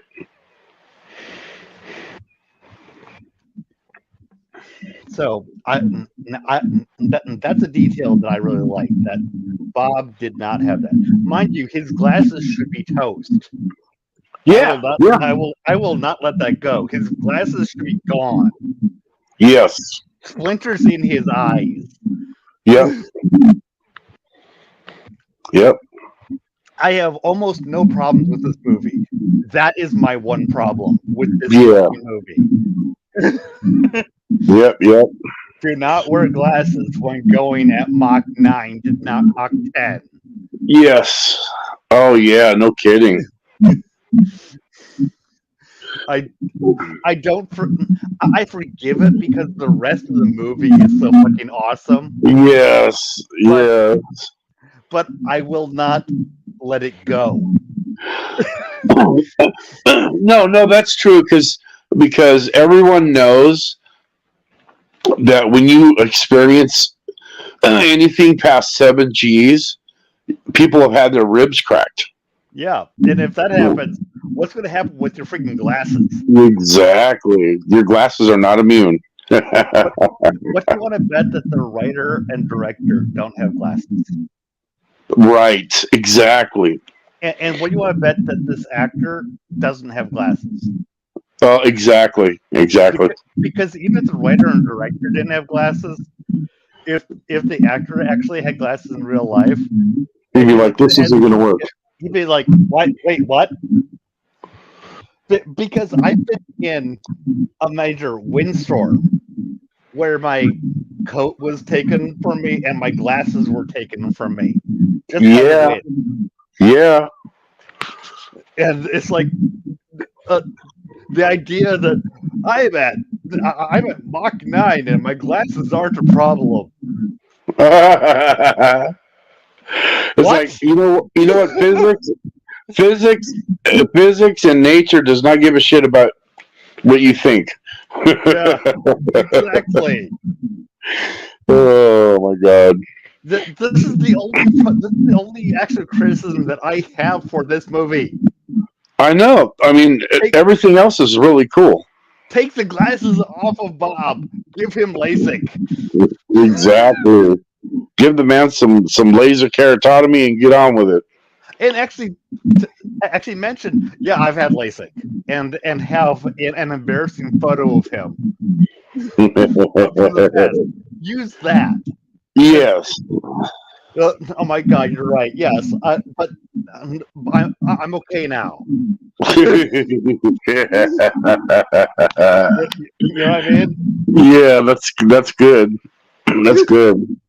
That's all they had to do. But no, they had to put someone in a plane that goes Mach 9 to Mach 10 with glasses on. I love that. Okay, so before we go, I love how the movie opened where he broke through with that one jet. Mm-hmm. He went way past what he was supposed to, or what they could deem consider survivable, and he did it. Yeah. I thought that was freaking awesome because that kind of set up the endurance he has. Oh, like, right. You weren't here at that point. You weren't here when I was talking about that. No, I wasn't. That's literally one of the things I kept on talking about, actually, about how this foreshadowed this. About how them having that was actually foreshadowing what was going to be happening now. Yeah, and actually, whether he knew it or not, every action he's done as a pilot and training and testing has been his training for this moment. Yep. Now, one thing that I would mention is that when he did that for that first jet in there, they actually did something with him there that they didn't do with these guys because they were expecting to do that. They had him get on the treadmill there. Boom, boom, boom, boom, boom. They had oxygen therapy for him. They did a whole bunch of things to get him ready for it. Yeah. Which they didn't for this because frankly for this, even though they're going to be hitting that, it's not going to be for the extended period that he did then. But they actually did a whole bunch of just the equivalent of let's stretch before or doing something for sports. Oh yeah, and you know what he did do? I just remember too. He actually opened the movie with a flyover by the guard shack. You remember the guard shack? What was that actually him doing that? Yes, he buzzed the guard shack. One sec. Okay, we are at 132.57, so I can get back to there. Yeah, I think him taking off the power of him taking off. Yeah, check it out. I don't think so. Yeah, because the guy who was the admiral, whatever that told the guard shack, not tower. You said guard shack. Yeah, but he buzzed something. He buzzed Yeah, I don't think I'd agree with it being a buzz, but but you see what I'm getting. But it definitely happened over it. I see And what you're saying. not only that, but there's always a commanding officer. Because it's right here. Yeah, here it goes. This is the guy that says, "Don't let him get in the air." This guy. Yep. Remember him? There we go. This is awesome. And like I said, one thing that I like is that I don't have at this point I don't have to worry about being demonetized because I am demonetized. Bite me, Right. motherfuckers. Right. Right. I want to see that. What? Just one sec. You talked over what a line that I really like. Okay. Yeah, and because I was pointing out earlier that this is a line that I really like because he doesn't care so much about himself taking the shit for what he does. He cares about everyone else. Yeah. I know what happens to everyone else if I don't. Right.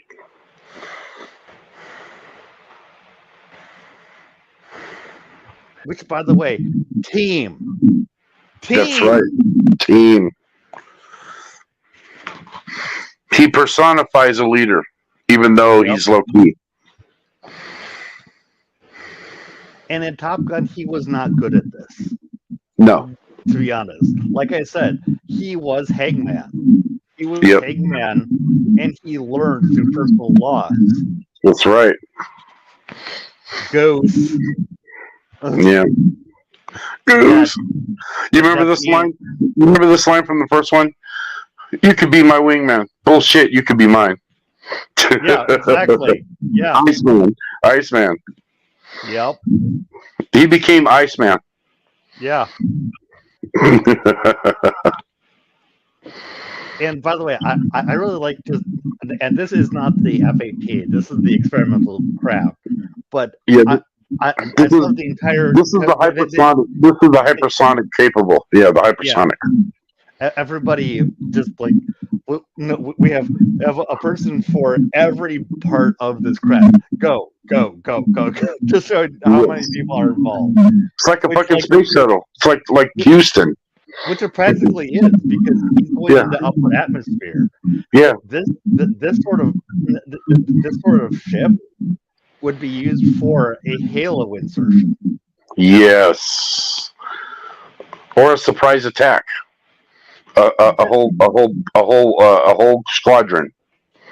That possibly, but I think it's more likely to be Halo, because when you're going that fast, you don't really get to target much.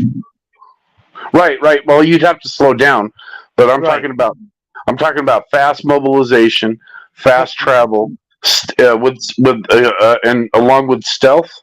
That would be perfect for that. But I really think that's better for Halo. Yeah, it is. It is. But I mean, it's better for inserting people, is what I'm trying to say. But I mean, there's no real cargo. It's, you know what I'm saying? It's not made for that. No, that's kind of my point. Yeah. Adding cargo for one person versus adding cargo for munitions. You mean like You mean unleashing somebody on a country? Oh, okay. So you're misunderstanding me. When I think about Halo, I think about dropping a person into the right place. Yeah, that's what I'm talking about. That's high altitude opening where they need oxygen. Exactly, Halo. But that's what I'm saying. Where would they keep them unless the pilot bailed on the technology? No, this is the first part of that. Once this works, they add enough for another human being, which is not that much more. Not only that, as opposed to how much munitions would away. Not only that, but if they can get a group of maybe 5 or 6 of these flying the pattern sortie and ejecting six or 7 guys as a team, that would be awesome. Yeah. Oh, exactly. And actually, just give me 1 sec. I gotta use the loo. All right, go for it, man.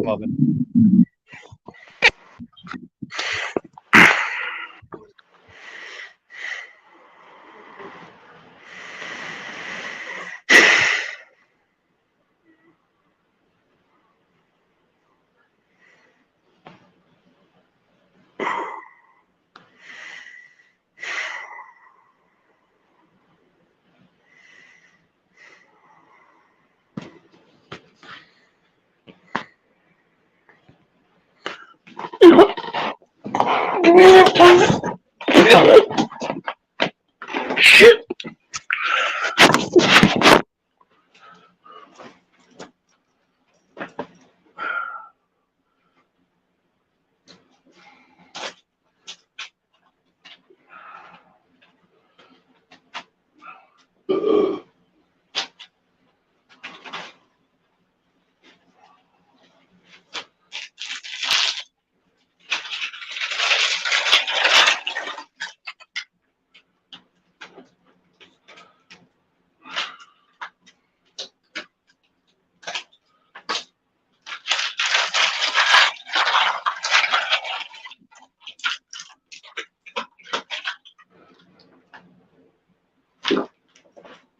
Okay, I'm back.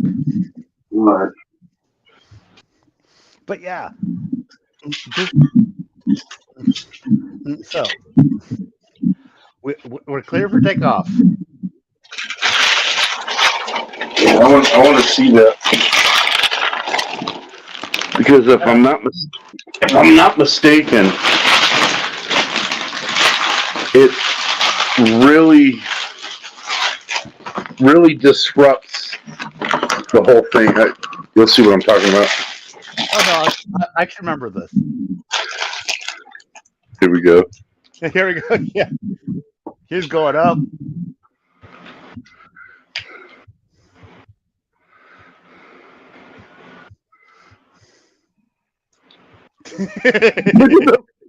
The roof blows off. Yeah, I love it. yeah. I kind of missed you saying guard shack before because I was thinking he didn't because I had in my mind tower and I kept thinking tower. Then suddenly I was like, then somebody hit me that you're saying guard shack. It's like, oh no, I get what you're saying.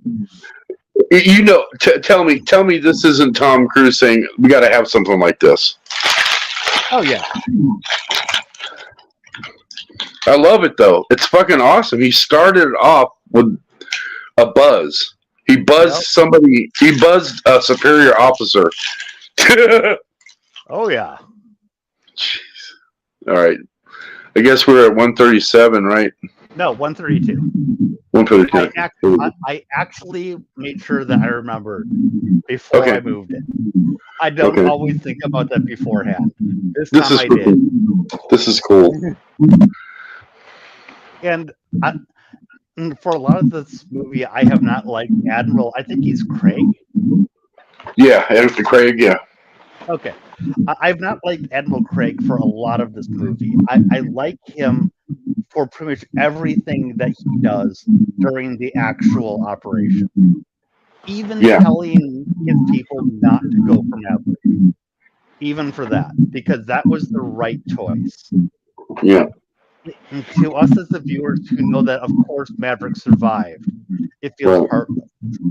Yeah. But when Maverick goes down, they point out we didn't see a parachute. Yeah. So the only way he survives is if he literally survives the crash. Yeah. So why should he authorize search and rescue in hostile territory for someone who probably is dead? Yeah. See, now that's a decision that's actually a good decision by him. Yeah. In the situation. If they'd seen a parachute, then I would vilify Craig for not allowing them to try to save their compatriot. Right. Because we know he's alive. We know he was. We know he ejected. We know he's okay. Yeah. Right now, but you're not letting us. Yeah, we know, but nobody else does. Like. Yeah. But since there was no parachute, what are the odds of actually crashing the way that he did? I know it isn't so minuscule that I have a problem with him having survived, but the odds are minuscule enough that why should especially after Maverick kept hitting home and come home, sir, and come home, sir, and come home, sir. Yeah. What? No, we're going to bring everyone home that we can.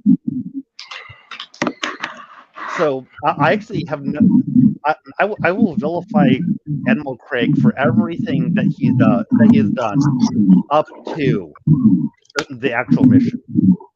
And to be honest with you, Pete Mitchell would have done the same thing.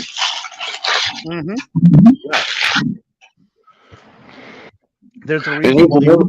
There's another. What Maverick's first response is to freaking tackle him and go, "You think I took that missile for you so you could die?" Right. Now here's something that he's saying that with this scenario, what he's saying is, and the public doesn't understand that, but anybody who's served understands that there's a certain point where a service member in the heat, they accept their sacrifice. Exactly. Yeah. Yeah. The mission was foremost. Yeah, the mission is foremost, and at this point, the mission has been completed. Yep. Now it's how many can we bring home? Yeah. Now bug out, leave me here. Exactly. Mm-hmm. So, first, all of us are willing to die to ensure the success of the mission. The mission is now a success. How many can we bring home? Yeah.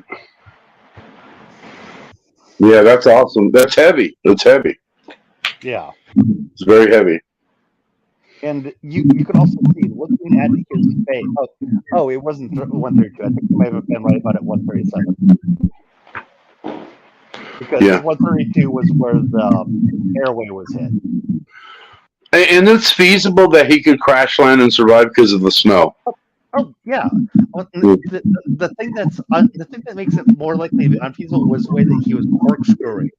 So yes. The question is, how did he land? Right. And did he, once landing, run into the mountain? Yeah. That's the thing. Yeah. But I find it very feasible that he survived. But when you're running the calculus of war, if you know what I'm trying to say. Yeah.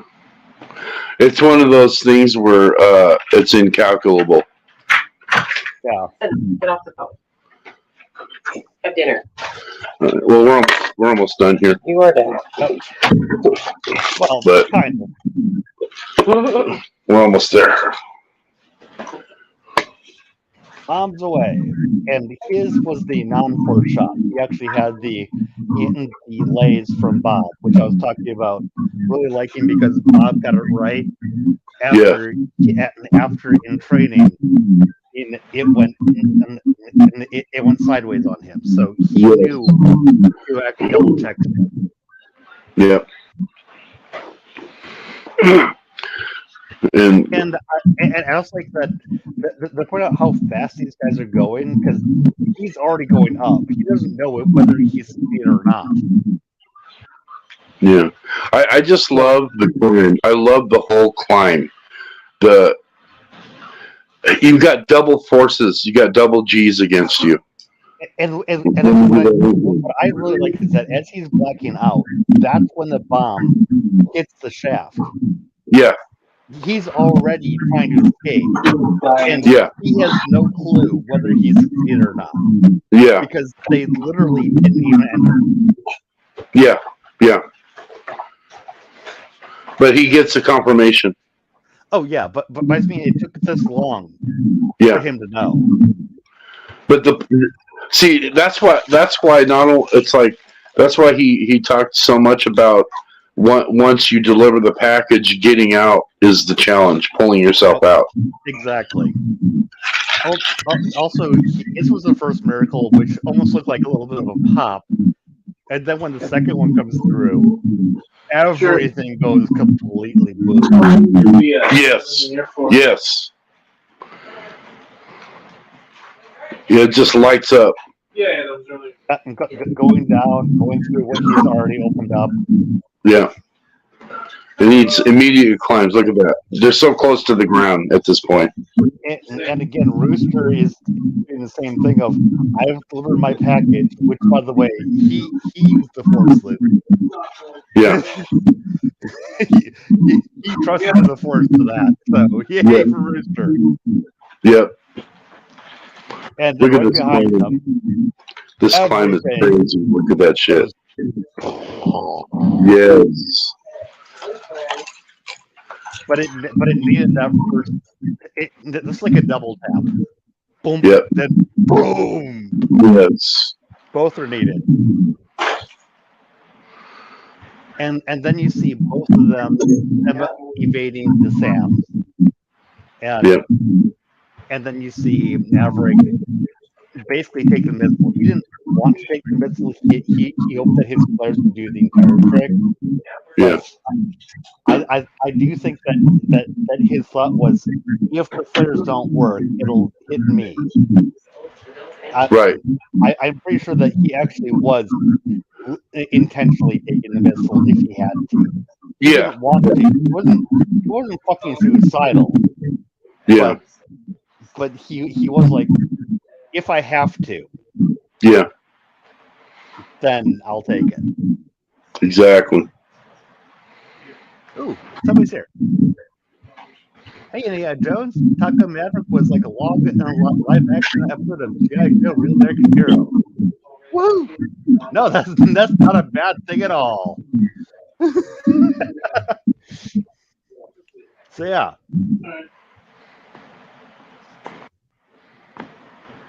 So we've got that. There's a whole bunch of flare exchanges, which kind of show that you're not immediately dead when a Sam targets you. Just you're in danger. I'm in danger. Nice. Let me get my shoes off. We got all that. We switched between command Beef and chicken then? Take a look at it's both the it's both of the A's in the Hangman. I missed that. So yeah, because I was mentioning about his helmet with Hangman. Yeah, of course, fine. And it's got the things. It's got the little underscores beneath it. So it's obvious that they're playing the game of Hangman. That's kind of cool. Yeah. It's a detail that I had missed up until this watch. I think this is my fourth or fifth time watching the movie. But I noticed it. I was like, "Holy shit, that's kind of cool." And you know what's funny is the way they did it. You can't. There's no mistaking it. You know exactly what it is. Yeah. Cool. And you have Hangman sitting here going,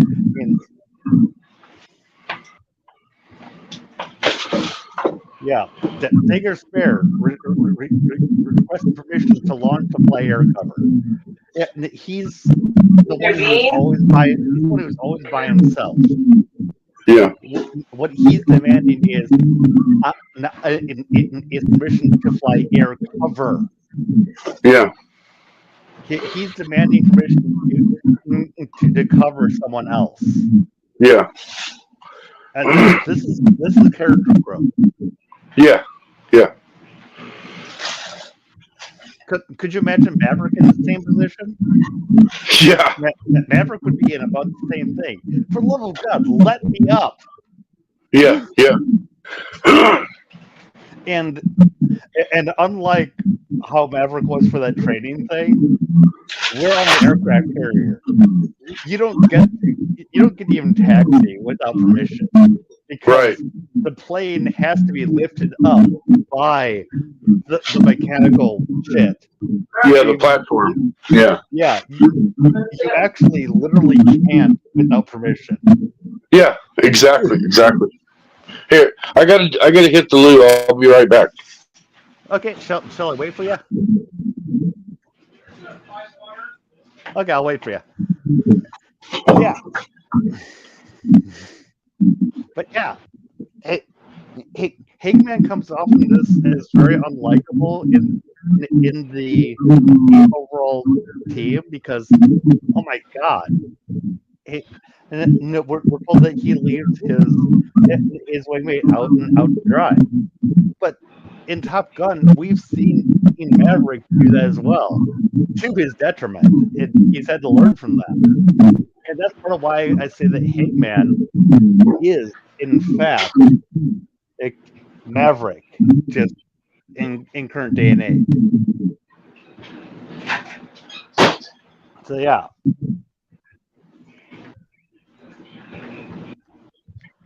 So yeah, Hangman. I don't hate Hangman. Hangman makes mistakes. So did Maverick. Hangman is current day Maverick. Hangman is current day Wedge Antilles.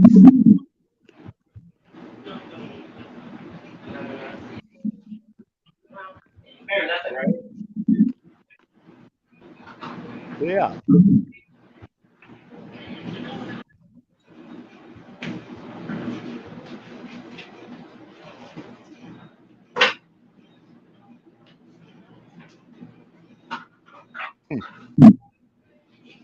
It looks like I've lost sync here. 138.35. I'm going to stop the screen sharing. I'm going to reboot the.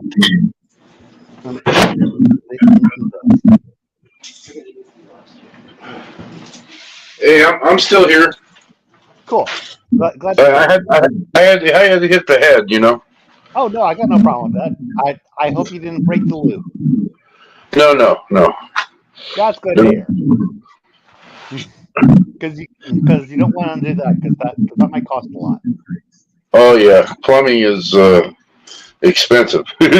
Yeah, so you need to be careful when you hit the head. That's right. You got to be gentle with it. Be gentle. Be gentle with me. Nice.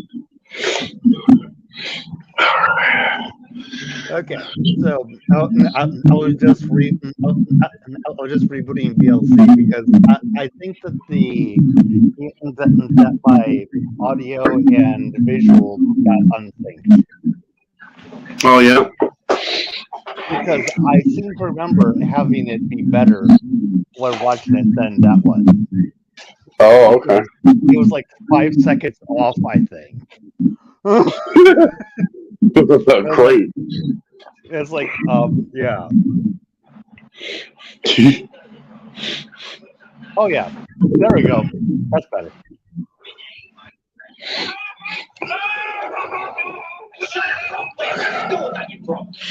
Dare I ask what's happening in the background there? Episode of The Simpsons. Yeah, I'm just going to grab some. Yeah, they're watching Simpsons. Okay.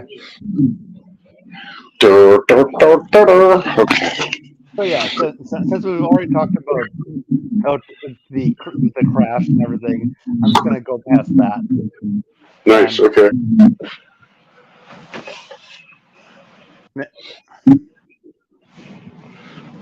Everett's God.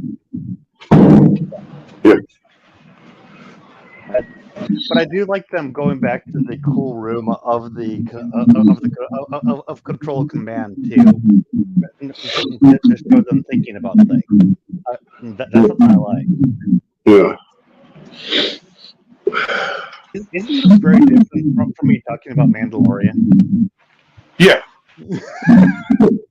I mean, there are actually things I like. I just happen to have standards. Yeah. Yeah. And we see Maverick having survived, but he's going, oh shit! There's an Apache. It's probably not an Apache attack helicopter, but when I think of an attack helicopter, I always think Apache. But it certainly isn't an Apache because this is Russian made. So yeah, whatever. But it's not even like he was saved the moment that it homed in on him. He actually had Oh yeah. he had to save himself to begin with, and if that makes sense. This wasn't just a story saving him. He was like, "Oh shit, it's coming at me." Then, "Oh shit, I need to get this carabiner off me," and then he dies behind shit. But we all know that an attack helicopter versus a human, the attack helicopter will eventually win. Yeah. Right? Yeah. It doesn't matter how long it takes. If nothing is there to challenge it, the helicopter Yeah. will win. And at this point, what's good about this part of the story is, you don't know if he has plot armor or not. It looks like he doesn't. That's what's great about it. And frankly, this could have been the eulogy of Maverick. Yeah. Yeah. Because the mission succeeded. Yeah. And he died in the field of battle. Yeah, this literally could have been his death. Yep. And he didn't get saved before the first volley. He had to save himself. Yep. It was only after the second volley, actually, sorry, during the second volley that he that he was saved. So if he didn't exert action and reasonable action, mind you, not let's tumble and boom, boom, boom, boom. At this point they had him dead to rights. Yeah, they had dead to rights, but he did have a log to get behind for the first one. But he was going to get God. Right, but the point I'm making is that it wasn't unreasonable that he survived the first. Yeah, is what I'm trying to say. Yeah. But like I said before, a human versus the helicopter without rocket weaponry, which you don't get when you're ejecting from an F-18, is fucked. But I like that he had to survive the first volley. It's what I'm trying to say. Yeah. Because if he just got there and he was just trying to pull himself up and it started firing at him and it was blown up before he did anything to get out of it, I'd be like, oh, give me a fucking break. Yeah. That's good writing. But he got out of the first one in a realistic manner, and I was like, "Oh shit, I'm dead." Yeah. It was a little bit of an ask that it blew up right when the guns were powering up. Yeah, that moment. But that's also called movie making. Yeah, Hangman came in with just at the right time. Yep. Hangman came in the no, not Hangman. That wasn't Hangman. That was Rooster. Oh yeah, Rooster. That's right. That was Rooster. Yeah. It's Hangman later. Spoilers. Yep. Because Hangman still wasn't allowed to leave, and Rooster was told to get his ass back. So the only reason why Hangman was able to leave is because they confirmed that Maverick was alive.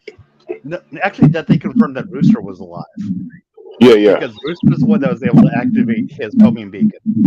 Yeah. So just to be accurate. Yeah, that's true. Mm-hmm.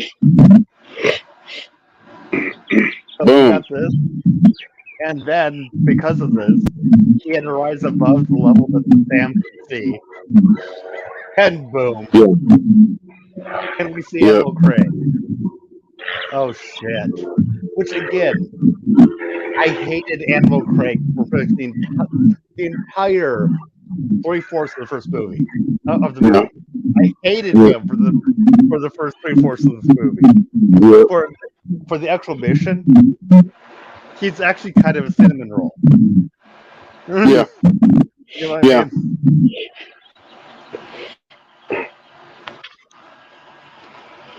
So we get them down here. Here we go.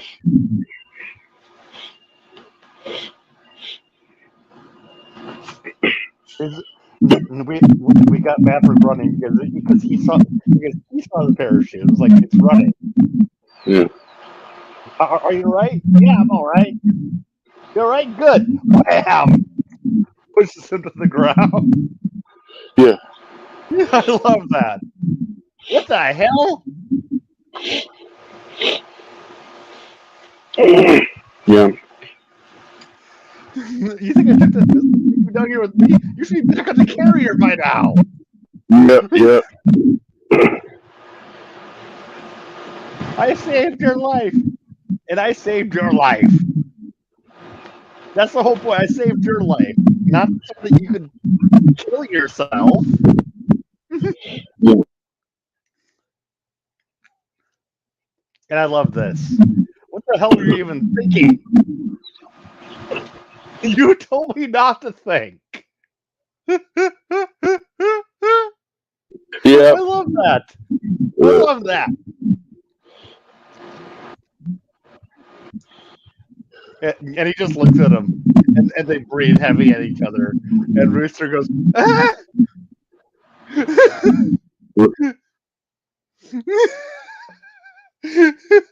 He finally doubles over and breathes out like, oh shit, like realizing You're how bad right. the situation is. And they both like each other, like. And Maverick's like, you're right. I did tell you not to think. What were you thinking? You told me not to think. And then it's good to see him. So, what do we do? Well, we do know that there's some F-14s on that base over there. Yeah. As How they about go we to the hotwire base, one? Get the hell out of here. as they go to the base that's in smoke. Yes, black smoke. That shit is on fire, man. And Rooster's basically looking at him going, are you insane? It's like, well, what else do you want to do? Yep. It's like, at this point, it's like, well, we can curl up in a ball in the snow and die of hypothermia. Yeah. We can try to walk up to space and put our hands up and hope that they just put us into a gulag instead of shooting us on sight. Or we could sneak in that fucker. Yeah. So which one do you want to do? I admit that the F-14 is insane. Are our other choices any better? No. There we go. And seeing the two of them working together, I just love. Yeah, and you know what this sets up. You know, the come full circle shit. Yeah, oh, exactly. That's what I'm saying. It's the full circle, especially when and there's the communication of you hit the switch of the UH whatever. It's like there's a lot of switches back here. I don't know what that is. That was your dad's job. Yes. Yeah.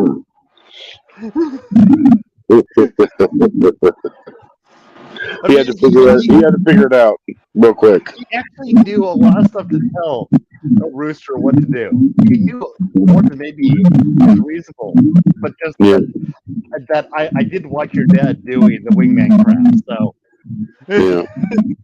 so I can tell you these things, but in some ways it's like, you know, the amount that you've actually told us, like, is it?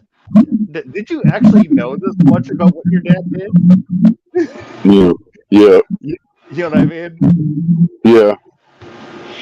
I mean, I don't have a problem with him, but the amount of tutorial that he gave Rooster for this, like, I'm not sure how much of that you actually did know.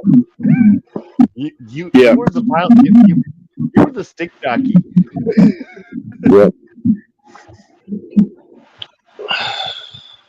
But they make it work. And we get yeah, well, they're together. Yeah. So I'm not even that pissed off by any of this. I'm just saying.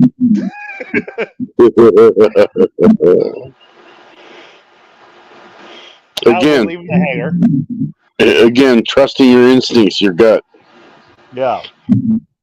We're leaving the hangar. We're going onto the taxiway. The taxiway. Yeah. And the runway should have been fine, other than the fact that we destroyed it. Right.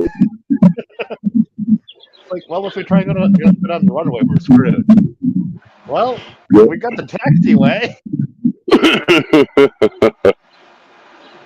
It's a good thing we're skilled at taking off and landing in shorter spaces.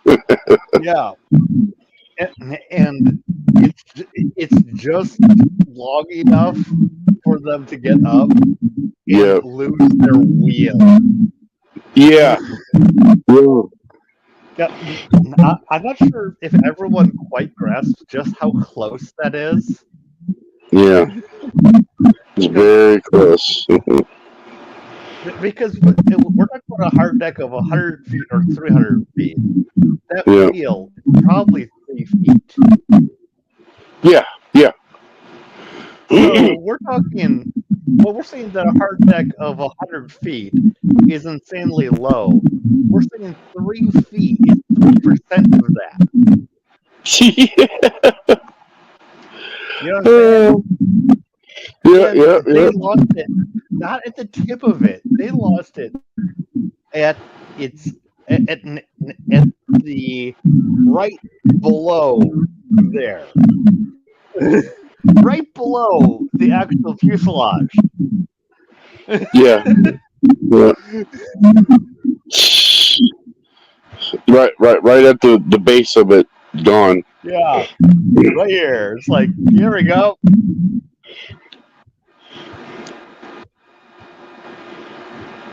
Both runways and craters, like, well, yes, we already knew this. This was our intention from the beginning. Yeah. We did this on purpose. So, of all of us, we know that this happened.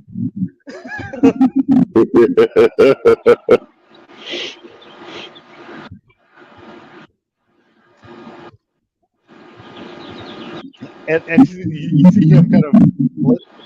One thing that I like there is that you see his eyes going back and forth, because that's what you kind of do when you're thinking things through. No. And you're not worried about somebody in real life looking at you. Your eyes track the imaginary information that you're running through. Yeah. And it's not imaginary because it is in your head. You're scanning things in your head, and your eyes just kind of follow it, even though it's not there. Yeah. It's like reading. It's like reading. It's like reading in your head. Yeah, and I like that they actually have his eyes go like that. Yeah.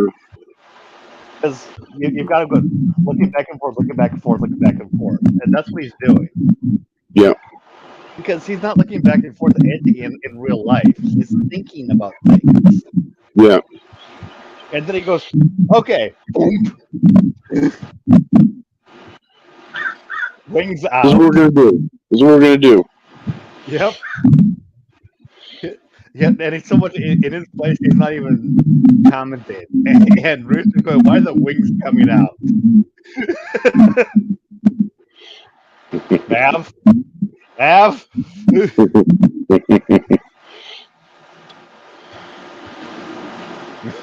is taxiway.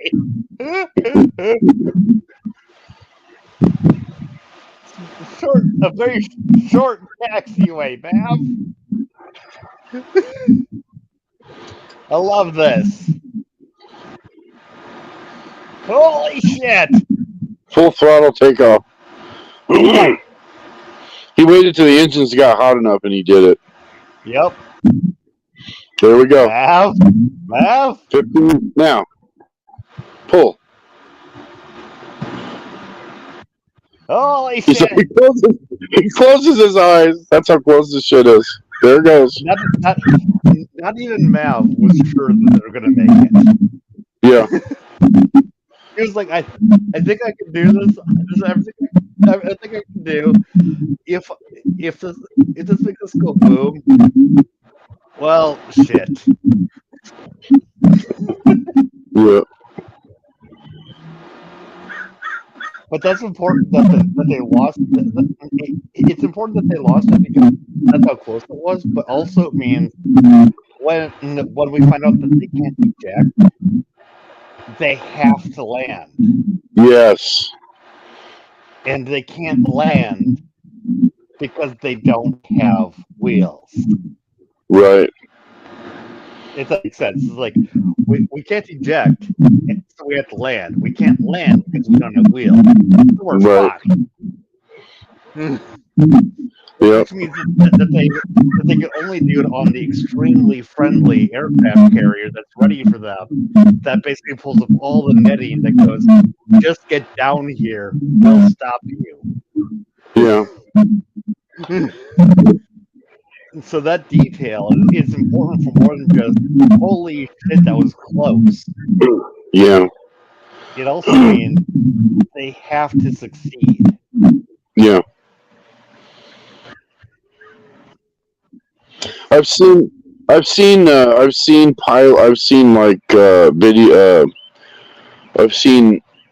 videos of pilots using the plane itself to slow themselves down by going vertical against the flow.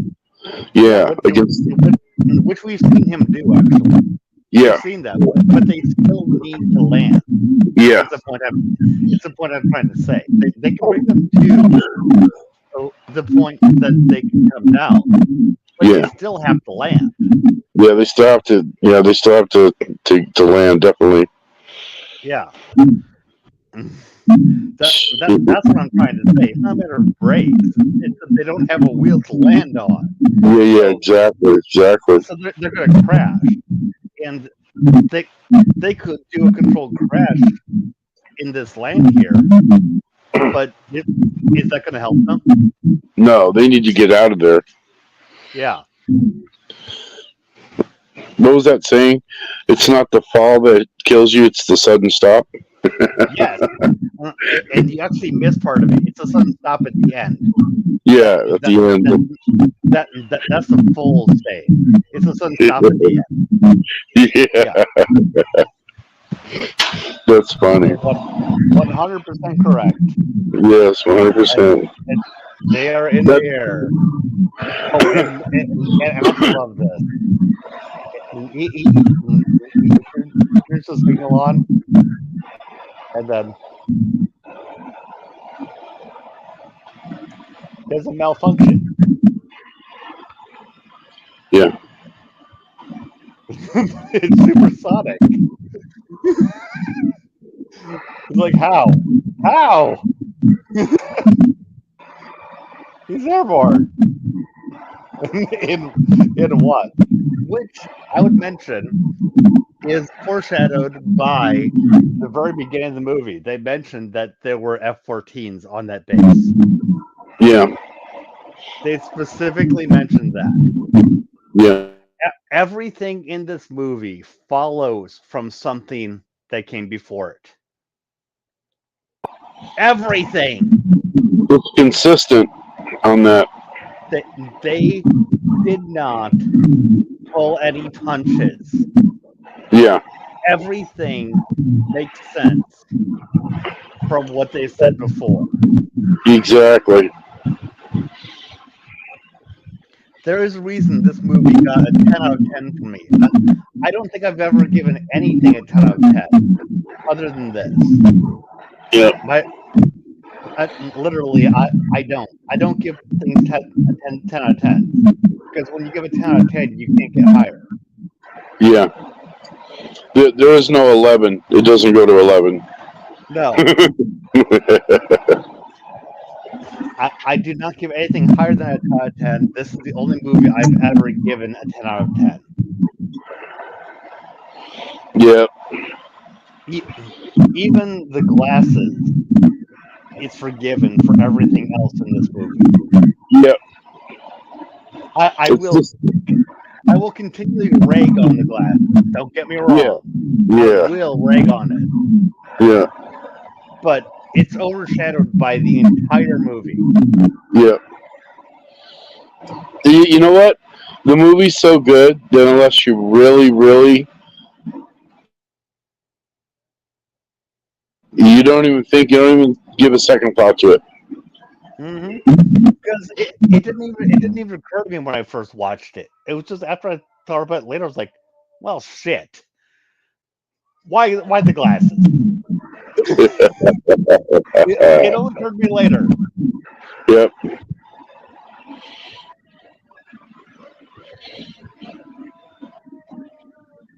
In what?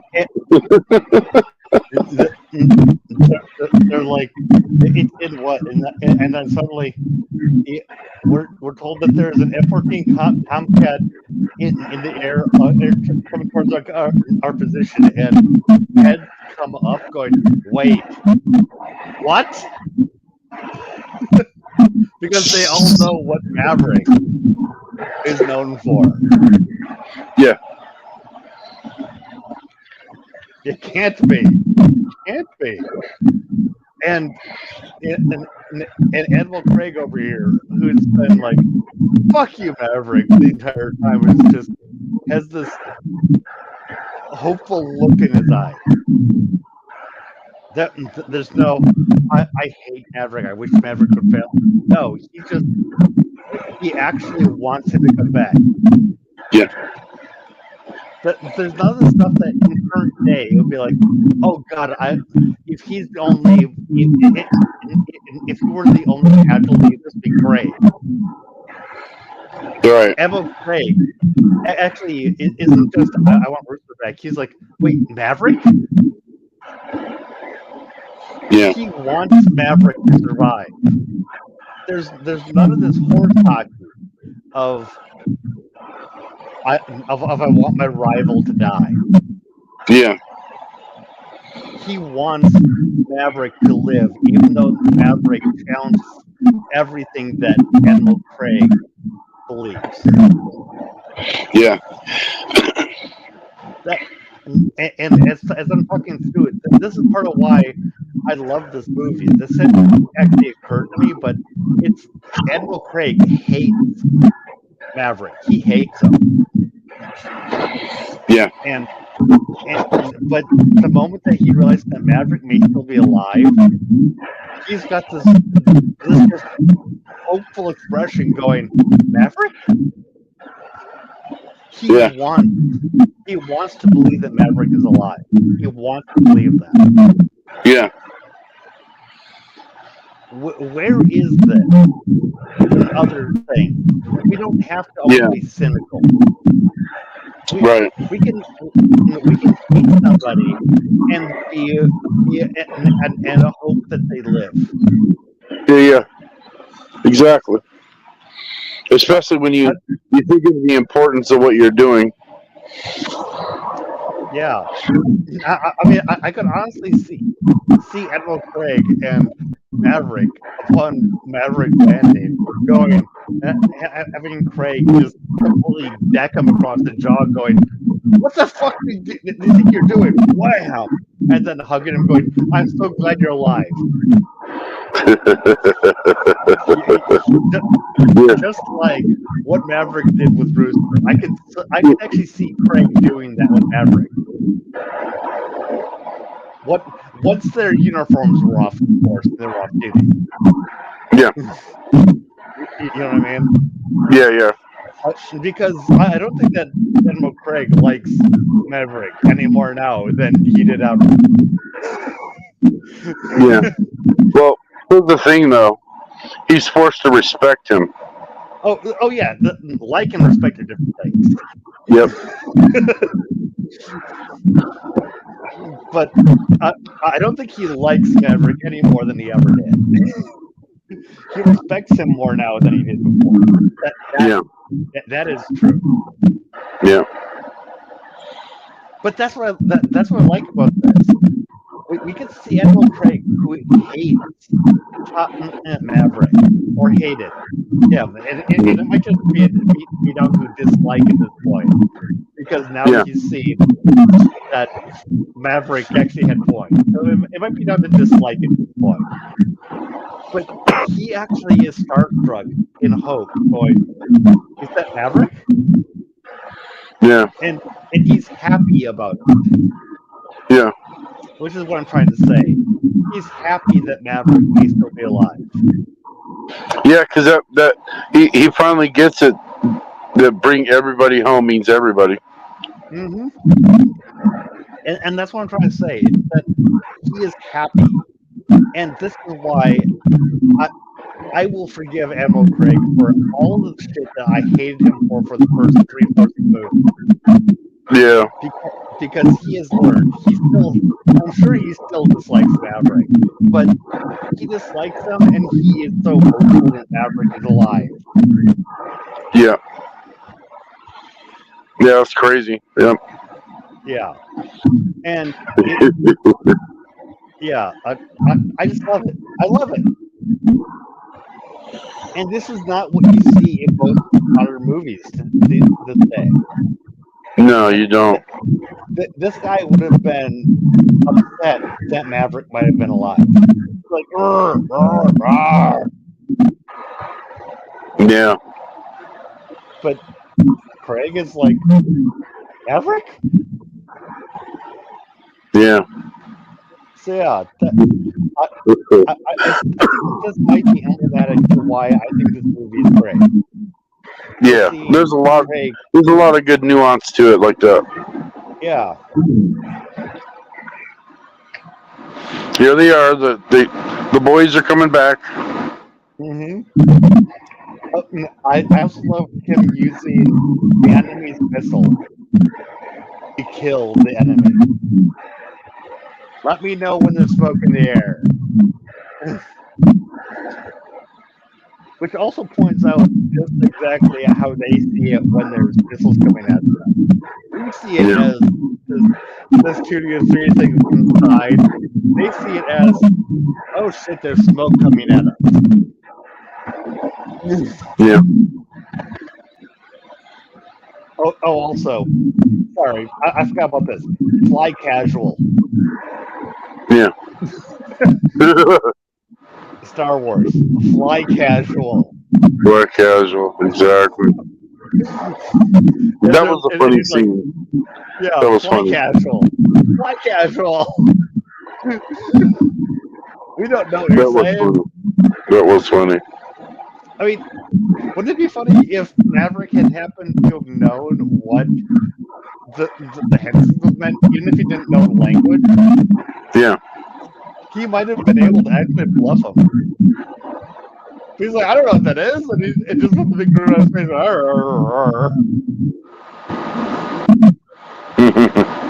The radio's down. Sorry. They're getting back into weapons envelope. And then Maverick shot first. No controversy there. Nope. Anyone else wants this? Maverick shot first. And then, as they're coming down, let me know when there's smoke in the air. Okay. I do flying maneuver. Boom. Into that. And now instead of being 2-on-1, it's 1-on-1. Maneuvers, flying maneuvers. Yep. And flight maneuvers in terrain, where if you're in the sky, there's one thing that your targeting system can see. And they show how many. And they show how many. Yeah, see that shot? They showed how many rounds he has. Yep, which they've been showing, and I'm down to my last run, which is 32 rounds. Because everyone needs to remember that these are actually gun rounds, not missiles. Just I'm shooting bullets. That's it. You're down to guns. And then he knocks it down with that, but then he's also out.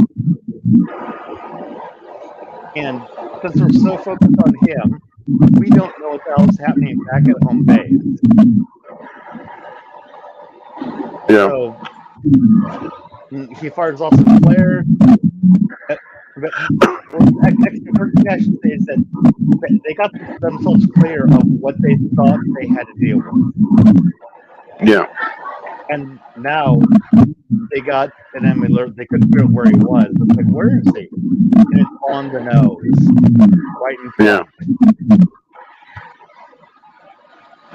And that just kind of shows to me just how easy it is to miss somebody who's coming at you. You know what I mean? Yeah.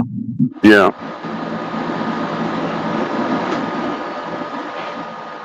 They got that.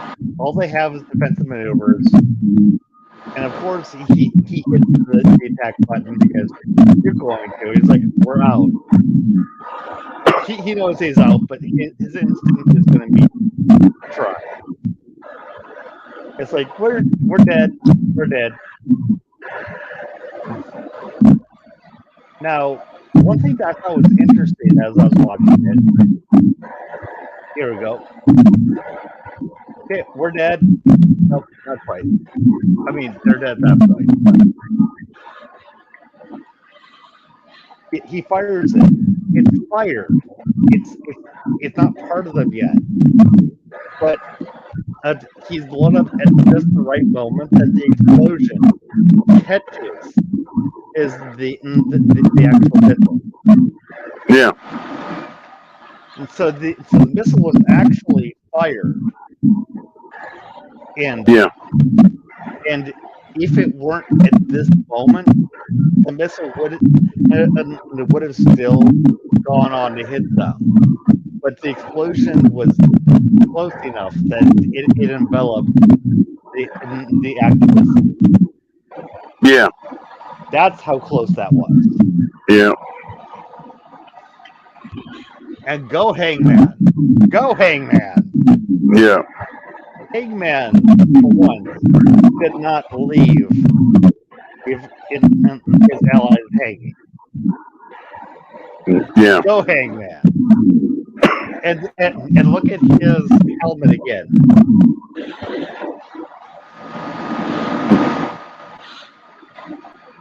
See what I'm saying? Yeah. I just love that. That's cool. I'm annoyed that I missed that when I was watching it. But I love that Hangman's helmet is actually playing the game of Hangman. I love that.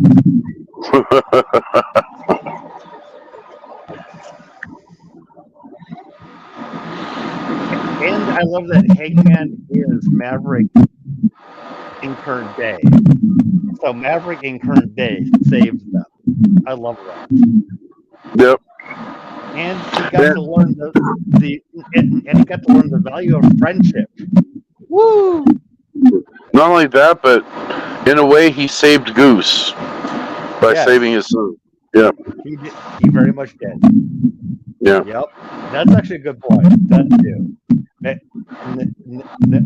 Current day Maverick saved Goose's son. And that's because Maverick actually taught Hangman how to be not. Yeah. But never taught current day Maverick how not to be him.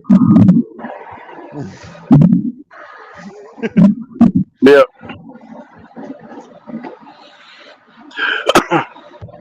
And now we get to see the other buzzing of the tower that you're talking about.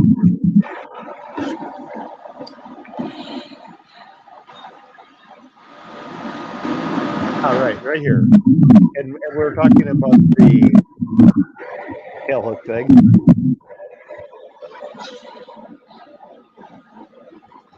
No front landing gear, no tail hook. Because, well, I kind of killed the front landing gear when it blew up. And no tail hook because this was not a fighter designed for sea. Yep. I've screwed them both then. So, help! And also, we can't eject. So, Yep. we can't just hop out and you just pick us up with a lifeboat. So, yeah, help.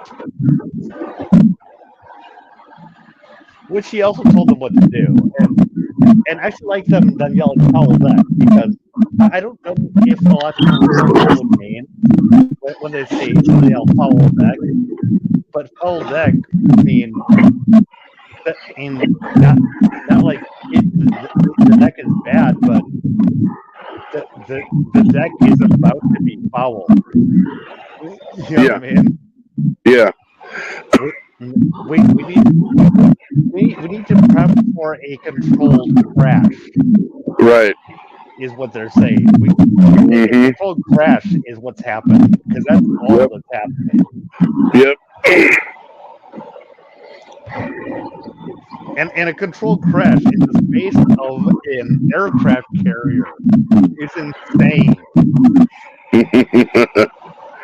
A normal landing on an aircraft carrier is in itself kind of insane. Exactly. A controlled crash on an aircraft carrier is, what are we doing? Right.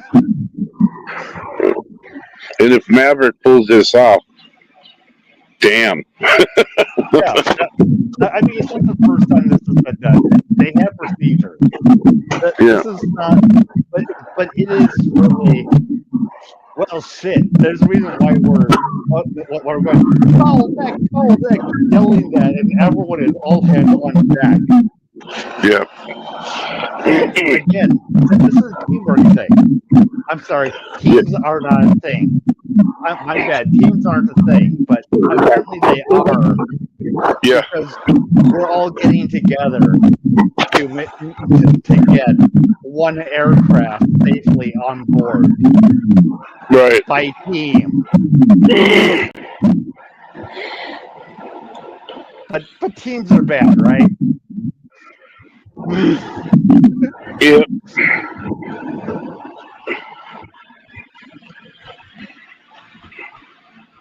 Boom, there's the buzz. Boom! Yep. And it's with the full-on Mission Impossible music there. It's fully with that. He didn't do it. It wasn't on purpose, but it was like, yep, that happened. Yep. Mind you, he might have actually tweaked a little bit because he wanted to get that close. I wouldn't be surprised. I was like, it's happening anyway. Why not? Yeah. Because he seems to be smiling about it.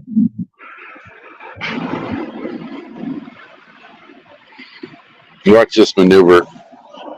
Yep. This is cool as fuck. Uh-oh. He lost the engine.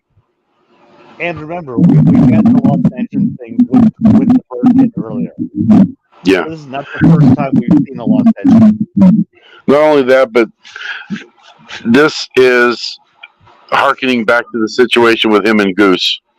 Oh, exactly. But I just mean that they actually kind of foreshadowed losing the engine is the worst thing, but also can lead to catastrophe.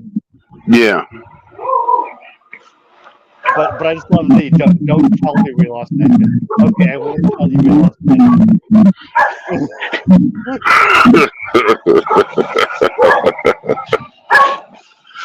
Here it comes.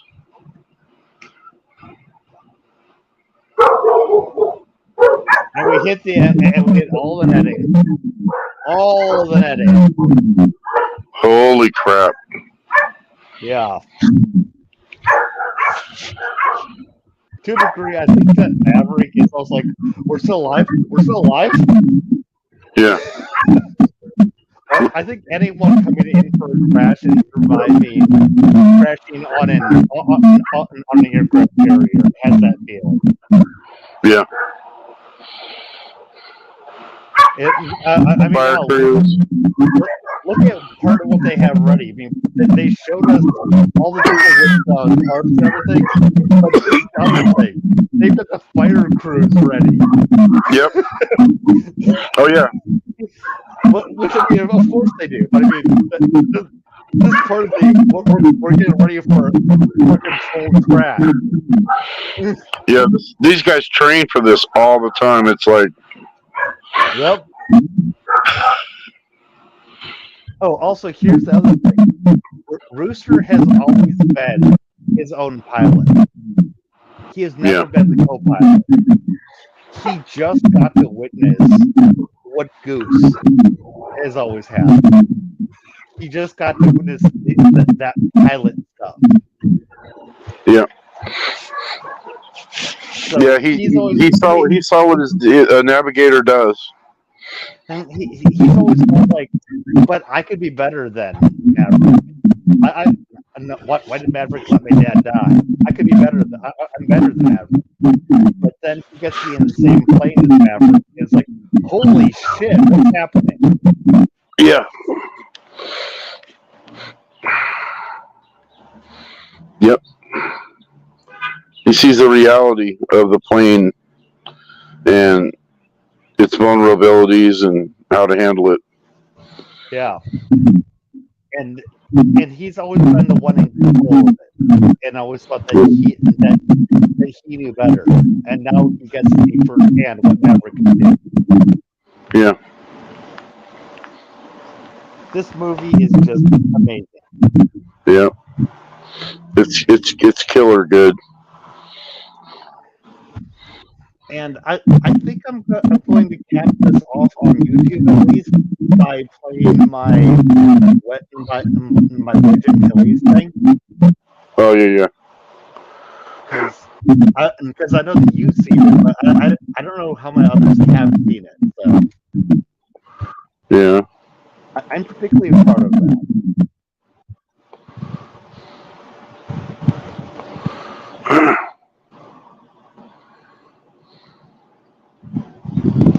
Maverick is Wedge Achilles. Okay, moving it over.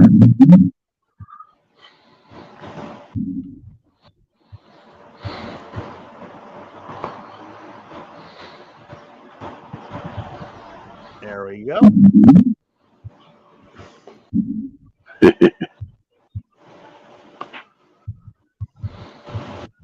Well,